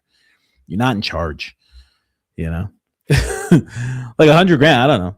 And probably not. I don't know. I've even gotten to the point where I'm like, I don't even want to be on, I want to be on other people's shows. I don't even know if I want to have anybody on. I don't want to interrupt what I'm doing and what this is growing into. So I just like to kind of I just want to keep doing this, but who knows? No, they ain't offering me $100,000. That's for sure. They offered Ian $20,000. Well, look at what are they going to offer me? They're going to offer me $32. Not doing that. It's going to be insulting. I'll just wait until they get to 1 million. Can you imagine they get to $1 million? Candace says yes, just desecrates Andrew Wilson in 1 hour and calls it a day. I mean, that would be mind-blowing. That would be mind-blowing if that happened. But I feel like, honestly, I don't think Candace should ever do it. Yeah, they're going to offer me gas money to get there, That'll be my offer. But I don't think, I feel like Candace should never do it, especially with this guy, this Brian person of the Whatever podcast, because, and no insult to the ladies that they have on that show, but they have a thing. He has a thing where he brings who he thinks is dumb. He brings ladies on that he thinks are dumb and malleable and pushovers, right? So when she comes on that show, that is the position that she's taking. He puts her on the side where all the OF girls have to sit. That's where Candace has to sit. And that's BS. Candace should never be in that role, never be in that seat. That's disgusting. So I don't think she should ever do it. Barron definitely should never do it. And honestly, I have a good hunch this is Turning Point's money. It seems like it. It seems like it. Anyway. And could you imagine Candace even acknowledging someone like Andrew Wilson? She's married to George. What are we talking about here? She's married to George. The guy's like a Disney prince, and she's just gonna go and start talking with Andrew Wilson. He seems like an extra from a Quentin Tarantino movie. You know what I mean? And that's who she's gonna have to sit down with? What? No. People talk about her being president. People talk about her being president. You know? This is insane. What are we talking about here? She can't do that. She just can't. There's no way. What else we got here? Oh, I completely forgot about this. Let me just write Tim Pool. Don't worry, Tim Pool will not be on the screen for too long. I know how people feel about Tim Pool, and I do share the exact same thoughts on Tim Pool. He will not be on the screen for long. It'll be like 40 seconds, maybe, just that. But if you remember this, a long time ago, Tim Pool was like, sources tell me Charlie is stable. Please, God. Right? And then it said, I received a call from a trustworthy source who told me this. I want to believe, and I'm hoping. Just pray. Right? And that was the day that Charlie passed away. Right? Then Tim reveals in a back and forth with Clint Russell. I don't know if you guys know Clint from the Liberty Lockdown podcast, right? But Tim says this. I'll show them. Oh, there's more of an altercation here. Whoa, Tim's writing a whole bunch. Okay, so basically, Ben Shapiro confesses that his security team was told about what happened to Charlie. So Clint Russell says, for those who haven't followed this closely, Charlie Kirk was placed in an SUV in under a minute. The car ride was less than 10 minutes, likely less than 5. Should have been less than 5, but it wasn't. So within 5 minutes or 10 minutes, Charlie Kirk's security told Ben Shapiro's security was getting real-time updates from Charlie's security when they should have been working tirelessly to save his life. I'm sure we all share this sentiment. Doesn't make any sense. It's very weird. Clint is a G. He's great. I was watching him. I think it was Julian Dorian he was on. He's great. Shapiro was not Charlie Kirk's friend. Charlie Kirk did not work for the Daily Wire, while the rest of the world was just learning about what happened to Charlie. Somehow Ben Shapiro got a direct line. This is beyond weird. I hope everyone will set their bias aside and really think about how this is even possible. Very disturbing. So that's what Clint had to say. And then Tim Pool says this back to him. It says, politics is fake and gay. Don't use that term. Don't use that term, bro. You're not on our side. No, you don't get to use that term. No. My team was also getting updates. Notably, I tweeted that Charlie Kirk was stable. This was because we got updated while they were transporting him. You're all fake. This is what you guys do for traffic. And I get it. The left mocks me for that post because it was before we all knew they called his passing. They're scumbags. I won't take it down. These people are so effing evil. I'm so sick of it. Now, here's the thing. I mean, Charlie was at the hospital within 10 minutes. I flat out don't believe you. You posted that he had a pulse an hour later. So while en route to the hospital, not a chance. And since you're calling me fake, you can now prove me wrong. Then Tim says, Charlie Kirk's team isn't just 4 people. They have logistics, and you know it. My team was in communication with them as well. You're all full of sugar, honey, and iced tea. Your claim is that you were receiving updates within 10 minutes of the attack, but not from the SUV. Someone on his security team that was not with Charlie was able to update you on his condition while en route to the hospital. You can't understand why people find that weird. You pretending it's weird to make insinuations. God, just stop. Tim didn't have to jump into this. He didn't even have to say a word. I mean, Tim is right now trying to run cover for Ben Shapiro. There's no need for him to do this. Nope. I think you are either lying or you were lied to. I do not believe you had an update on his condition from the SUV while driving 100 miles per hour to the hospital and also trying to save his life. So whoever told you he was stable an hour later also lied. But you're mad at me. Odd. Tim, of course, goes to attacks, calls him a grifter. No one is getting called from inside the car. Effing liar. No, go back. The security team relays logistics. What is happening? So the effing logistics team sends updates to affiliates, friends, and guards. You just use assumptive reasoning to trick people into drawing fake conclusions. That's incredible that he's saying that about him. This is much longer than I thought it was. I thought it was just one more tweet and that was it. I don't believe you got an update from anyone on his team within 10 minutes of the attack. So who is grifting? Prove me wrong, Tim. If you were so read in, how did you think Charlie was stable an hour later? No one thought that. It was not true. It was never true. Again, you're using me having bad info with not having any info at all. Stable, critical, but stable. What happened? Ground team relays logistics. Logistics tells our team latest info. In fact, I think Daily Wire might have the same or similar contracts as Turning Point USA. You're just a liar for clicks. Intentional. This is a back and forth on X. Like, how does he think this is all about clicks? It's so silly. So silly. Wow. This is nuts. I want to see. Whoa. Clint just keeps on going. Nope. I think I'm actually trying to figure out who killed your friend. You've decided to ignore every word circumstances surrounding his death. I will not be quiet about it. It's too important. And Shapiro is a snake. Good luck following him into oblivion. Oh, damn. He gets the last word. Go ahead, Clint. Good job, Clint, calling that out. I mean, that needed to get called out. Anyway, let me just go all the way back here. I did not think it was that long of a back and forth. So Clint then comes back again. He says, Tim Pool is running cover for Shapiro, and I'll prove it. Charlie was in the SUV very briefly. He arrived at the hospital within 10 minutes. If Tim shows proof that he had an update from Charlie Kirk's security team within 10 minutes of the attack, I will send him $10,000. Put up or shut up. Dang. Okay.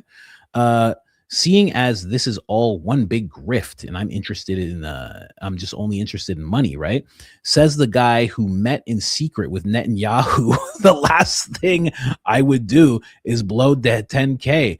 So the ball is in your court. Show me any text between you and Charlie's security team. Timestamped. Whoa, this is way different than I thought it was. Whoa, he's running cover for Shapiro. Trying to wow, what's going on right now? Okay. And I'm learning all of this with you guys right now. This is the first I've heard of this. And when you don't provide sugar honey iced tea, please, but because it didn't happen, we will know who the real lying grifter is. But at least you carried water for Shapiro, who stabbed you in the back. Who would stab you in the back if you helped Philadelphia even slightly instead of your actual friend. But I guess I can't advance your career as much as he can, so you chose to lie on his behalf. There's a word for that. The very one you threw at me. Whoa. Clint is a badass. Wow. This is nuts. Been over an hour. Nothing. No call, no email, no text, nada. But I'm the liar. Cool. Whoa. Clint took that boy to task. Jeez, that's called a dress down, ladies and gentlemen. That's called a punk off, ladies and gentlemen. Oh, gosh. Ladies might even say he got red. That's exactly what happened. Whoa. This is crazy.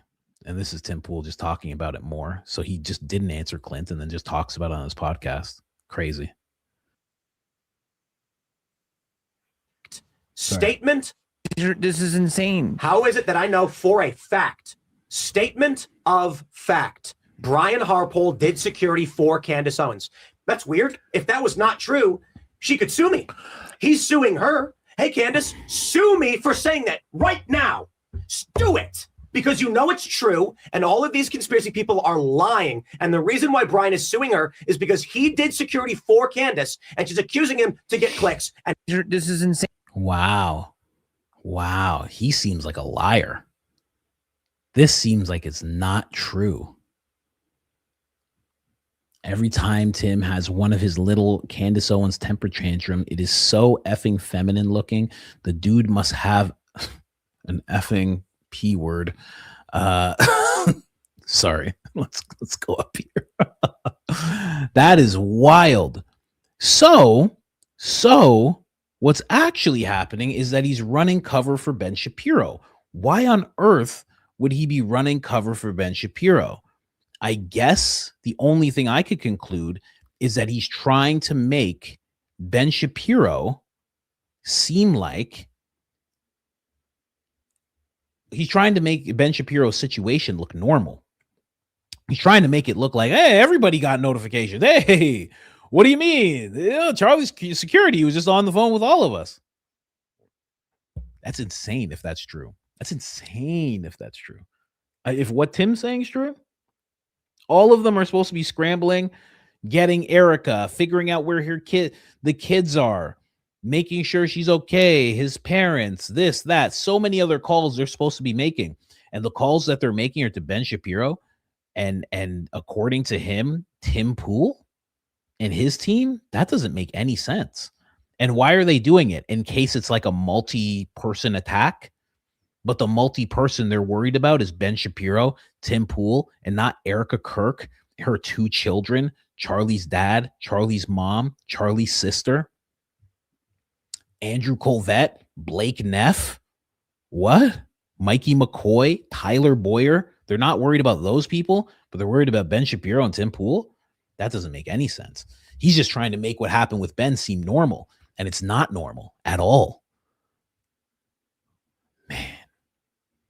Man. Weird. Very weird. Very weird. Huh. How about that? I didn't even see all that. I just went into that randomly. I thought it was just, I was like, oh, I got this tweet and I got this tweet. That's all I thought it was going to be. And then the next thing you know, we're watching Clint just demolish Tim Pool. I didn't think I'd be seeing that. Glad I did, though. Glad I did. Man. Yeah, Tim Pool seems like a shill.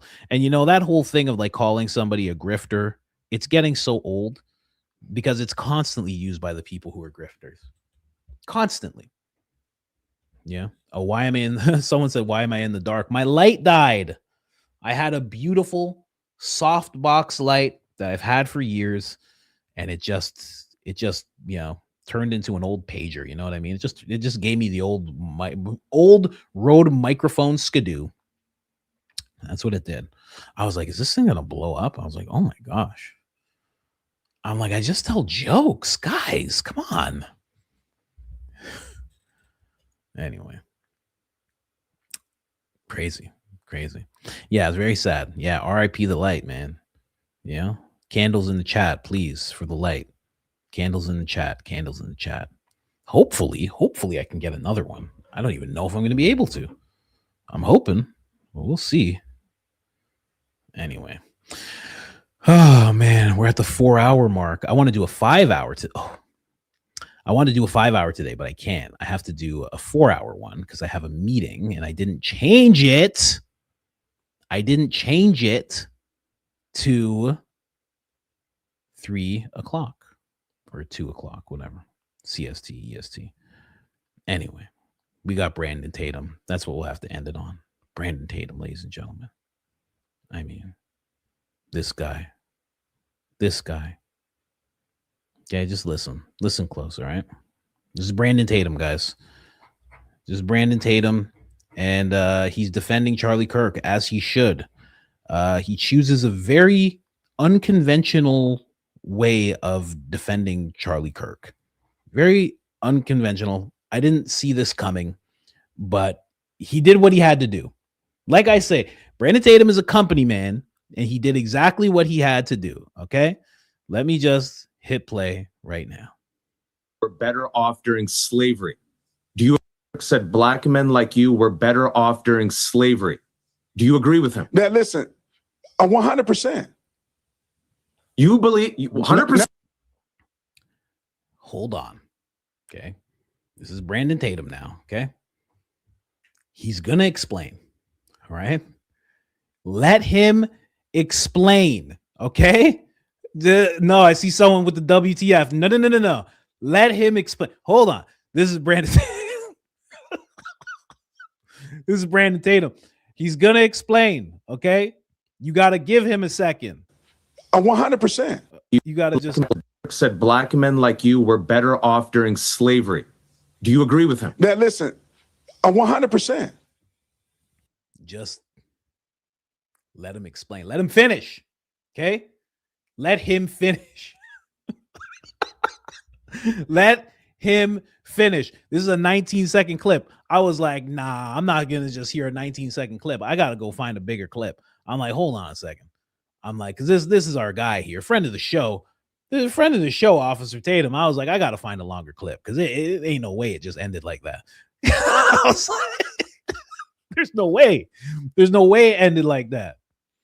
Mama, I was trying to tell this man, I don't know if he white, black, Italian, brown. I don't even know what he is. He is some kind of color. I was trying to tell him we was better under slavery, mama. And I was just trying to explain to him why that is. Hey, mama, hey. You get out this house, boy. You get out this house. You go explain yourself, boy. I don't want to hear none of it like that. I don't care about no conservative movement. I don't care about no Charlie. I don't want to hear none of this. Quit trying to explain things like this. I ain't seen you salute the red, white, and blue in the longest time. You've been saluting blue and white flags. This getting out of control, boy. You came home with that Hebrew on your arm, and I was like, okay, but it's too far, boy. We 12th says we 10th generation people from Texas. What's the matter with you, boy? I don't know what's in that water out in Arizona, boy, but this gonna stop here. This gonna stop here. Oh, I'm gonna beat you up and down this house, boy. You ain't gonna be able to walk up that mountain of evidence by the time I'm done with you. Mama's not having it. Let him finish, okay? Let him finish. Do you think that Charlie Kirk was a racist? Okay. Yes, he said that black people were better off during slavery. No. Do you think that Charlie Kirk spewed hatred?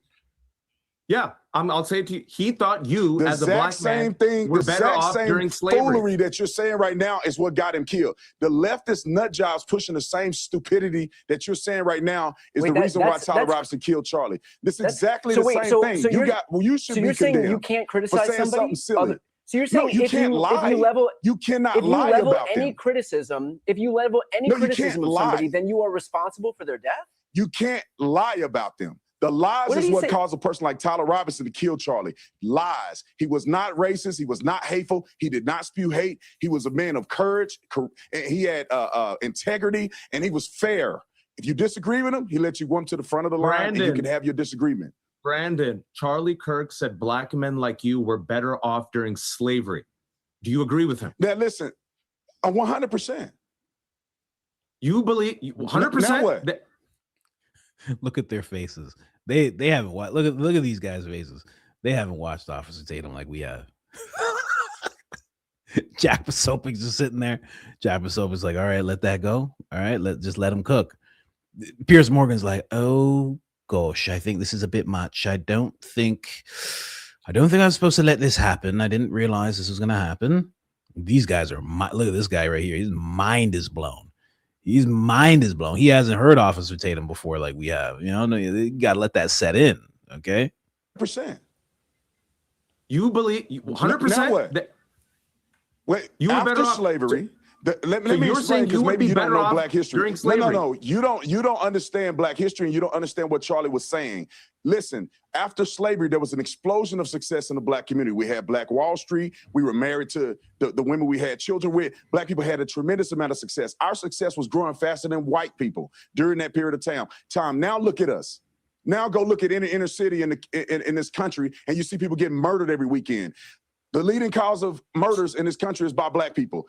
Violent crimes, Black people. Abortion at disproportionate rates, Black people. A lot of things that were going well in our communities is going downhill fast after the 60s. And it's because we've been voting for these sorry Democrats for so many years and they've done nothing for Black people. And you cannot tell me, as somebody who knew Charlie, that he— No, yeah, someone said he's right, though. No, he's not right. You know why he's not right?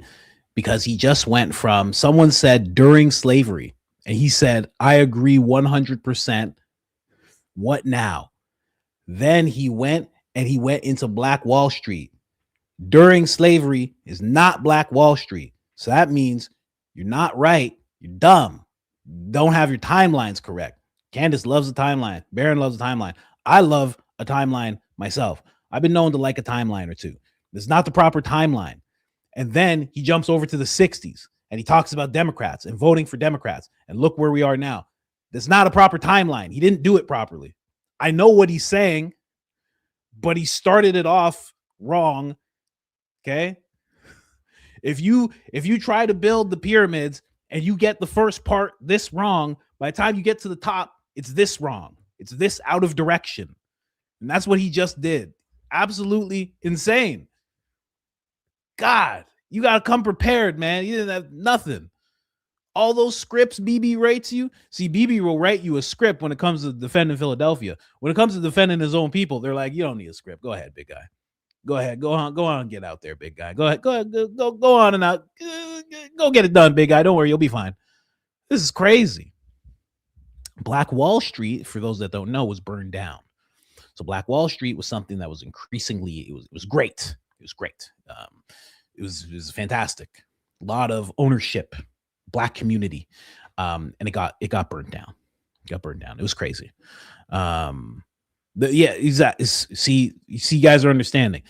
Charlie was misquoted. You start at the misquote and you correct it. You don't just run with the misquote and say, I agree completely. There's a lot of arguments that we can make when it comes to this conversation, but we never start with things were better off during slavery. We don't, and he knows this. We talk about this at the meetings where we all go. It's where we get all the N-word passes. He knows that you never start the argument there.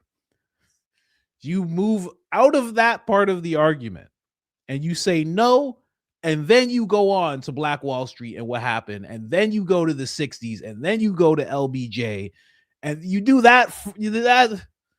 There's a way that this is supposed to go. I feel like Mr. Wachuka right now. I'm pissed. I'm pissed off, you know? Oh, half-hour warning. Okay. All right. Oh, man. Joe Rogan sitting down with JD Vance. Oh, okay. I wonder what he's going to say. Anyway. This is ridiculous. Someone said, who burnt down Black Wall Street? Well, the term has always just been that a bunch of hateful people that didn't like what these African Americans were doing. Now, I'm conditioned to ask different questions. I would like to know who actually did it. I would like to know the people that did it. Is it just a faceless mob that just showed up? I don't know about that. I feel like if they were able to bring rocks into the community and say, here you go, and we know who brought the rocks, right? You know what I mean? The rocks, Hunter Biden style. We know who brought the rocks. If they were able to bring hip hop to community, and the rocks degraded the community, then hip hop degraded the community. If they were able, if there's an organization or people behind that, then probably that whole Black Wall Street thing, there was probably someone behind that. Now, I can't say who or what or anything like that. I can't point to Philadelphia or this or that, but I'm conditioned to ask more questions now. So I would love to know. I would love to know right along with you. I don't know, man. I don't know. It's weird. Very weird. Because there was a lot of people of the fairer skinned pigmentation who are like, good. They're doing good over there. Good. Keep them over there. Stay over there. Because as soon as Black Wall Street went away, well, then they had no choice but to get in to the other communities. And that's where the desegregation movement started. Now, if you look into that movement and you see who was aligned with the voices that were front facing, if you see who was behind those voices, we start to have a different conversation. I'm not sure. I got to learn more about it, especially when it comes to the Black Wall Street part, but I don't know. Something tells me it just wasn't an angry mob, because we're starting to learn that it's never just an angry mob. It's always something. It's always someone. Anyway, Officer Tatum, friend of the show, but good God, man. Good God. Pull it together. This is terrible. It was such a terrible argument, man. You don't do that. I do agree with him. What now? He just blew their minds. That was like his smoke screen. He was just like, he's trying to trick them. He's trying to trick them. Man, oh my gosh. Oh man, you know what? I forgot to tell the story. I'm going to tell that story tomorrow. I have it written down. Jay-Z Dame Dash. I'll tell that story tomorrow. That'll be like an opening statement of mine or something like that. We'll see. Anyway, we can play the rest of this. He was a racist. He wasn't. I knew him very well. We did a whole bunch of incredible things in the black community. He helped out with Blexit, our black nonprofit that helped the black community. We took 400 black conservatives. Look at this guy. This guy can't get over what he said. He just can't get over it. Look at him. His face. He just cannot get over it. To the White House for the first time in history. So don't you say nothing about Charlie being a racist unless you have evidence. Outside of that, you're lying and you're pushing conspiracies that got Charlie Kirk killed. Charlie Kirk said that the Civil Rights Act was a huge mistake. He said that I agree with Martin him. Luther King Jr. was awful and not a good person. I agree with him. As a black man in But America, that's looking on at you. history, That's I your agree with him. prerogative to say that. But you No, don't get that- to say you don't know because history. you agree You don't know with what you're him talking that about. somehow that wasn't a racist thing to say. You Brandon, are how's it racist? like, and then that's where the conversation goes, you know. I should actually talk about it. It'd be a funny bit. There is something released by the Bureau about Martin Luther King, about MLK. And my friend read it to me. We used to do a podcast where we talk about history, and he read me what they quoted him as saying in private when he was around a bunch of ladies.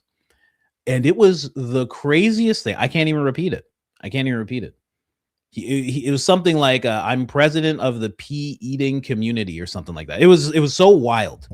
And I was like, the Bureau's making that up. They're making that up to make him look bad. That's what they're doing right now. It was the craziest thing I ever heard. It was so nuts. I got to go back and find that podcast, find that information. But, you know, I get what they're saying. You know, Charlie is definitely not racist. I don't think he was. But the centerpiece of that clip is Officer Tatum saying that. I don't know what's wrong with Officer Tatum. Sometimes, man. I don't get it sometimes, man. You got to pull it together, big guy. That's insane. I don't know why he thought that was okay. I don't know, man. He's a weird guy like that. Anyway, we got to get to these supers, get to these coffees. I gotta go, but I can't go without reading the supers, guys. I can't go without reading the supers. Let's get into it. And thank you guys for being here. Hit the like button, please. It helps the channel tremendously. You have no idea. It just helps so much. Please hit that like button. It helps tremendously. I would love to know. Let me just see the clips of what's happening with JD and Rogan. Let me just see. There's always clips that pop up. Let me just see really quick. What are the newest clips that they have together? It dropped an hour ago. They got the clips yet? The mishandling of the JE. You guys know, big JE. And that's it. That's the clip that they have. We'll see. Obviously, he's going to be running cover for the administration. He's going to say some things about Philadelphia that are going to be seen as like, controversial. That's going to be it. I can predict. You think I'm a Candace whisperer? Boy, oh boy, am I a Joe Rogan whisperer. I know exactly what Joe's going to do. He's not ready to have that conversation with JD Vance. Looks like Mama Tatum and Candace will be speaking soon based on his appearance in Pierce Morgan. Yeah, Candace has to say. Candace should call him. Forget about him calling Candace. At least 7 years old. At least a 7-year-old knows they're caught in a lie. Turning Point just denies and doubles down. It's unbelievable how dumb they really are. It's pretty crazy. It's pretty crazy. What's going on, Florida Rican? I haven't seen you in a minute. How you doing, man? I was recently hiking when, if even a splotch, I was recently hiking when, even if a splotch of DNA came on to my earbuds, I laughed so hard I was crying and I had to stop. People passed by looking at me like I was crazy.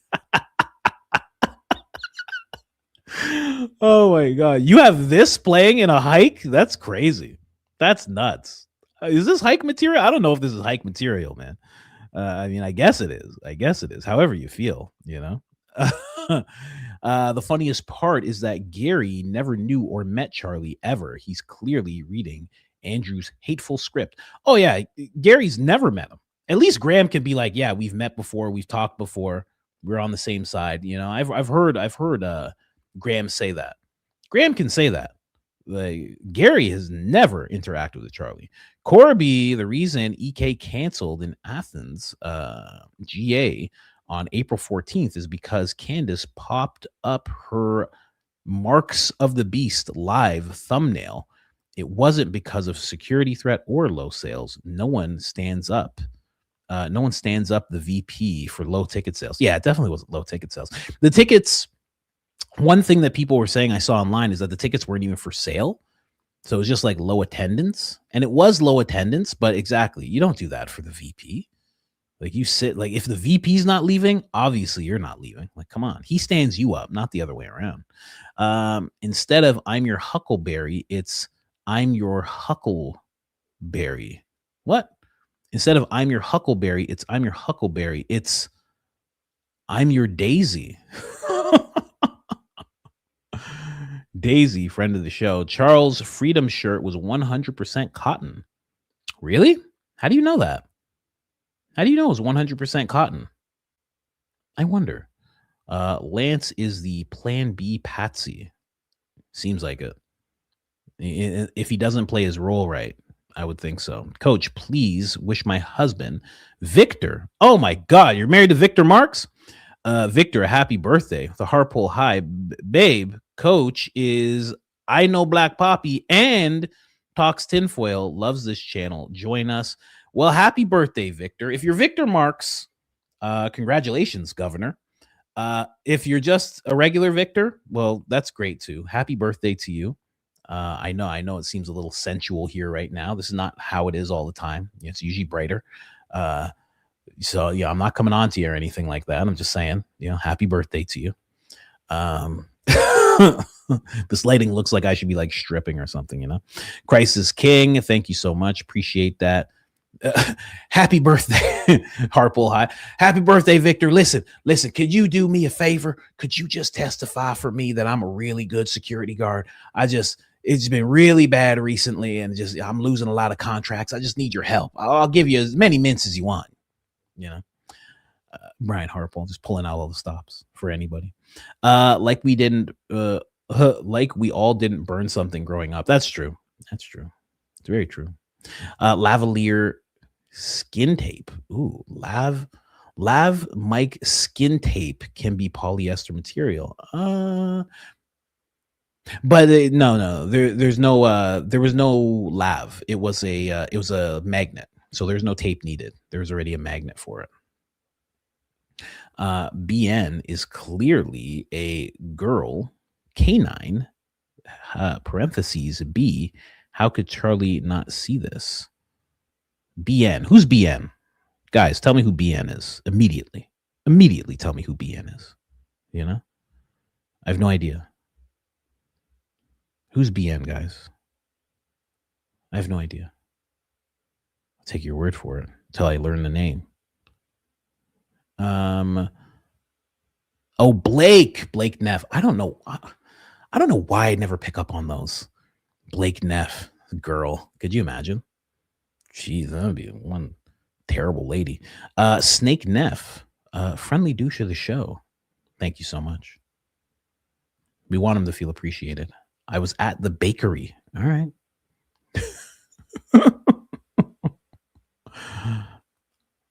Does that say Blakery? No, it says bakery. Okay.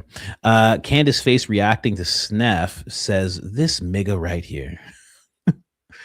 This nigga, please. You're making my ribs hurt. That is a great thing to hear, Brian. Thank you so much. Appreciate you. Appreciate that so much. Blake was being Mr. Wachuka with Mr. Haktua with Mr. Wachuka during his time of memory loss. Oh, man. That would be a better explanation than what he said. I love you, Mr. and Mrs. Coach. I love this community. Thank you so much, Ames. Appreciate you. Mama, Hello Fresh. Mama, are you serious? That Hello Fresh ad, man. I go back and watch that sometimes. The second largest language used in Philadelphia is Russian. Whoa, there are Russian language TV channels, stores, etc. Wow, I knew that. I knew that. I didn't know it was the second largest, but I knew there was tons of Russian people that go there. I knew that because I knew someone that worked in a hotel in Philadelphia, and they said they're constantly running into Russian people to the point where they had to learn Russian themselves. I can't believe I forgot that. You're 100% right. Wow. I completely spaced on that. Jayberg, what's going on? Patriotic Housewife had a short vid yesterday of M. McCoy DMing a random mom. He also took a pic of CK right before the bang. Yeah, I saw that. I have to watch that episode. I think it was Erica lunching with Ben. That would be nuts. It would just be too nuts. Too nuts. Blacksmith, Gary, how Charlie go boom if no mushroom cloud doom dum? Oh, Gary, how Charlie go boom if no mushroom cloud dum? That's true. Yeah. You sound just like Gary when you say that, and no one could explain it to him. Can we do a date night using Ian's web? We could send in questions. I have some questions. I should do that. I am paying for web. I've been paying for web almost from the time I was able to. So I should use it. RIP 2018 Lightbox. Thank you so much. RIP to the light. The light was a warning shot. The next is the mic. Oh my gosh. I'm gonna have to wear a mouth guard. Coach After Dark, RIP Light, Just Say Julie, thank you so much. Plain truth. This person right here was with me in the live streams when I was just on Twitch doing 6-hour live streams to 8 people. This person right here. What's going on? Plain simple truth. This is a combo of many movies. Thomas Crown, Affairs in Focus, the use of many characters who look alike, distract/attract attention from the public. Watch both. It will fascinate you. Thomas Crown and Focus. Yeah, no, I've never Thomas Crown Affair. Of course, I saw that when I was a kid. My mom used to have me watch really crazy things. It's giving scary campfire story vibes. Oh, Cynthia, God is good. Yes, ma'am. God is good all the time. God is good. Thank you so much. Very generous. Became a member. Shia became a member. Shout out to you. Your light got all zesty. Crisis King Coach, keep on getting my fellow bald men. Thank you so much. Who's this? North America First. Yeah, there you go. I like that. Gucci jacket, $2,000. What an a-hole. I bet. $2,000 for a jacket. That's crazy. Blakey was 20 feet away, yet he was not a witness to what happened to CK. Yeah. He wasn't even 20 feet away. He was like 5 feet away. What's your opinion on Megyn Kelly? I've talked about it so much. I don't like the term fence sitters. Mount Hushmore. That's good. I don't like the term fence sitter because I think you should be able to look at this side and see good things and look at that side and see good things. And, you should be able to have both. There's no, the people in power shouldn't be able to tell you have one side or another. They shouldn't be able to do that. They definitely shouldn't be able to put you in those boxes. But she is the definition of a fence sitter. Like I said yesterday, she kind of just moves with the wind. Like whatever people are saying. Is that what Candace said, Ben? Oh my gosh. Hey, I learned Candace didn't say that. And I have a lot in common with Candace. Oh my gosh. The evidence is overwhelming. It's just like whatever people are saying to her, she's just like ready to go. It's terrible. First Blake Lively, now Blake Neff. Well, sparkle me. Oh my gosh. Swearing in the next of kin is dictator monarchy thing. Yeah, man, tell you, pseudo royalty. That's not a republic democracy thing. Pseudo royalty at its finest. Christ is king. Christ is king indeed. Yeah, you're 100% right. It's crazy. It's absolutely crazy.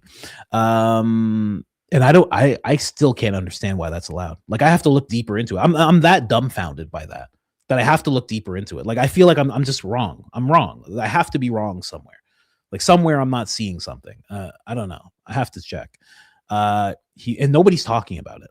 He was just in a primary and somehow won. I live in South Carolina. This is absolutely ludicrous, and I don't understand this BS. I don't think this is allowed. Yeah, you should really check. It's crazy. Thanks to Darlene, the Lindsay impression lives on. Well, there's the silver lining. You're right. You're 100% right. There's the silver lining. Done. It keeps going. We keep going. Everyone loves Mama, but I would humbly suggest more Tucker appearances. The image of him laughing and being carried away on a pack of dogs stays with me to this day.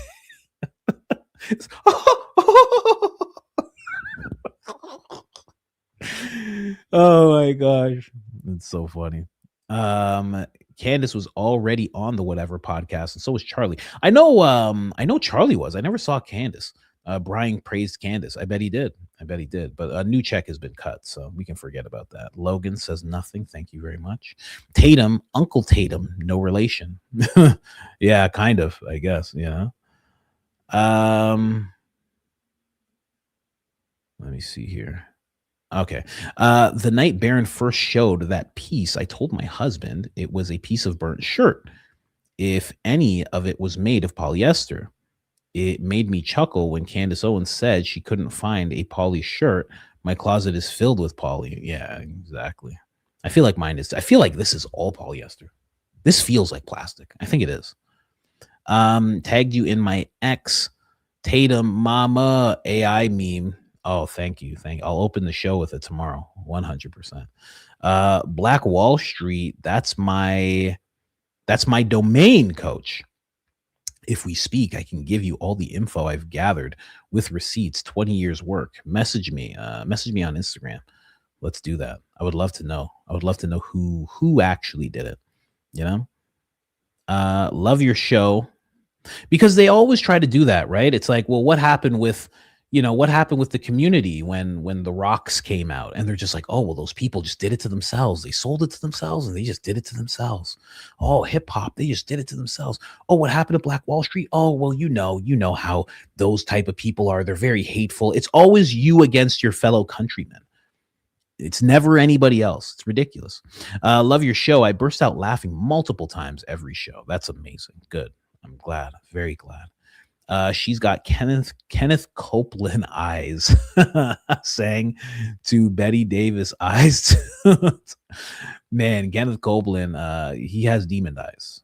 Literally, he does. I'm a churchgoer, and I've been infiltrated. The Romneys are the key MK agency, now Turning Point. Kathy O'Brien called it out in 95 at a 1995 congressional testimony. Really? Kathy O'Brien? I never. Kathy O'Brien. Really? Never heard that before. Thank you so much. Okay, those are the supers, ladies and gentlemen. Let me see here. I'll go into how many. Okay, I got a few minutes. Let's go into some coffees. Some of the coffees I will have to probably read tomorrow. Look how dumbfounded this guy is. He's like, who is this person? Officer Tatum's like, you ain't never heard of the Officer Tatum? I'm Brandon Tatum. I'm Delta Train, boy. You don't know me? Fort Worth, Delta Train. We kick in doors, do all sorts of crazy stuff. You have no idea. You just a booty bandit. I could tell by the way you got your hands up right now. I never smell your fingers. I know what they smell like. You probably eat fiber every day, boy. Officer Tatum, just letting them have it. One more super there. Darlene Graham has been named interim senator and will hold the seat until January. That's terrible. And then she's going to win. I already know it's going to happen. There will be a special election in South Carolina in August. Yep. I already know it's going to happen. As soon as you say that, I know exactly how this is going to turn out, obviously. Black Baseball League destroyed. Well, I mean, it was kind of destroyed. It's kind of... Once you destroy a black, they say, what does they say when they close a window, they open the door. When the Lord closes the door, he opens the window. When you destroy a black baseball league, the NBA pops up. All those guys were like, I guess we'll just go here. I don't know. I guess DEI arguing for monetary only applies to minors. Charlie wasn't a pilot.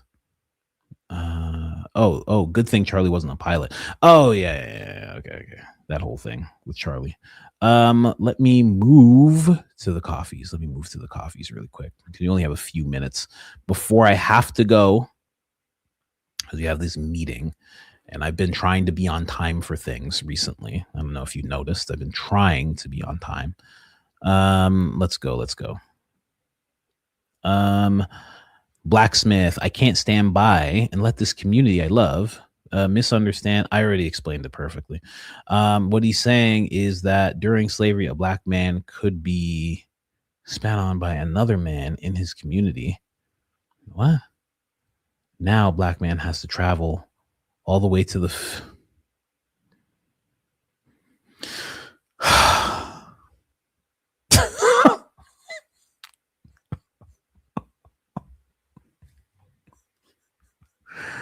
Oh my God. I'll read it. Oh my God. I can't stand by and let this community I love misunderstand Officer Tatum, friend of the show. What he's saying is during slavery, a black man could be spat on by another man in his own community. Now, a black man has to go all the way overseas to Philadelphia just to be spat on. That's what he meant by get out of here. Who is this? Blacksmith? Get out of here. Blacksmith, gotcha. Oh my gosh.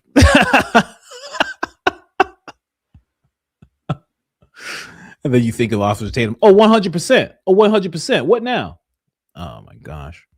Earl's daughter. If I ever need security, I'd be better off with my overweight chain smoking cousin Jeff, his 3 half brothers, and his meth head stepsister.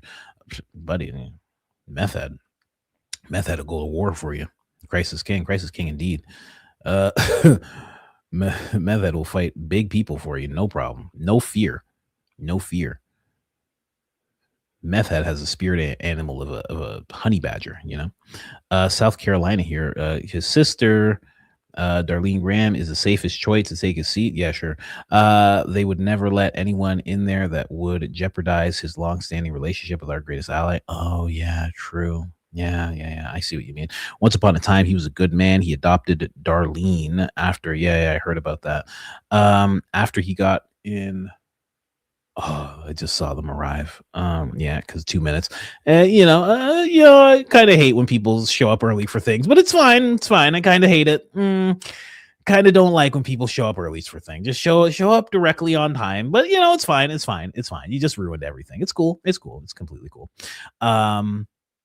Lindsay C is up in November. He just won his party nomination last month, courtesy of our greatest ally. Frankly, I don't understand why Gov McMaster didn't appoint himself. which is pretty common. He's not eligible to serve another term as governor. He could have slipped right into that seat and had gotten elected in November. After all, he's only 79 years old, the perfect age for a geriatric Senate. That's funny. Yeah, it's crazy. Coach's impromptu eulogy for the light was more thoughtful and well delivered than anything Trump ever said for Charlie Kirk. Oh gosh. Okay, we're gonna when I get back to the coffees, we're gonna do it on Hilby. Okay, that's where we're gonna start. I can't read them today, but they're not like super chats. They don't go away. And they're gonna be right here. But I do have to go. I know we're only 4.5 hours. I know. But yesterday we went 5.5 hours. So give me a little grace there.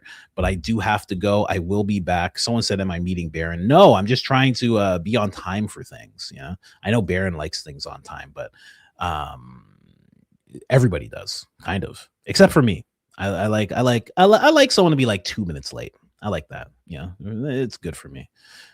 That way I can be 5 minutes late. And then it's only like I'm 3 minutes late, Anyway, I'm kidding. I will see you guys very, very soon. 10 a.m. sharp. Candace Owens is going live. Barron's going live. Can't wait to hear what he has to say about this shirt, about Shirtgate. I can't wait to hear what he has to say about it.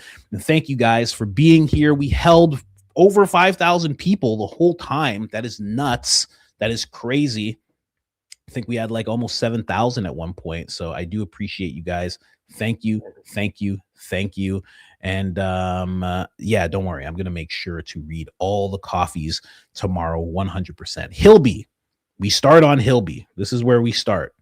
Just so you guys remember, everyone is going to throw away their polyester clothes and going straight back to cotton after this last episode. Bang. That's where we're starting tomorrow with the coffees, and we're going to go with coffees first tomorrow. Okay. Thank you guys so much. I do appreciate you. Hopefully I have a light. I don't know, or else we'll go back to the sensual lighting. I know if Blake's watching, he likes it. He likes it for sure. Anyways, guys, thank you guys so much. I'm out of here. Bye.